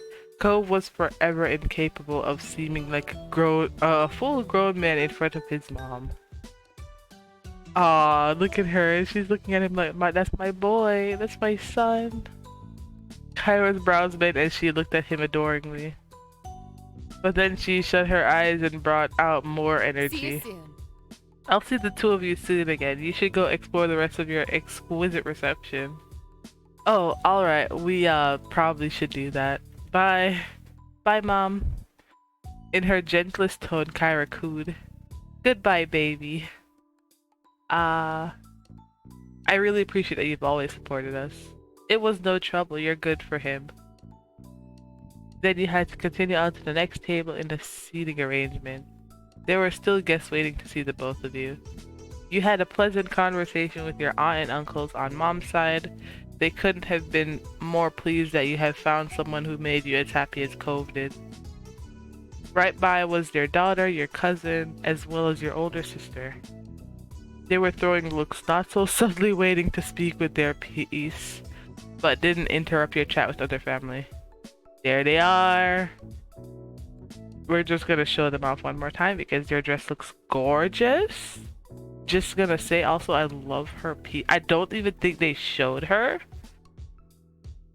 This looks really good. I love the color scheme for her as well.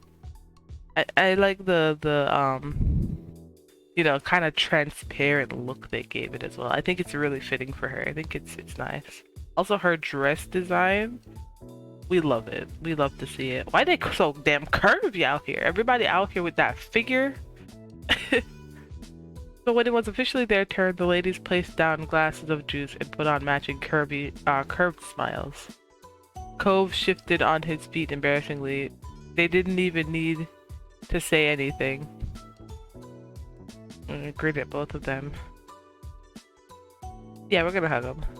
They were able to shimmy around the furniture to get yourself behind both. You then wrapped your arms across their backs. Lee squished against you while giggling, and Liz gave a true big sibling ruffle of the top of your head. Hey, my hair, my wedding hair, Saul. After the embrace, you slipped out from behind them to head over to Cove again. The day went by so fast. It's hard to believe it's evening and this is the first time we've been able to talk directly. Totally. Totally, everything went incredibly. You're both beautiful and it was just touching and amazing and perfect.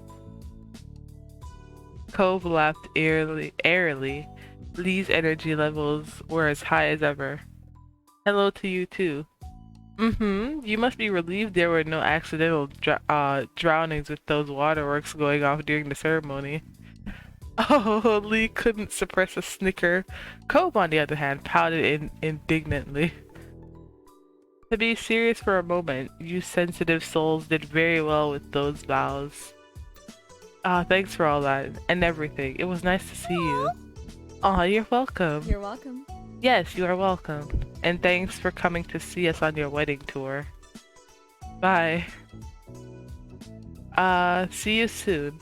Naturally. With everyone at that spot properly greeted, you and your husband began to stroll along to the next one. The Cove then stopped in place, pairing that with a halt turn of his body. You could recognize the laser-focused stare on his face. He had noticed something appetizing.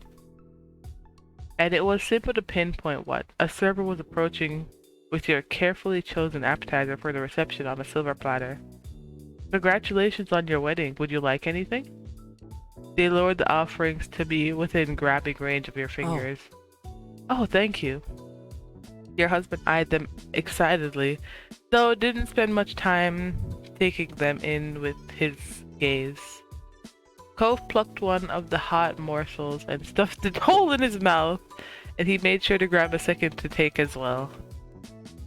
Yeah, I'm gonna try one. The two of you munched on the little details, enjoying the much-needed pit stop. The food was delicious. Cove swallowed the full-size bite and took a break from filling up his cheeks to smirk instead. Our appetizers were way better than the ones at the Cypress fancy parties. Yeah, I hope I'm pronouncing that right. I don't actually know. You are so right. This cheers can suck. Both are good. Oh no, you're gonna disappoint your mother-in-law saying that. Yeah, no, wedding food always tastes better. Cove snickered but left the topic there. The last appetizer Cove picked out disappeared behind his lips. Then he instinctually shifted his fingers to his pant leg before stopping himself. Being on his best behavior, Cove instead borrowed a napkin from off a table to clean his hands. There you go. Cove, you're wearing white? We cannot stain your outfit, sir. Thank you. We gotta make sure that you look good. Then again, when it comes to me in white, even no matter how hard I try, some dirt speck always shows up out of nowhere, just like, hello, I am alive, I am here, how are you? You polished up your snack shortly after and, for once, followed Cove's example for tidying yourself. Your arms were linked as they had been before. Then you entered that interlude to get right back into the thick of the party. One of the more boisterous tables had Derek, Terry, and Miranda huddled together. They were celebrating wholeheartedly. Hi, everybody. That pleasant greeting was paired with a little wave. Your friends turned in unison after realizing you were there. Then the trio of buddies lifted cups full of juice in cheers to you and Cove. What's up? Look at them all. Love them. I like it. Look at it. Pink. You see, this is what I envision, having my color in this theme of the wedding. It is, love it. Also, nobody can argue this with me. I will not listen to it. But for all the people out there who are simple-minded and like to say, oh, guys should wear pink. Pink looks good on anybody. I don't care what you gotta say. Like, for me, personally, pink will look good on everybody. Okay, it don't matter to me. It's gonna look nice. What's up and congratulations. Hi, thanks for letting us come. Hey, congrats you two. Ah. I can't squeeze around a table. Giving them a high five. Yeah. Aw, look at how happy they all are. Miranda, Derek, and Terry gave you a hand, or your hand a slap. Each raised up the speed of the smack when their turn arrived. In a tiny voice, Miranda began to fawn over you and Cove. I wanted to say I thought your vows were beautiful. Yeah. Yeah, I was so emotional. Still not as much as those two, though. It touched the whole crowd, I'm sure. I have gotta say what a nice event this is. It's so high class. Cove shyly basked in the affection of his closest friend, sucking it up like a delicate sapling in the sunshine. Thanks, and thanks for coming. I love that in this scene in particular, GB Patch decides to keep Cove over on the side there because listen, they know how much people were anticipating seeing Cove all dressed up nice like this, so they're like, okay, we will not stifle y'all. Frankly, hold on, I think I'm blocking this man. Let me shimmy my ass out of the way. Like look at this, they know just how much people were anticipating seeing Cove like this. So they tried to give us in every situation where they still had him visible. Because normally, you know how they'd have it like a little crop of their face up in the top or left, the top left or right corner. But they're like, nah, this is with Cove and his wedding. We're not doing that crap no more. We're giving the full service here. Thanks, and thanks for coming. Come on. Come on, dude. I wouldn't have missed it. We had to be. Cove and Annie are having their wedding. It's momentous. We're really enjoying the reception. Don't worry about us. If you have to go, do important bride and groom stuff. I appreciate that. It's weird to say, but we do have important bride and groom stuff to do today. We're greeting all the guests right now. Uh-huh. We'll see you later, though. Bye. Okay, bye. See you later. Nice. Enjoy yourselves. I love you three. Miranda and Derek awed as Terry wiped a dramatic imaginary tear from his eye. Thanks, Annie. Okay, now I can move myself back over here. But yeah, it's so nice, dude. Like, I like that they put so much into having us see him like that, because it's gorgeous. Cove skipped ahead, buoyed by the brief but fun interaction, and you went right along with him. You took a moment to scan across the rest of the tables and the guests seated at them. You were able to recognize everyone who had gathered there that day, but you did note an absence. A gentle poke pushed against your shoulder. Smiling, Cove took his poking finger and used it to point out in the distance. Hovering around the fringe of the venue space was a pale, miserable face dressed all in gray. Wait a minute. Is that, to anyone else, it may have been a sight that turned you cold, a harbinger of misfortune. But for Cove, the little rain cloud brought a warmth to his heart. He came. Jeremy showed up? Oh my god, that's awesome. You didn't have to look for long until Jeremy happened to glance your way. Eye contact was made across the floor. Jeremy visibly sighed, making enough of a show of it for you to tell even from afar. He then briskly walked forward. Oh, look at him. He said he hates us and doesn't like people and all that shit. But the fact that he showed up, that says it all. It does. He only stopped when he solidly placed his feet right in front of you and Cove. Happy wedding. Happy wedding, you insane people. Why did you invite me to this? Why did you come? Because you invited me. I don't know why I have to explain that.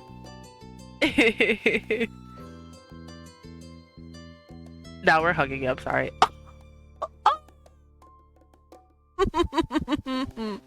Nah, that was worth it. It took a second for reality to strike him, but you knew as soon as it did, because he let out a whispered screech that was akin to a hiss. Let me go! Jeremy completely wilted, scrubbing at himself to try removing the warmth of your arms from his skin. Aw, I'm sorry, are you okay? Jeremy couldn't handle all the affection and wasn't able to meet your eyes when he groaned his answer. Whatever. Aw. Cove watched the interaction joyfully. There would always be a spot in Cove's life for the difficult man in front of him. Thanks so much for coming. It wouldn't have been the same without you. True, it would have been better. Well, it's nice of you to want to come to share the suffering. Misery loves company. He was sarcastic, but it was far more playful than dismissive. Ah, is Pran doing well? I don't even know who the fuck Pran is, so... How are classes going? How is your girlfriend doing? Oh, he didn't say he had one. You should come into more often. He smirked teasingly. I hope that won't end up happening, but I've never been lucky. How are classes going? They're a pain, but it's infinitely better than high school. Yeah, okay. He crossed his arms as his eyes drifted over the scene, searching for something. In a low mumble, he changed the subject.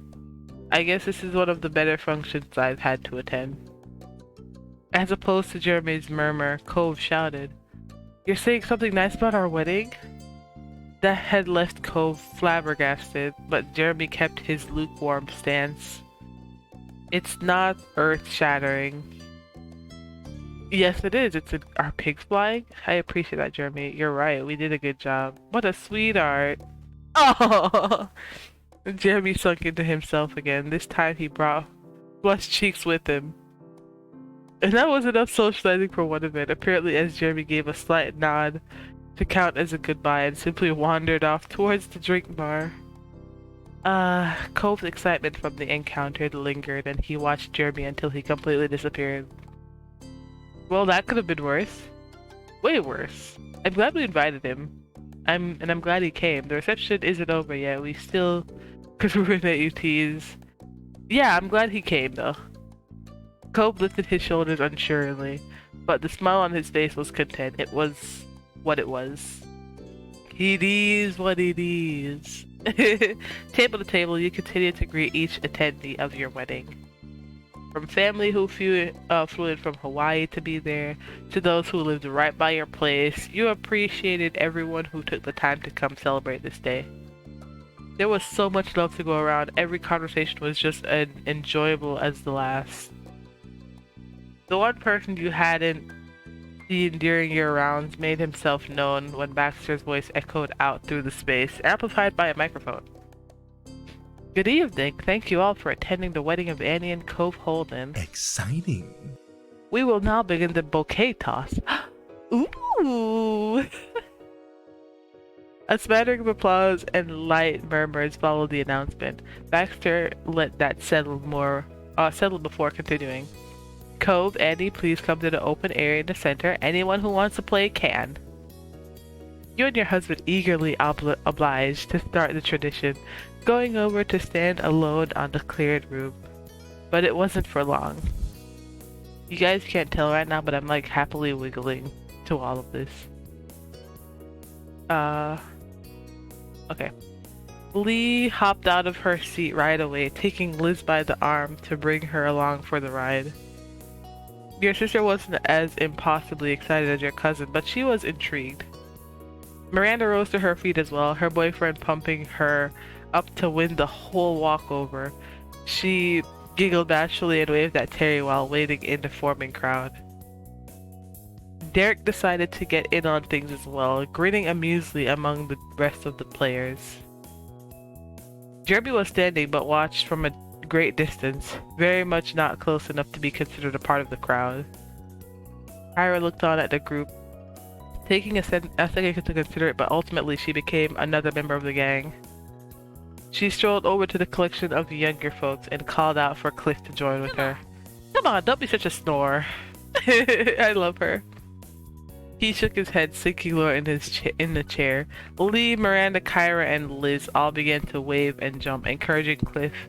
Harry spoke up from the next table over. You can do it, man. Right. Alright. He used the edge of the table to push out his chair and stood up. The ladies cheered as Cliff strode towards the crowd. Your moms giggled, leaned closer together and whispered amongst one another. They were eager to be audience members to the spectacle. And no one else motioned to join, so Baxter kept things moving. Thank you for grouping up in such a timely manner. We've got a wonderful crowd for this. Now keep your eyes on Annie. She'll be tossing the bouquet in only a moment. Annie, all you need to do is look the other way and throw the bouquet to the waiting audience. Cove can stand by. As instructed, you turn your back to the crowd. Cove took his place in front of you. His shoulders were drawn in out of sympathetic tenseness of your task. They're definitely ready for you, Annie. They better be prepared. The room became silent as you wound up for the toss. You paused and then... Yeah. You know what? You sent off your bouquet delicately. You did a tricky side shot, keeping the players on their toes. You attempted a good show, but the awkward flail... Okay, I'm gonna give it a delicate toss. It is flowers anyway. Woo! The flurry of heels clattering, jewelry clinking, and light-hearted yells burst into the space. The bouquet would land in seconds, and the crowd was vying for that prize. The clamor rapidly reached its peak volume, with nearly everyone in the crowd either gasping or cheering. The game had ended. You took a glance over your shoulder to see what the results were, and... Hey, Lee, your cousin was quite literally jumping with joy, holding a bouquet up high in her hand. I did it! Woo! Your planner took the mic again to make the results official. Bravo. Stunning work by our winner, Lee. Hey, nice catch. There was laughter all around. Your guests were good sports.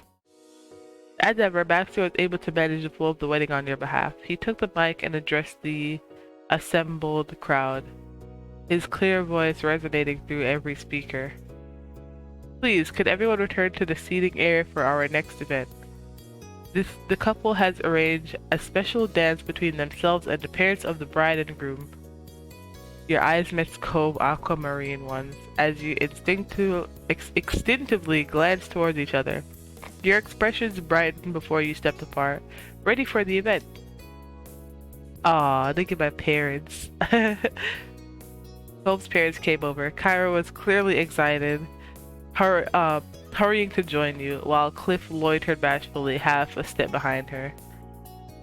Once they were beside you, Cliff held out his arms. You accepted, slipping your hand through as you offered your other arm to Kyra. She took it immediately. The three of you kept a spot in the center of the dance floor at the front of the reception area. In position, ready for the music to start, you had a chance to really notice their expressions. Both of them looked proud, but you could see that there were hints of tears threatening to fall. As the music began, Cliff released you so that Kyra could have the first dance. You flowed and swayed along to the tune. Kyra spoke up gently, her words only audible to you. I really am grateful that you were able to meet. You're an amazing person, Annie. Aw, you smiled at her, at a loss for how else to respond to such sweet praise. But it was soon Cliff's turn. Kyra handed you off to him, and the two of you got into the swing of things together. Once you'd fallen into an easy rhythm, he had his own thoughts to share. I know I've relied on you a lot over the years. That was one way of putting it. You smiled wearily, tempted to tease him, but decided to let him keep going without challenge. With everything we've come through together, it made it feel like we were kind of a team. So, well, I'm just trying to say that I'm glad that you're officially part of the family. The unexpected compliment struck you with like a bullseye to your heart. Choked up, you only nodded by way of a response, but you could tell Cliff got the message by the way he beamed at you. You truly did love both Cove's parents, and it meant a lot to you that they were both able to be there on this day. As you turned on the dance floor, you caught sight of Cove dancing hand in hand with your parents.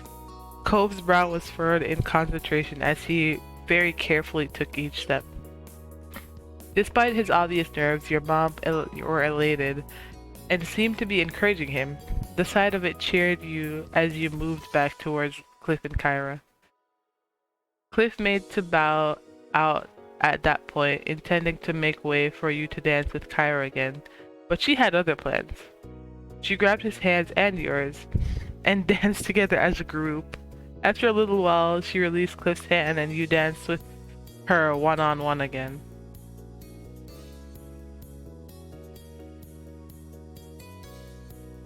Before long, you've swapped back to dancing with Cliff. You took turns dancing with them both individually, as well as dancing as a group, changing it up often so that no one was left out in the cold for long. But eventually the song came to an end, bringing the dance to a close. Cliff clapped you on the back. That was a heck of a time. Kyra, who hadn't released you once the music had finished, still had one arm hooked around you and was clutching your wrist with her other hand. She nodded fervently. Yeah. Absolutely, this has been a marvelous evening. You grinned at them, delighted that they were enjoying themselves. Thanks, but I still expect to see you both on the dance floor later. Don't think this gets you off the hook. Cove, flanked by your moms on either side, came over to rejoin you. Their spirits were high and you had no doubt that they'd enjoy themselves just as much as you and Cove's parents had done, though Cove still looked a little flustered. You're good. That was wonderful, bravo! Baxter's voice rang out through the speakers once more. We are now opening up the dance floor. You are all warmly invited to come up and join the family for dancing. With that announcement, the pop music got turned up, enticing people to come forward and enjoy themselves. The dance floor bustled with more and more attendees, and over in the seating area, family and friends were catching up over animated conversations. Satisfied that people were having a good time, you decided to... Yeah, come here, boyfriend, or husband. The moment you'd been waiting for had arrived at last. Finally, you could dance with Cove without feeling the weight of countless eyes on you. There were people who cared about all of you, but you didn't feel any guilt over your choice to focus on your special someone. After all, if there was any day where your friends and family would understand you prioritizing time with him over them, it would be your wedding. You seized his hand and pulled him to the dance floor. Cove was just as excited as you and matched your pace easily. The merrymaking continued right up until it was time for dinner to be served. All the action must have helped them to work up an appetite. As the guests compiled readily, they quickly filled back into their tables, ready for a delicious meal as soon as it was announced. You settled right into your seat at the head table. Cove sat up in his own chair excitedly, reaching over for the napkin-wrapped silverware in preparation. He was ready for dinner. A waitress clad in black from top to bottom came to stand across from you. She had frosty pitcher of water in her hands. Water. Water is important. Speaking of which, make sure that you're all hydrated because water is important. I know y'all be coffee and energy drink fans, but water is essential. Even setting in a glass a day or something. If you're always drinking energy drink, swap it with water. You know? Never can go wrong with having water. Good for you, but a lot of people, I don't know, I don't know. While setting that down at a spot on the table, between you and Cove, she spoke out in a friendly tone. Can I get you anything else to drink? Could I have some orange juice, please? See, this is what I'm talking about, coffee and tea. No, I'll have juice. I've got it. I'll get that right to you. We love this. This is very, very nice. This is a really nice DLC. Honestly, if you haven't gotten it, you might as well because it's really fun. Because things can go different based on how you've played the game up until now, so. You both thanked her as she spun on her heels and made a beeline to the drink counter. At the same time, more servers began pouring into the space coming from the opposite direction.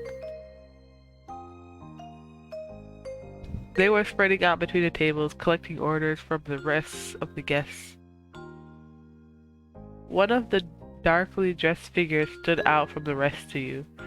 With perfect poise and not a hair out of place, Baxter stood on the sidelines to supervise the process. He was well into his work.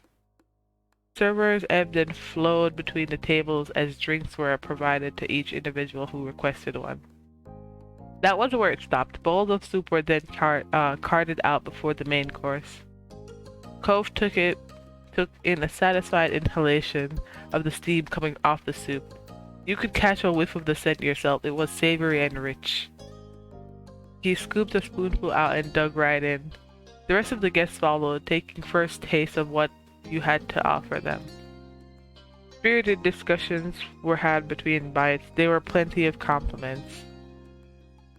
Kyra and Terry sounded especially pleased with how it came out. They were chatting to the others at their tables about the punch it had. It was delicious and exactly the way you had wanted. Mom's jovial tone carried itself above the rest of the voices. So, how much are we getting here? There were those appetizers from before, now there's more, and the meal hasn't even shown up. I've lost count keeping track already. Oh, I asked, it's a 3-course meal, not counting dessert. Nice! When the bowls were polished clean, the servers began to reappear, clearing the dishes away to make room for more. The main course was ready and the guests were ready for it. You and Cove had the dish placed in front of you first. Cove shifted back and forth, even letting out an excited squawk. Honestly, the funniest thing about it, sometimes people tend to forget that soup is an appetizer. It actually opens up the stomach for more to come. So usually when you have like soup or something like that for dinner, it's usually followed by something in there that will add more to it. So say, dumplings or something, because soup in itself is very light. I just thought that was a really fun thing to know. When the rest of the plates were brought out, you could pick out oohs and ahs about how amazing it looked and a generous portion size. You even heard mention of the swirl on the dishes, but by some discerning guests. Very few words were spoken at the dinner truly began, or as the dinner truly began. Everyone became fully immersed in their food. It was quite the hit. Guests were given time to enjoy their meals while they were fresh before the reception events continued as you had planned. Baxter strolled up to a side counter, set on the opposite end of the head table. You had a perfect view of it. Casually, he took up the microphone that he'd used throughout the rest of the event to make another announcement. Good evening. From the staff and I'd like to thank you all for being such lovely guests to serve. We hope you've enjoyed your dinner. Now, Annie and Cole Holden have arranged for a few speakers to come up and give their congratulations in order to make this very special occasion. Please pause your conversations and give them your attention at this time. A nervous rhythm began to play out next to you as Cove's fingers were drummed against the edge of the table.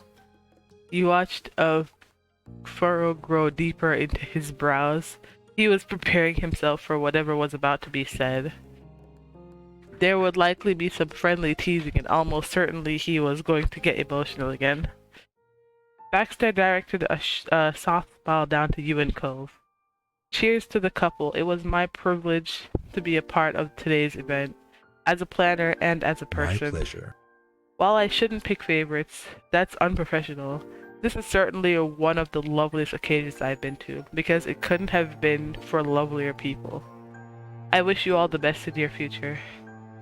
He didn't hog the mic any longer than necessary, placing it back down on the center of the stand as soon as his own feelings had been made clear. Once the mic was available, the first person to stand was your ma. She hopped right up and made her claim to the front table. Softly, she spoke across the space directly to you and Cove, her words being carried through the air to where you sat. Congratulations once more, my wonderful children. This wedding feels like a dream, as much as my own did when I was around your age. Her head tilted to the side towards the other guests and began a formal speech. Well?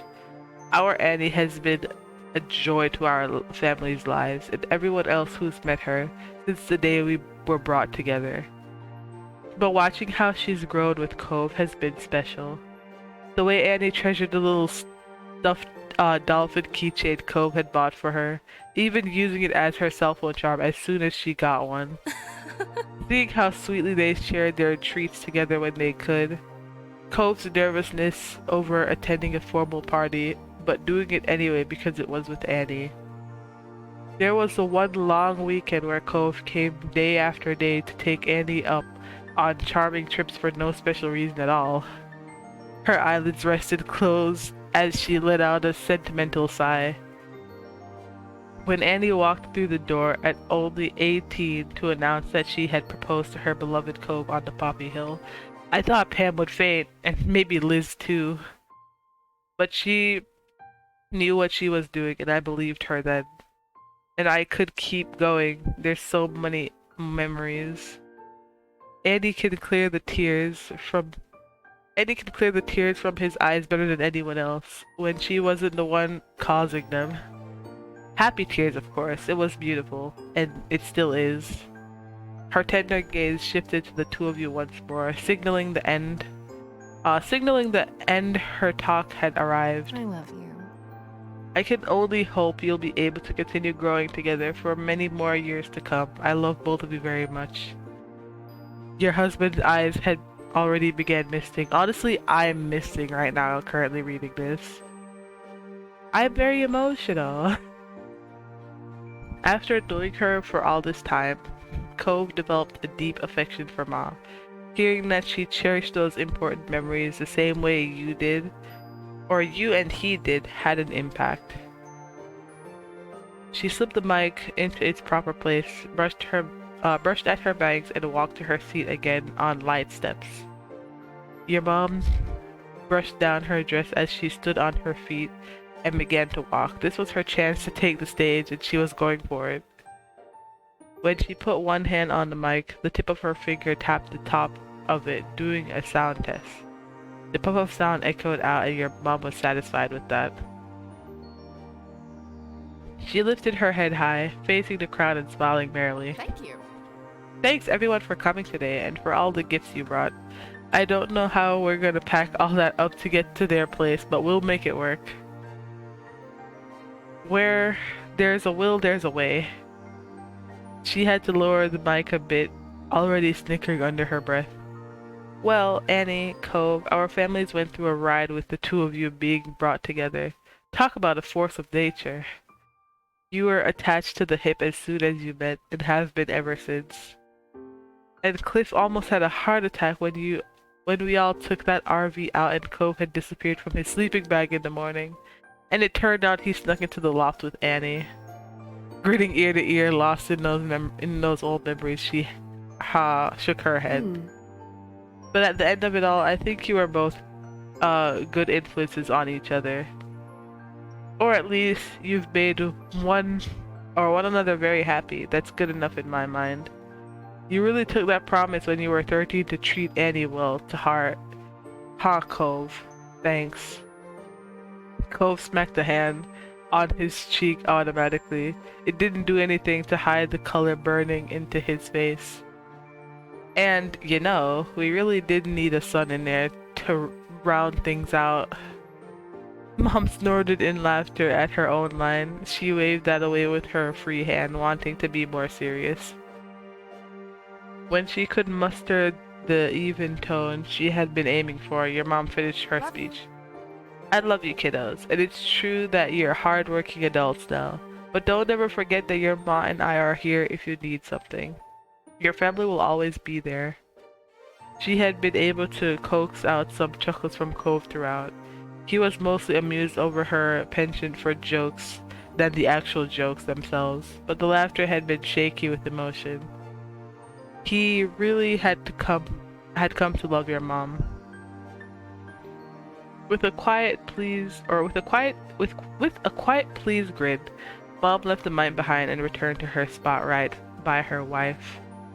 I am tearing up to the point of getting stuffy. Smooth as silk, Liz rose from her seat and glided across the floor to the speaker stand. But Liz took her time before saying anything, evening out her bangs, clearing her throat, fiddling with the angle of the mic when she did take hold of it. She didn't have a care in the world. Alright, let's see. What you gotta say, sister? That couldn't be said for everyone. Cove tensed in apprehension of whatever she was going to say. She had to know what she was planning. Or he had to know. Luckily for him, she did eventually begin her speech and end his suspense. As I'm sure many of you know, I'm Annie's older sister, so one of the very few people who have been around for her for longer than her husband.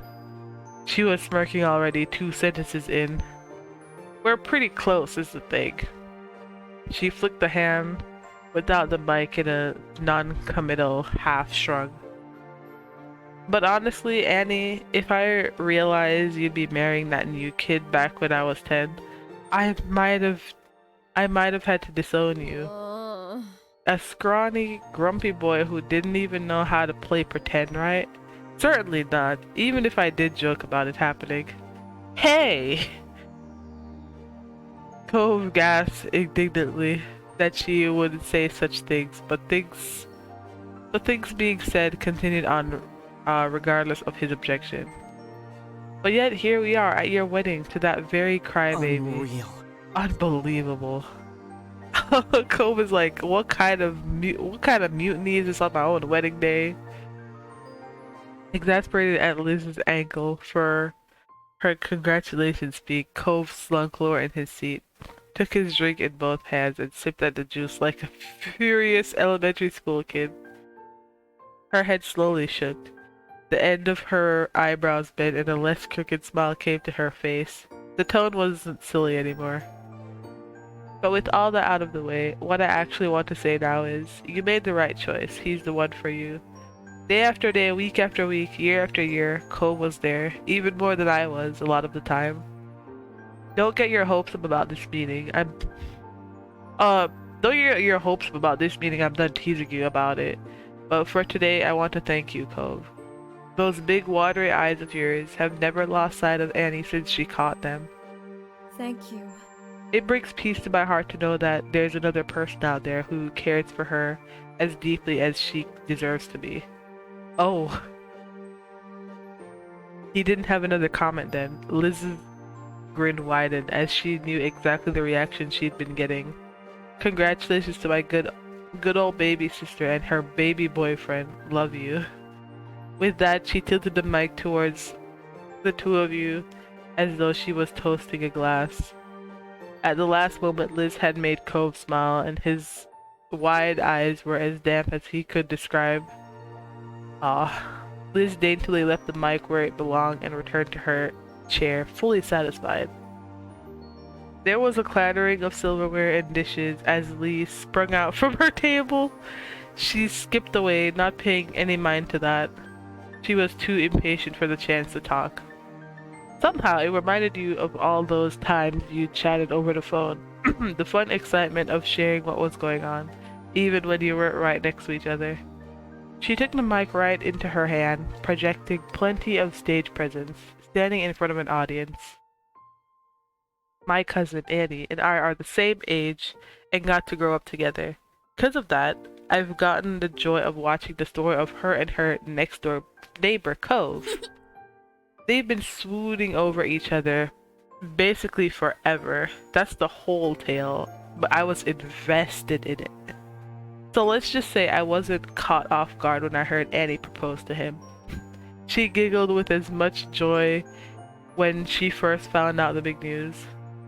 This couldn't have ended better. I'm your biggest fan. But as happy as I really am about the adventures in love and marriage, the best part for me has been my own relationship with the two of you.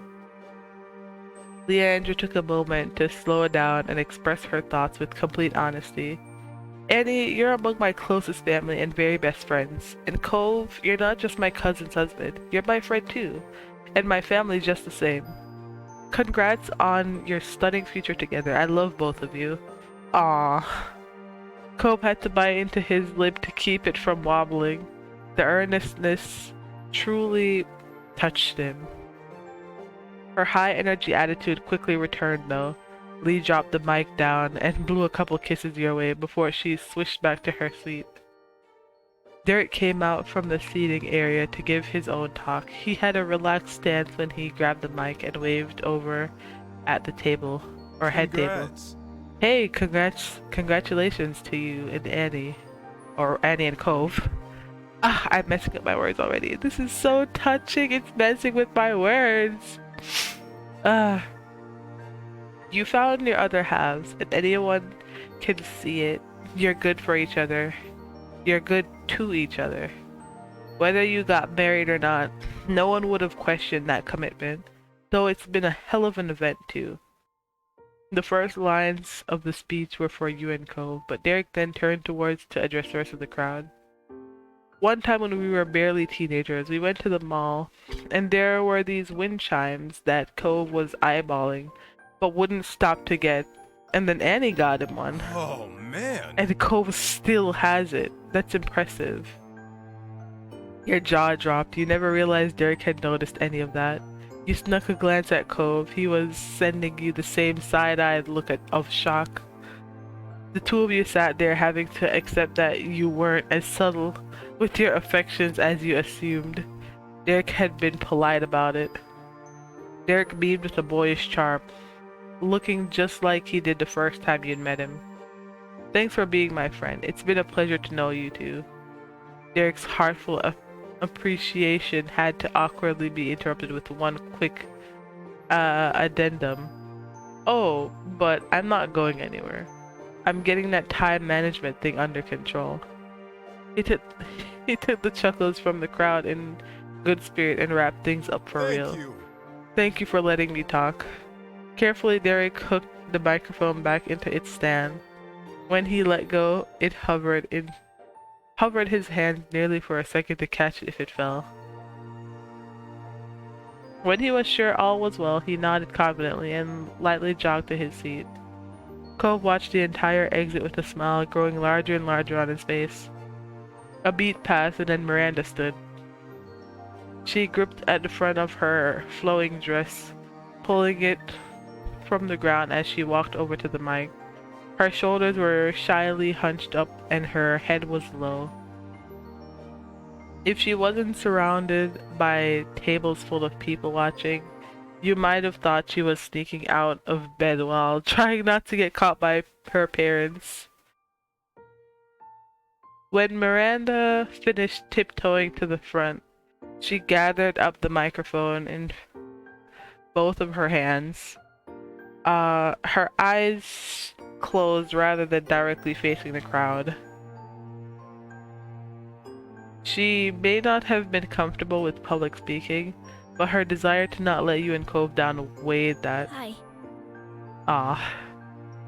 Cove's face was set ahead, but you caught out of the peripherals of your own gaze that your husband mouthed a hi back to her instinctively. Thank you, Annie and Cove, for inviting me. It's been a wonderful day, and I'm so happy for you two. The stiffness of her presentation smoothed out the more she got to talking. She was even able to giggle as her affectionate feelings for her friends eclipsed the worries of saying them in public. It's been great attending a party of yours after you two were always nice enough to come to mind. Cove laughed along with her. Warm far gone days of bounce houses, noisemakers, and pin the wheat tail on the donkey reflected in his jubilant face. You're both amazing, and I really appreciate the support you've given me, being there when I needed someone to talk to. You've had such a positive impact on my life. I'm just really lucky to be your friend, and I hope we'll always be friends. Congratulations, Annie and Cove. Cove nodded firmly in silent agreement with her wish, while scrubbing at her eyes. Miranda put down the mic with some oomph, then twirled around to return to her seat. Her steps were much lighter than before. Harry was waiting there with open arms to give her a squeeze, clearly proud of his girlfriend for doing so good. Her smile stayed bright even from a distance. Harry jumped onto his feet with a grin. Strolling right over to the counter, he scooped up the mic in one hand and gestured ahead of him with the other. I met Cove and Annie in high school. I didn't know them the longest out of everybody, but I could tell they were some cool people right away. Them and Randy were my best group of buddies back then, and we've kept that friendship train going despite all the stuff that's happened. He tapped the finger against the tabletop in time with every specific he mentioned. Graduating school, moving to different places, me and Miranda dating, the two of them getting married, and things about us not being what other people thought we were. Also, we lived through that one summer when it wasn't just the four of us. Sometimes it was the five of us, right, my pal Baxter? He brought the mic even closer to his grinning mouth for emphasis and dramatically pointed off to the side. Now we're all here again. You probably hadn't planned for that. And he was right. Having been quietly discussing next steps with the server, Baxter's mouth hung open mid-word. Suddenly being brought into focus outside of his expertly laid schedule knocked him completely off rhythm. Cove barked at graffitied laugh, equally as shocked but far more amused. Baxter's head turned in the direction of the sound, his mouth finally closed with a weary smile. It seemed Terry brought the gift of teasing someone other than you or Cove, and it was more than a welcome offer as far as Cove was concerned, especially since it was taken in good spirits. There was something remarkable about being able to include Baxter in your group's merrymaking the same way as anyone else. Terry nodded knowingly, then casually transitioned into his main point. And I guarantee our friendship is going to stay on track. No matter what, there's no one who could take your place. From me to you, and from you two to each other. Good work tying the knot. Your catches. Terry left his speech and the mic there. He paused to applaud your union gracefully before flipping his hand out into a wave as he walked off. Cove gave a big friendly wave in return. His eyes were glossy. Soon as Terry hit his chair again, Miranda took his arm and happily began whispering to him about the speech. I'm like going through all of this, right? But now our life just has me in a mindset of I want to get married now. It seems like such good fun. I miss going to weddings. It's been like so long. Kyra pushed herself up from her seat and went right to the front without hesitation. Yeah, uh-oh. We about to get a handle of it. Eagerly, she lifted the mic to her lips and said, I can't believe my babies are having a wedding right now. The unexpected declaration sent chuckles rumbling throughout the crowd. Any whoosies? Kyra continued with a wink and a smile. It was a treat getting to meet Annie in person for the first time. Though I already felt like I knew her, thanks to all the stories Cove loved to recount about her. In a pouting whisper, Cove spoke out about that description of events. Whenever I got to visit Sunset Bird or you visited me, I came to see firsthand how more and more what marvelous individuals you were growing into. You bloomed right before my eyes, like perfect white poppies on the hill in your childhood neighborhood.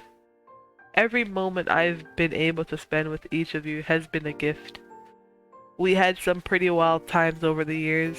I count my lucky stars that I got to be the mom to such an amazing boy. And Annie? A buoyant tone of Kyra's words faded into something softer, sweeter. I'd like to thank you personally for helping my baby make himself a home again. I'm truly grateful for that. There was a sniffing at her side. Oh, there was a sniffing at your side after that. Cove tugged at the tablecloth in front of him, unconsciously needing to do something. Mom. Congratulations, both of you. I love you. I love you too. It didn't matter that she couldn't hear. She knew. Kyra used the bottom of her palm to wipe her eye, placing the mic on its stand with the other hand. It took an additional moment to look up at you and Cove gently, and then Kyra strode back to her table. Cliff leaned over towards her and gave 2 thumbs up for that speech. His zealousness made Kyra cover her mouth in amusement and embarrassment. And then Cliff raised from out of his seat. The most contentious figure in your husband's early life, who grew to become his best man. Cliff took large strides to reach the speaker stand, but his fingers froze in place before he could grab the mic. Or grasp the mic. He stared down at it, collecting his thoughts, or emotions rather. Or emotions, or both. When he was ready, his hand locked around the base of it as he lifted the mic up higher. A grin pulled across his face. There was a crinkle around the corner of his eyes. Hey. Hey, sport. Hi, Annie. Hi, Dad. Cove's reply was barely audible. He might not have realized he'd done it. Cove's irises were shaking as he looked ahead intently. Well, Cliff's expression turned distant. He was facing the crowd, but his gaze had drifted even further away to something in the past that was long ago. I remember the first day I moved to Sunset Bird when I met Annie. I didn't know where my boy was then, or what I was doing, or anything at all really, as you'll soon be able to tell. He chuckled weakly over the derisive comment. It didn't do much to lighten anyone's mood, including his own. He remained wistful. I was sitting around on a curb when Annie strolled up the road, heading home. I knew her, or knew of her.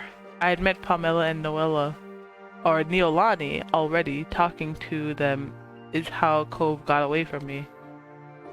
Cliff shook his head, trying not to get too lost in his complicated mess of thoughts on those times. But that's not the point. What matters is that I'd heard Annie was their 8-year-old, same age as Cove, and that Annie was the only one that age in the neighborhood. In my infinite wisdom, I'd pick out a place that wasn't exactly a family-friendly community. It was mostly a bunch of retired vacationers. He gritted his teeth and placed a hand to his forehead, feeling the sting of that day as it was fresh. And speaking of, did I mention it was the start of summer break when we moved? What was my little boy going to do now that I'd drag him out there? I wanted him to have someone to play with, someone he could talk to. I wanted him to be happy. There was a heart-wrenching crack in Cliff's voice as he spoke about his feelings had truly been. Honestly, it's really nice to hear him talk about this now because we don't know his mindset or perspective on why he did this. At that moment, everything was going wrong. It felt like a dead end no matter which way I went. And I was so sure that there wouldn't be anyone for Cove if it wasn't Annie. In one more valiant effort to try not to make the mood of your wedding too heavy, Cliff gave a goofy shrug. But offered Eddie $20 to be his friend. It's just funny to me. The straight line of his shoulder lower on each side, like a roof sagging after years of having to stay solid. Maybe that's the word.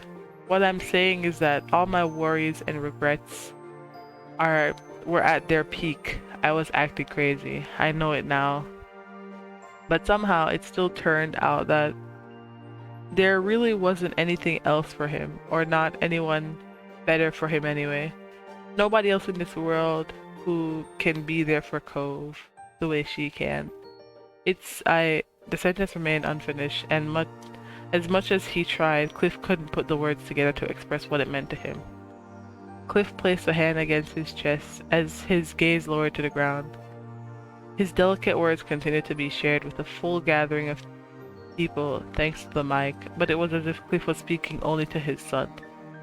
That day, such a long time ago at this point, when you found out about why me and Kyra divorced, she was there. Annie was there when the plan was just going to get jet skiing. Well, Annie was there when the plan was just to go jet skiing. Then, when that emotional bomb happened, she was still there. And when you felt ready to head back out, to keep going forward, you just had to turn your head to see someone who was ready to go with you. I'm so glad. You had someone who supported you in ways I never could. It was just what I had hoped for. I was so relieved. He glanced. I'm literally tearing up from this man's thing right now. Oh my god, my eyes are watering.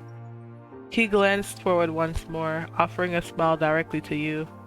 You're an amazing person, Annie. Inhaling deeply through his nose. Cliff's stance pulled together tall and solid. His dark blue eyes shone with a depth to them as they met with the far brighter blues of his child's. Son, being your dad will always be the best thing I've done in my entire life, and getting that condo on that street was the luckiest card I ever drew. I bet you two would have found each other, with or without that eventually, but because of it, my kid got to grow up right next to the person who could make him happiest. I can't ask for more than that. And Annie, you didn't need a dad with what great moms you've got, but I'm so thankful I still get to be yours. I love you both, and I'll keep loving you for the rest of the time I've got. Ah. Tears streaked down Cove's face freely. He didn't fight their falling. I love you too. Watching you and your husband from where he stood, Cliff got misty-eyed himself. He reached to wipe his cheeks, completely forgetting there was a microphone in his hand. Cliff set it down, shyly waved over to the two of you, and stepped away. He was then able to rub at the ever-growing tears. No one spoke or even moved as Cliff returned to his spot.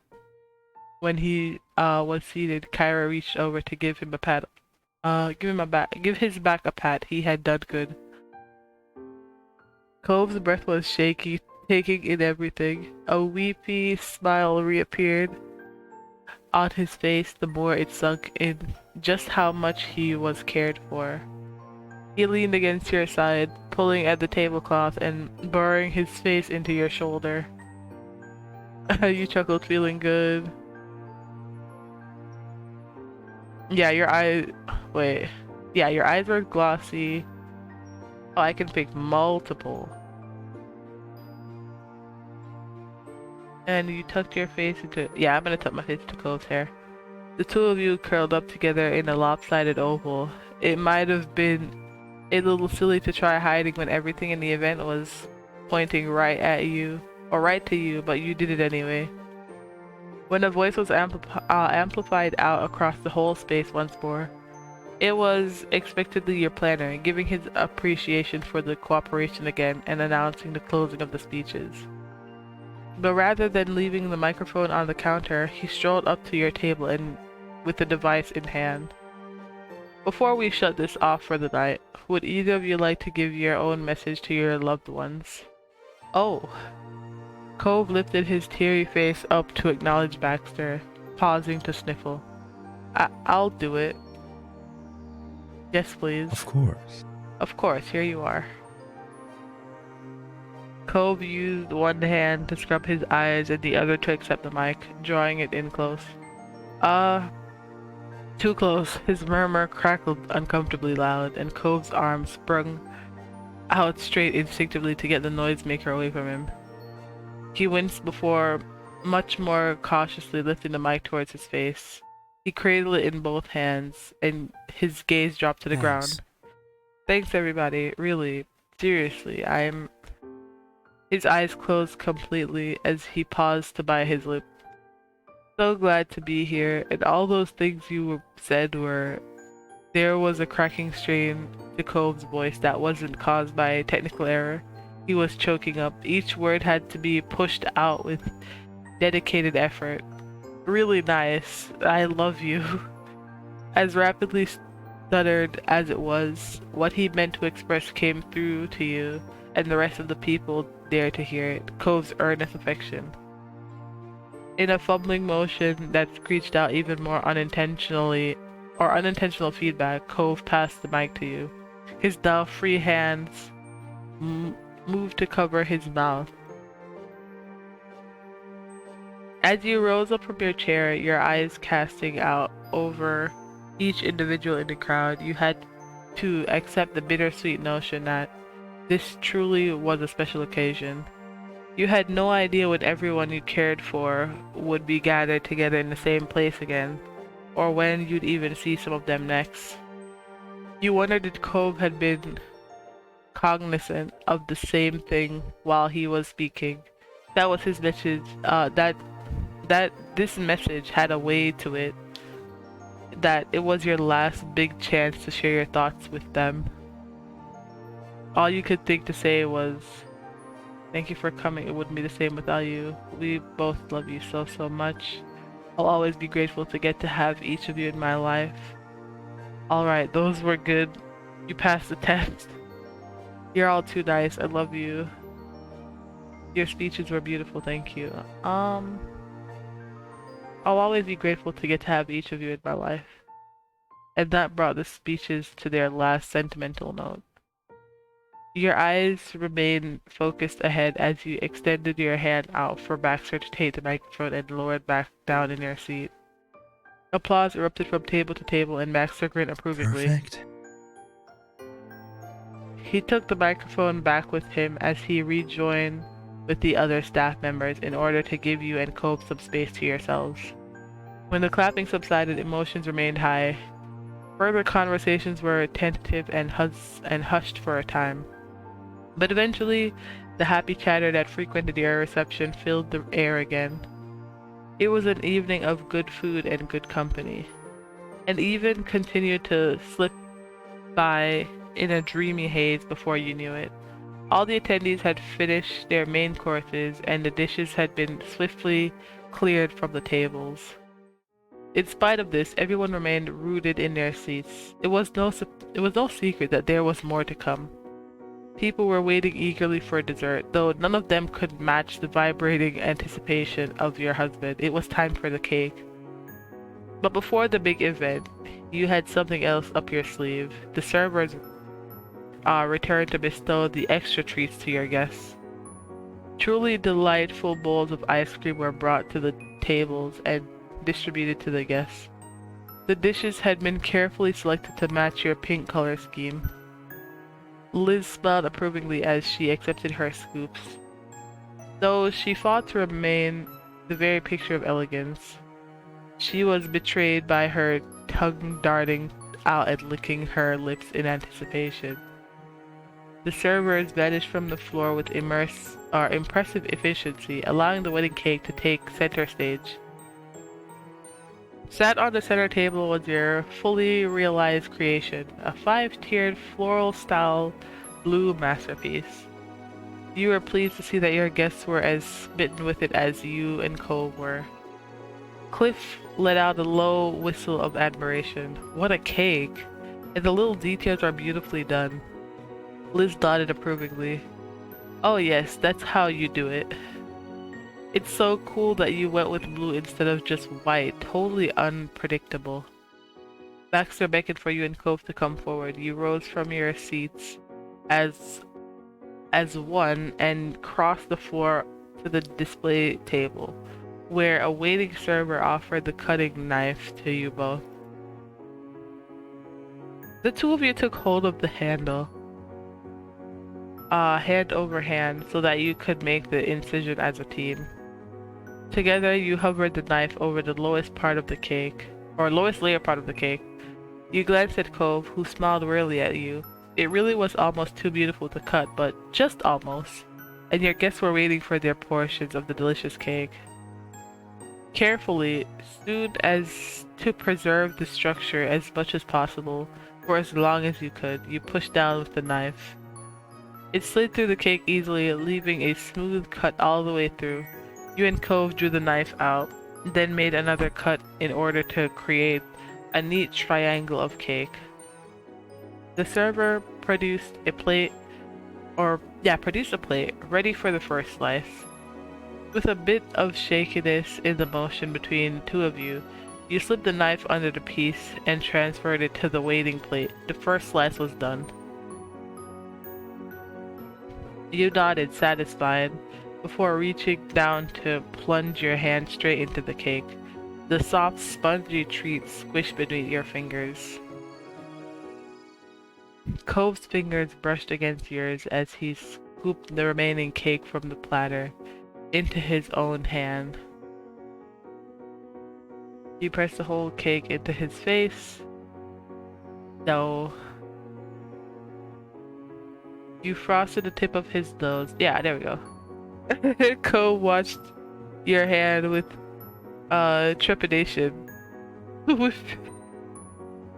Slipping your fingers across the cake, you gathered the frosting. Cove closed his eyes as you raised your hand. But you daintily dabbed your fingertip on the end of his nose, leaving just a dab of frosting behind. Oh. Then with fingers dripping with creamy confections and crumbs, he delicately caressed your cheek, leaving a trail of cake behind. The frosting was cool against your skin, while the fine crumbs of cake itself tickled as he streaked them across your cheeks. You tried to contain your giggles until he was done, not wanting to move at the wrong time and get cake in your eye. A few rogue chuckles still escaped. When Cove's furrowed brow relaxed into his normal expression and he brought his hand away, you finally judged it was safe. You exploded with laughter at his novel approach to cake smashing. It was just like him.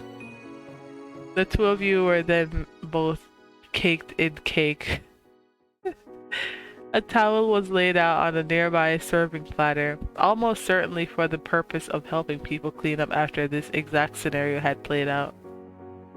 Cove wiped himself off with it as he laughed. When Cove removed the towel from his face, he revealed a tickled smile. He'd taken the smashing with humor and grace, like an absolute champ, and he held out the towel to you.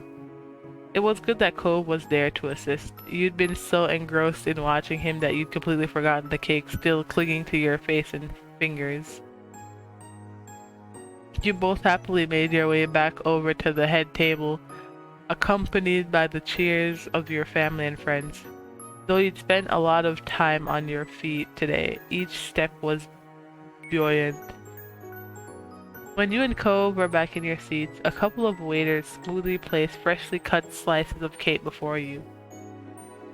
Cove let out a thrilled squeak as he picked up the provided fork.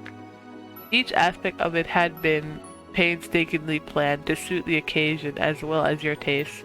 Now at last it was finally there for the eating. You were just as eager to eat it. You weren't going to hold back.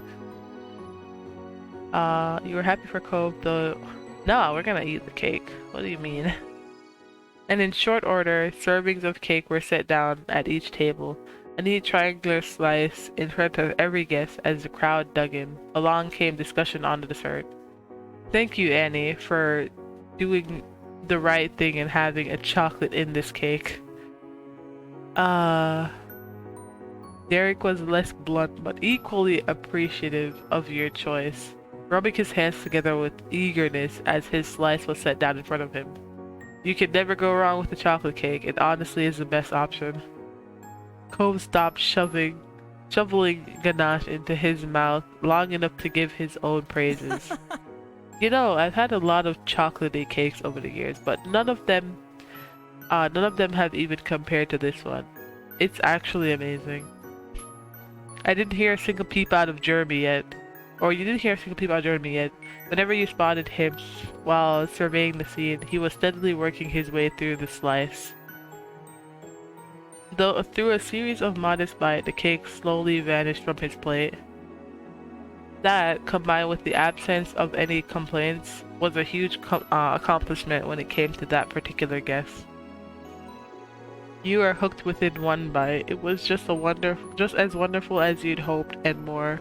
The bakery had outdone themselves.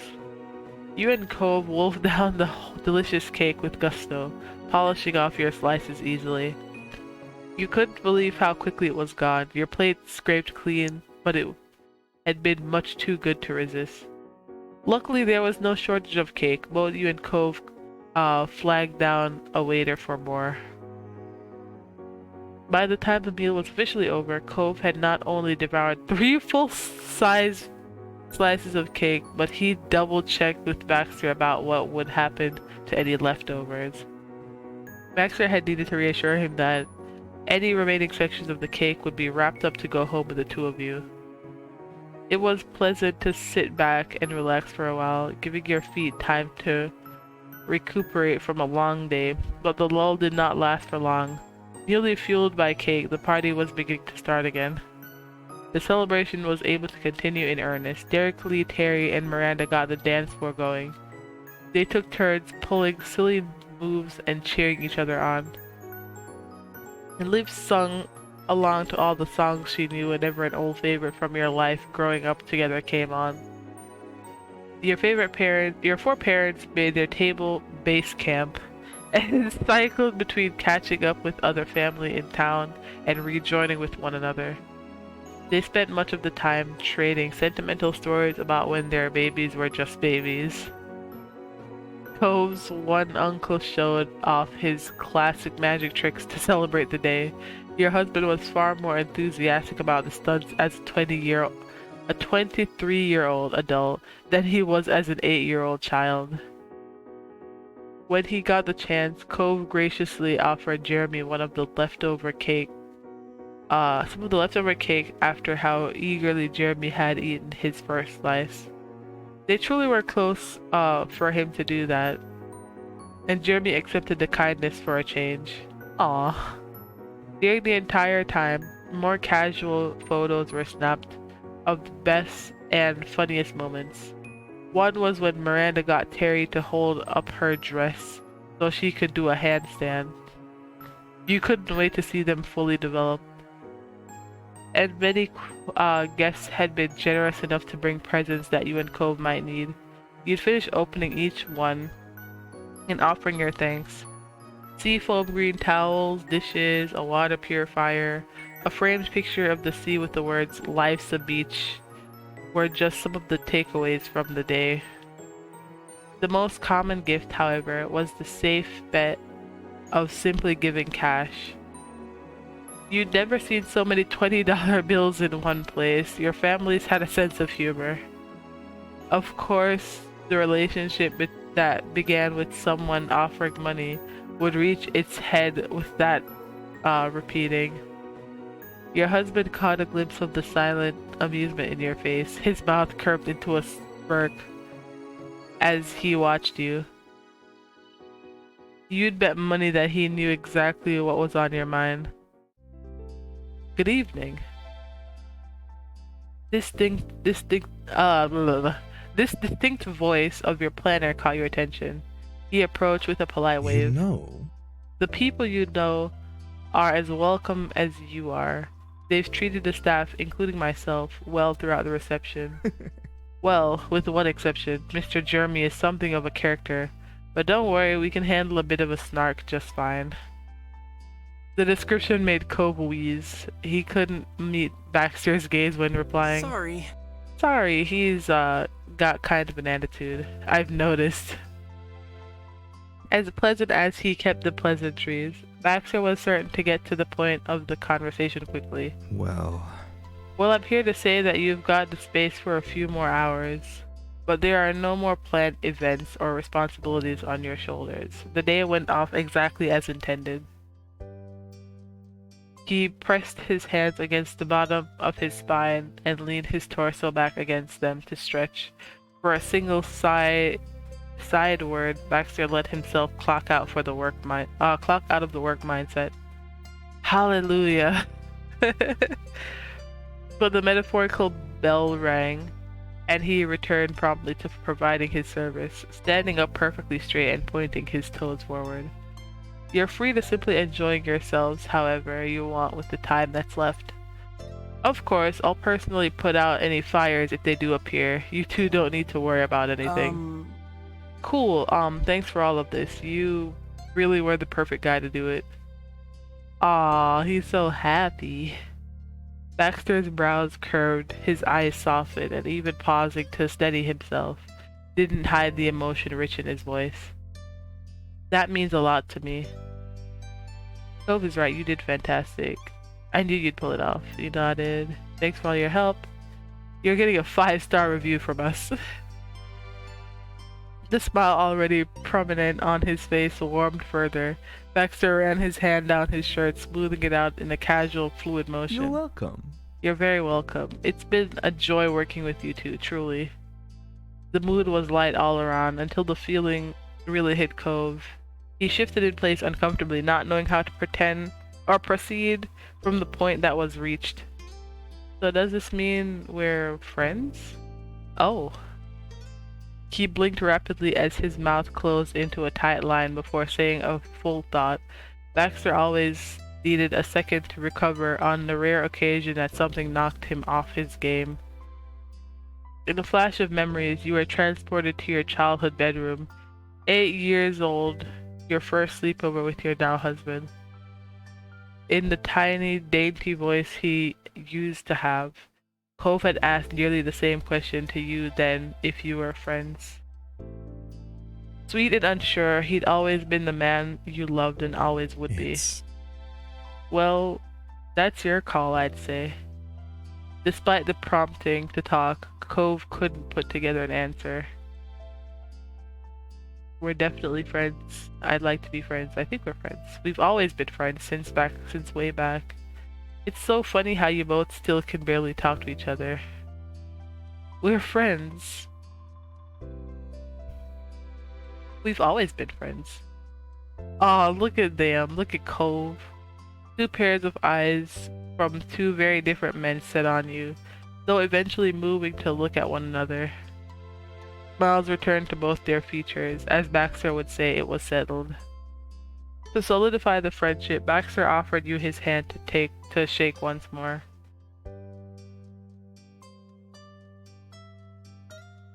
Yeah. Your hands gripped together affectionately, lifting up and down once. Next, his hand went towards Cove. He held it out evenly with confidence, not from a want to be assertive or assured or self-assured, but he was actually certain that they had a closer relationship now. Cove looked down at it, considering. He ultimately raised his hand and shoulders in a motion that was both an awkward shrug and an invitation to hug instead. The lopsided grin he gave was contagious, and Baxter took hold of Cove while positively beaming. Ah. Baxter was only tall enough to bring his chin to Cove's shoulder, but he rested it there comfortably. Aw, they're hugging. Cove chuckled in bemusement. It took a long time, but he had been won over to Baxter's side. He gave his new friend a pat on the back before they ended the embrace amicably. I hope you enjoy your post-wedding bliss as long as you can, but when life settles back down to normal, we should have dinner. I know some good places. That'd be nice. I guess we'll call you? Yeah, and in that case, it'll be your treat. See you then. And congratulations on your lovely day. He then quite literally bowed out, tipping one foot back and an inkling forward. He kept his head lifted up with that curled grin you'd become so used to featured prominently on his face.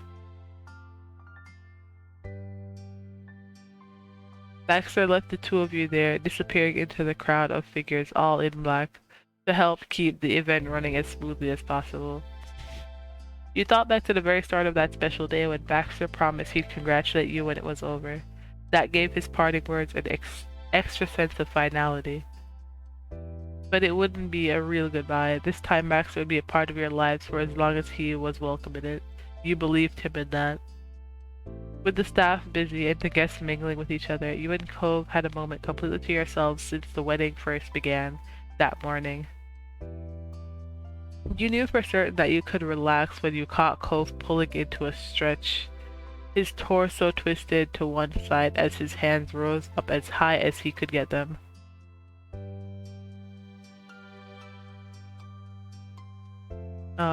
He was able to get satisfying reach in his arms thanks to his button shirt not being completely fitted. His eyes had been closed when he worked out the last of his jitters he'd carried throughout the day, but his gaze lighted on you as soon as he finished. There was a radiant warmth in his expression, and he spoke to you with an eased heart. If you don't mind, I want to dance with you again before it's over. I would love to. He smiled openly and welcomingly. It was more inviting than his direct words had been. As he had in the past, and as you were certain he'd do in the future, Cove lifted his hand for you to take. You accepted them then as you always would. You and your husband slipped away from the main seating area to the center of the space. By that late hour, the dance floor was almost emptied. Your fingers remained linked as you both took hold of the other with your second hands, taking form of a dance. Cove brought his chest near enough to brush against yours and rested his cheek on the edge of your forehead. He was careful not to mess up your hair. Aw. Slow, calming music drifted through the air.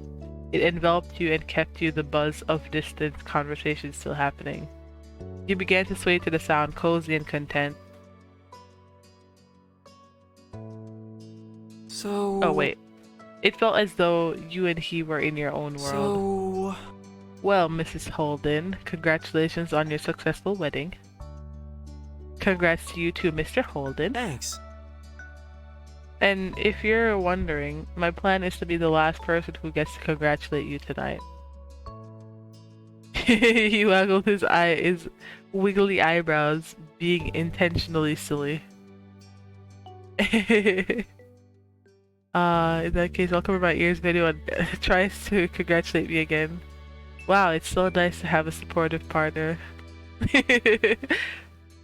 He sighed softly, and his shoulders lowered comfortably, but Cove suddenly perked back to attention when something struck him.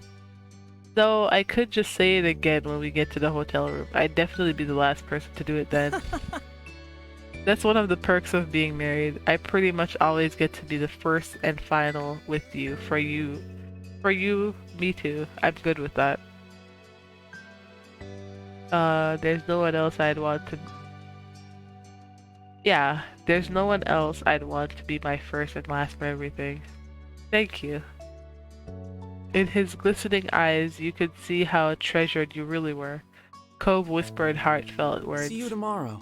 Oh. I don't know why that one just hit me so hard. Oh, and I also get to say this for sure. See you tomorrow. I'll see you tomorrow too. Cove pressed himself into you even more snugly and letting out a tiny thrilled squeak. Cove, is there anything you're hoping for in our lives after this? Now that we have a minute, I wanted to mention how you looked.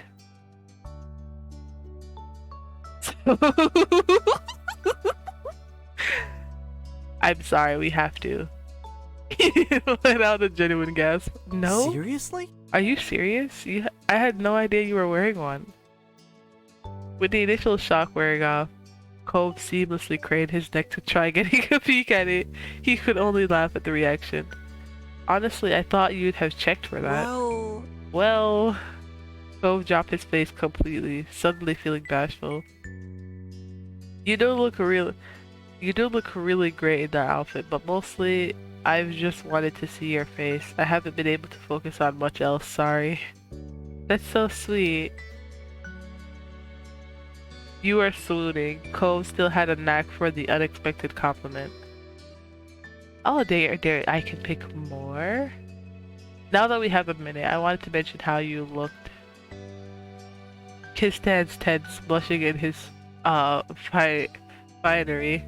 The spotlight had turned back on, and Cove was getting stage fright. Do you like it? Yes, you look incredible. It's flawless, perfection, unbelievable, glamour.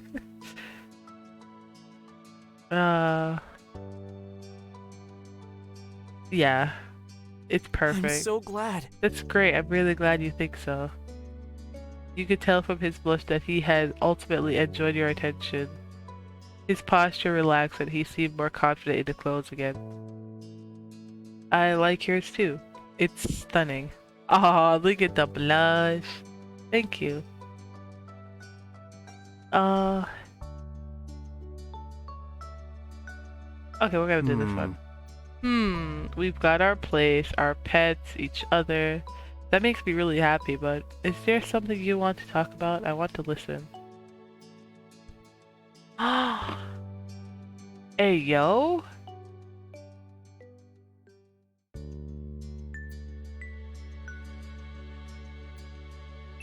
I mean, listen. Well, I'm thinking we could use some company, and I don't mean more fish. I want a family with you. You grinned coyly, hoping he'd get the message. I like that they had so many options for this. Nah, I'm gonna give birth. His face. For a second, he completely stalled. You winced as him potentially fainting became a real possibility once more. Instead of spalling, he spoke. Okay. The word was so quiet and you needed to hear him so much.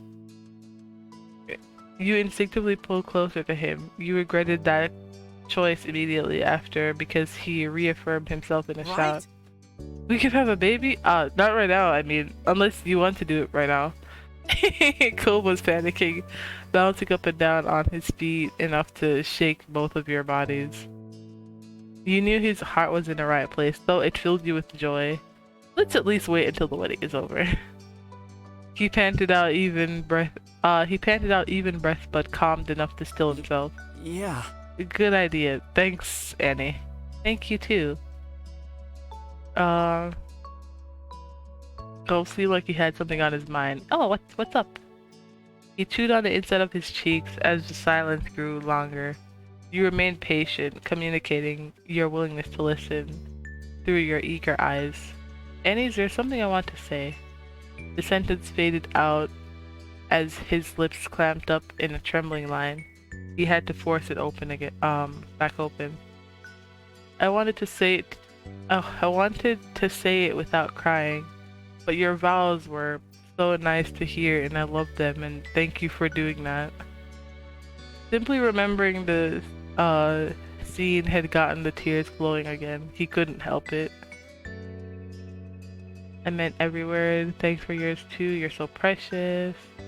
Yeah, I meant every word. He sniffled once, then twice, and then he grinned back at you. And you let yourself quietly enjoy his company. The game of a chaos. His eyelashes fluttered when your lips touched. No matter how much time passed, it still amazed him that you would kiss him. Cove kissed back lovingly. It was so warm. But then you heard your husband sigh wistfully. It all went by so fast. And now that I'm thinking about it, I don't only mean the wedding. It's everything. Where did the years go? When did you and me become grown up? Legally, it was when we turned 8. You, the crybaby? Grown up? I'm not sure about that one. I think it happened a long time ago. We just didn't notice. Maybe you're right. Though, his spirits carefully rose again as he spoke more lightly. I feel pretty good about getting older, not being a kid anymore, 'cause I'm doing it with you. Before we could only pretend to play adults and was bad at it. Liz was right on that one, unfortunately. And now we're at our wedding. I know what it's like to be an adult, kind of. You just do it and keep going. I guess it's as simple as that. I wish I would have figured that out from the beginning. No, actually, I'm glad everything went the way it did. I am too. The song that blanketed your discussion was at its final chorus as guests were saying their goodbyes to one another. It was almost time to go. Too soon you would know that what the ending note of your wedding was. The final glance, the last word. Though thoughts swirled in your mind until Cove brought you back to existing in the present where you belong. It's nice. I think our life is really nice. Not letting either of you get lost in the contemplation again. Cove suddenly clapped both his hands against your shoulders with the utmost seriousness. You know, if you ever want to have another party like this, I'll do it. It can be every year, multiple times a year, whenever you feel like. We'll keep Baxter in business forever.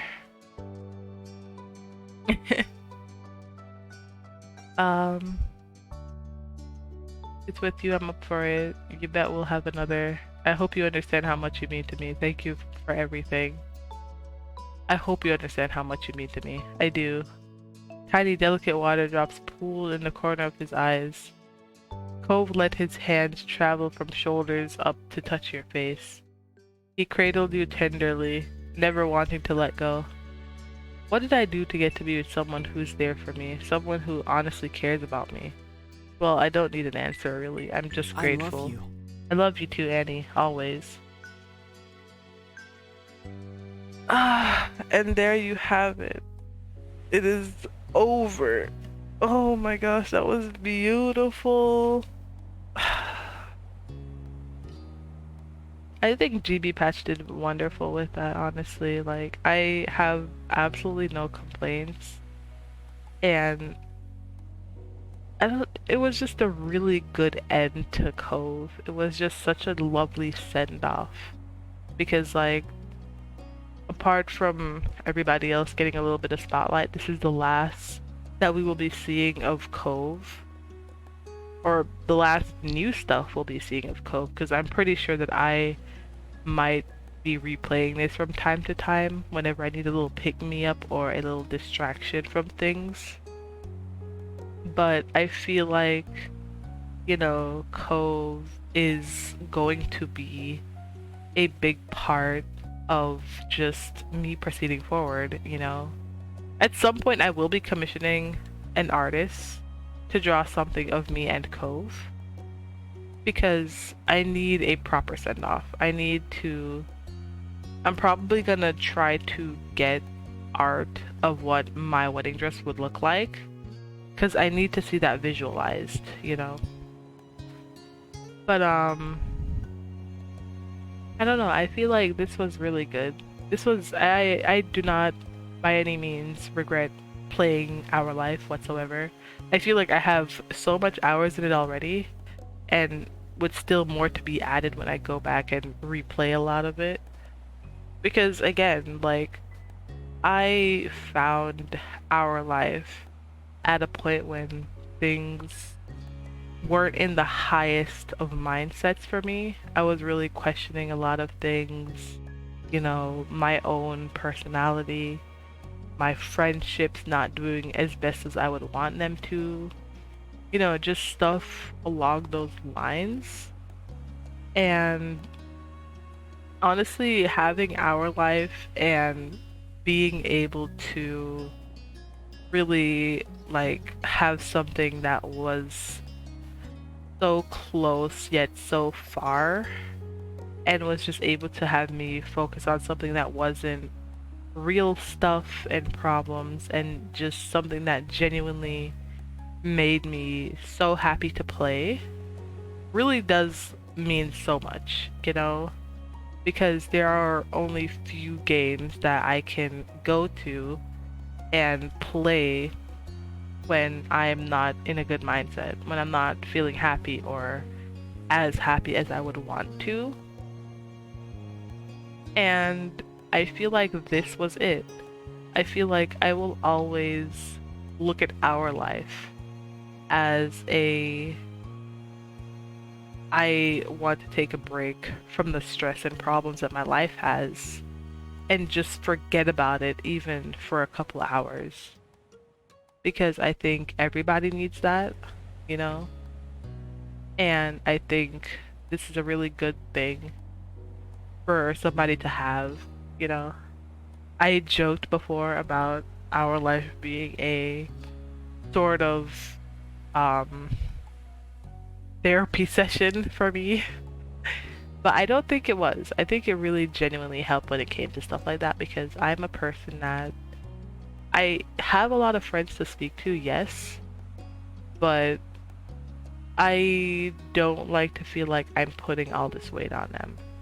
So when playing this game, it feels like it's putting aside what I might think of myself and putting a positive note on it, making it, you know, seem like it's not gonna come off as any way, shape of a burden to anybody at all.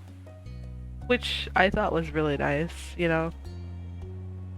But yeah, I don't think this is the end of me doing anything that's from GB Patch because I do plan on coming back and playing both Baxter and Derek's DLCs.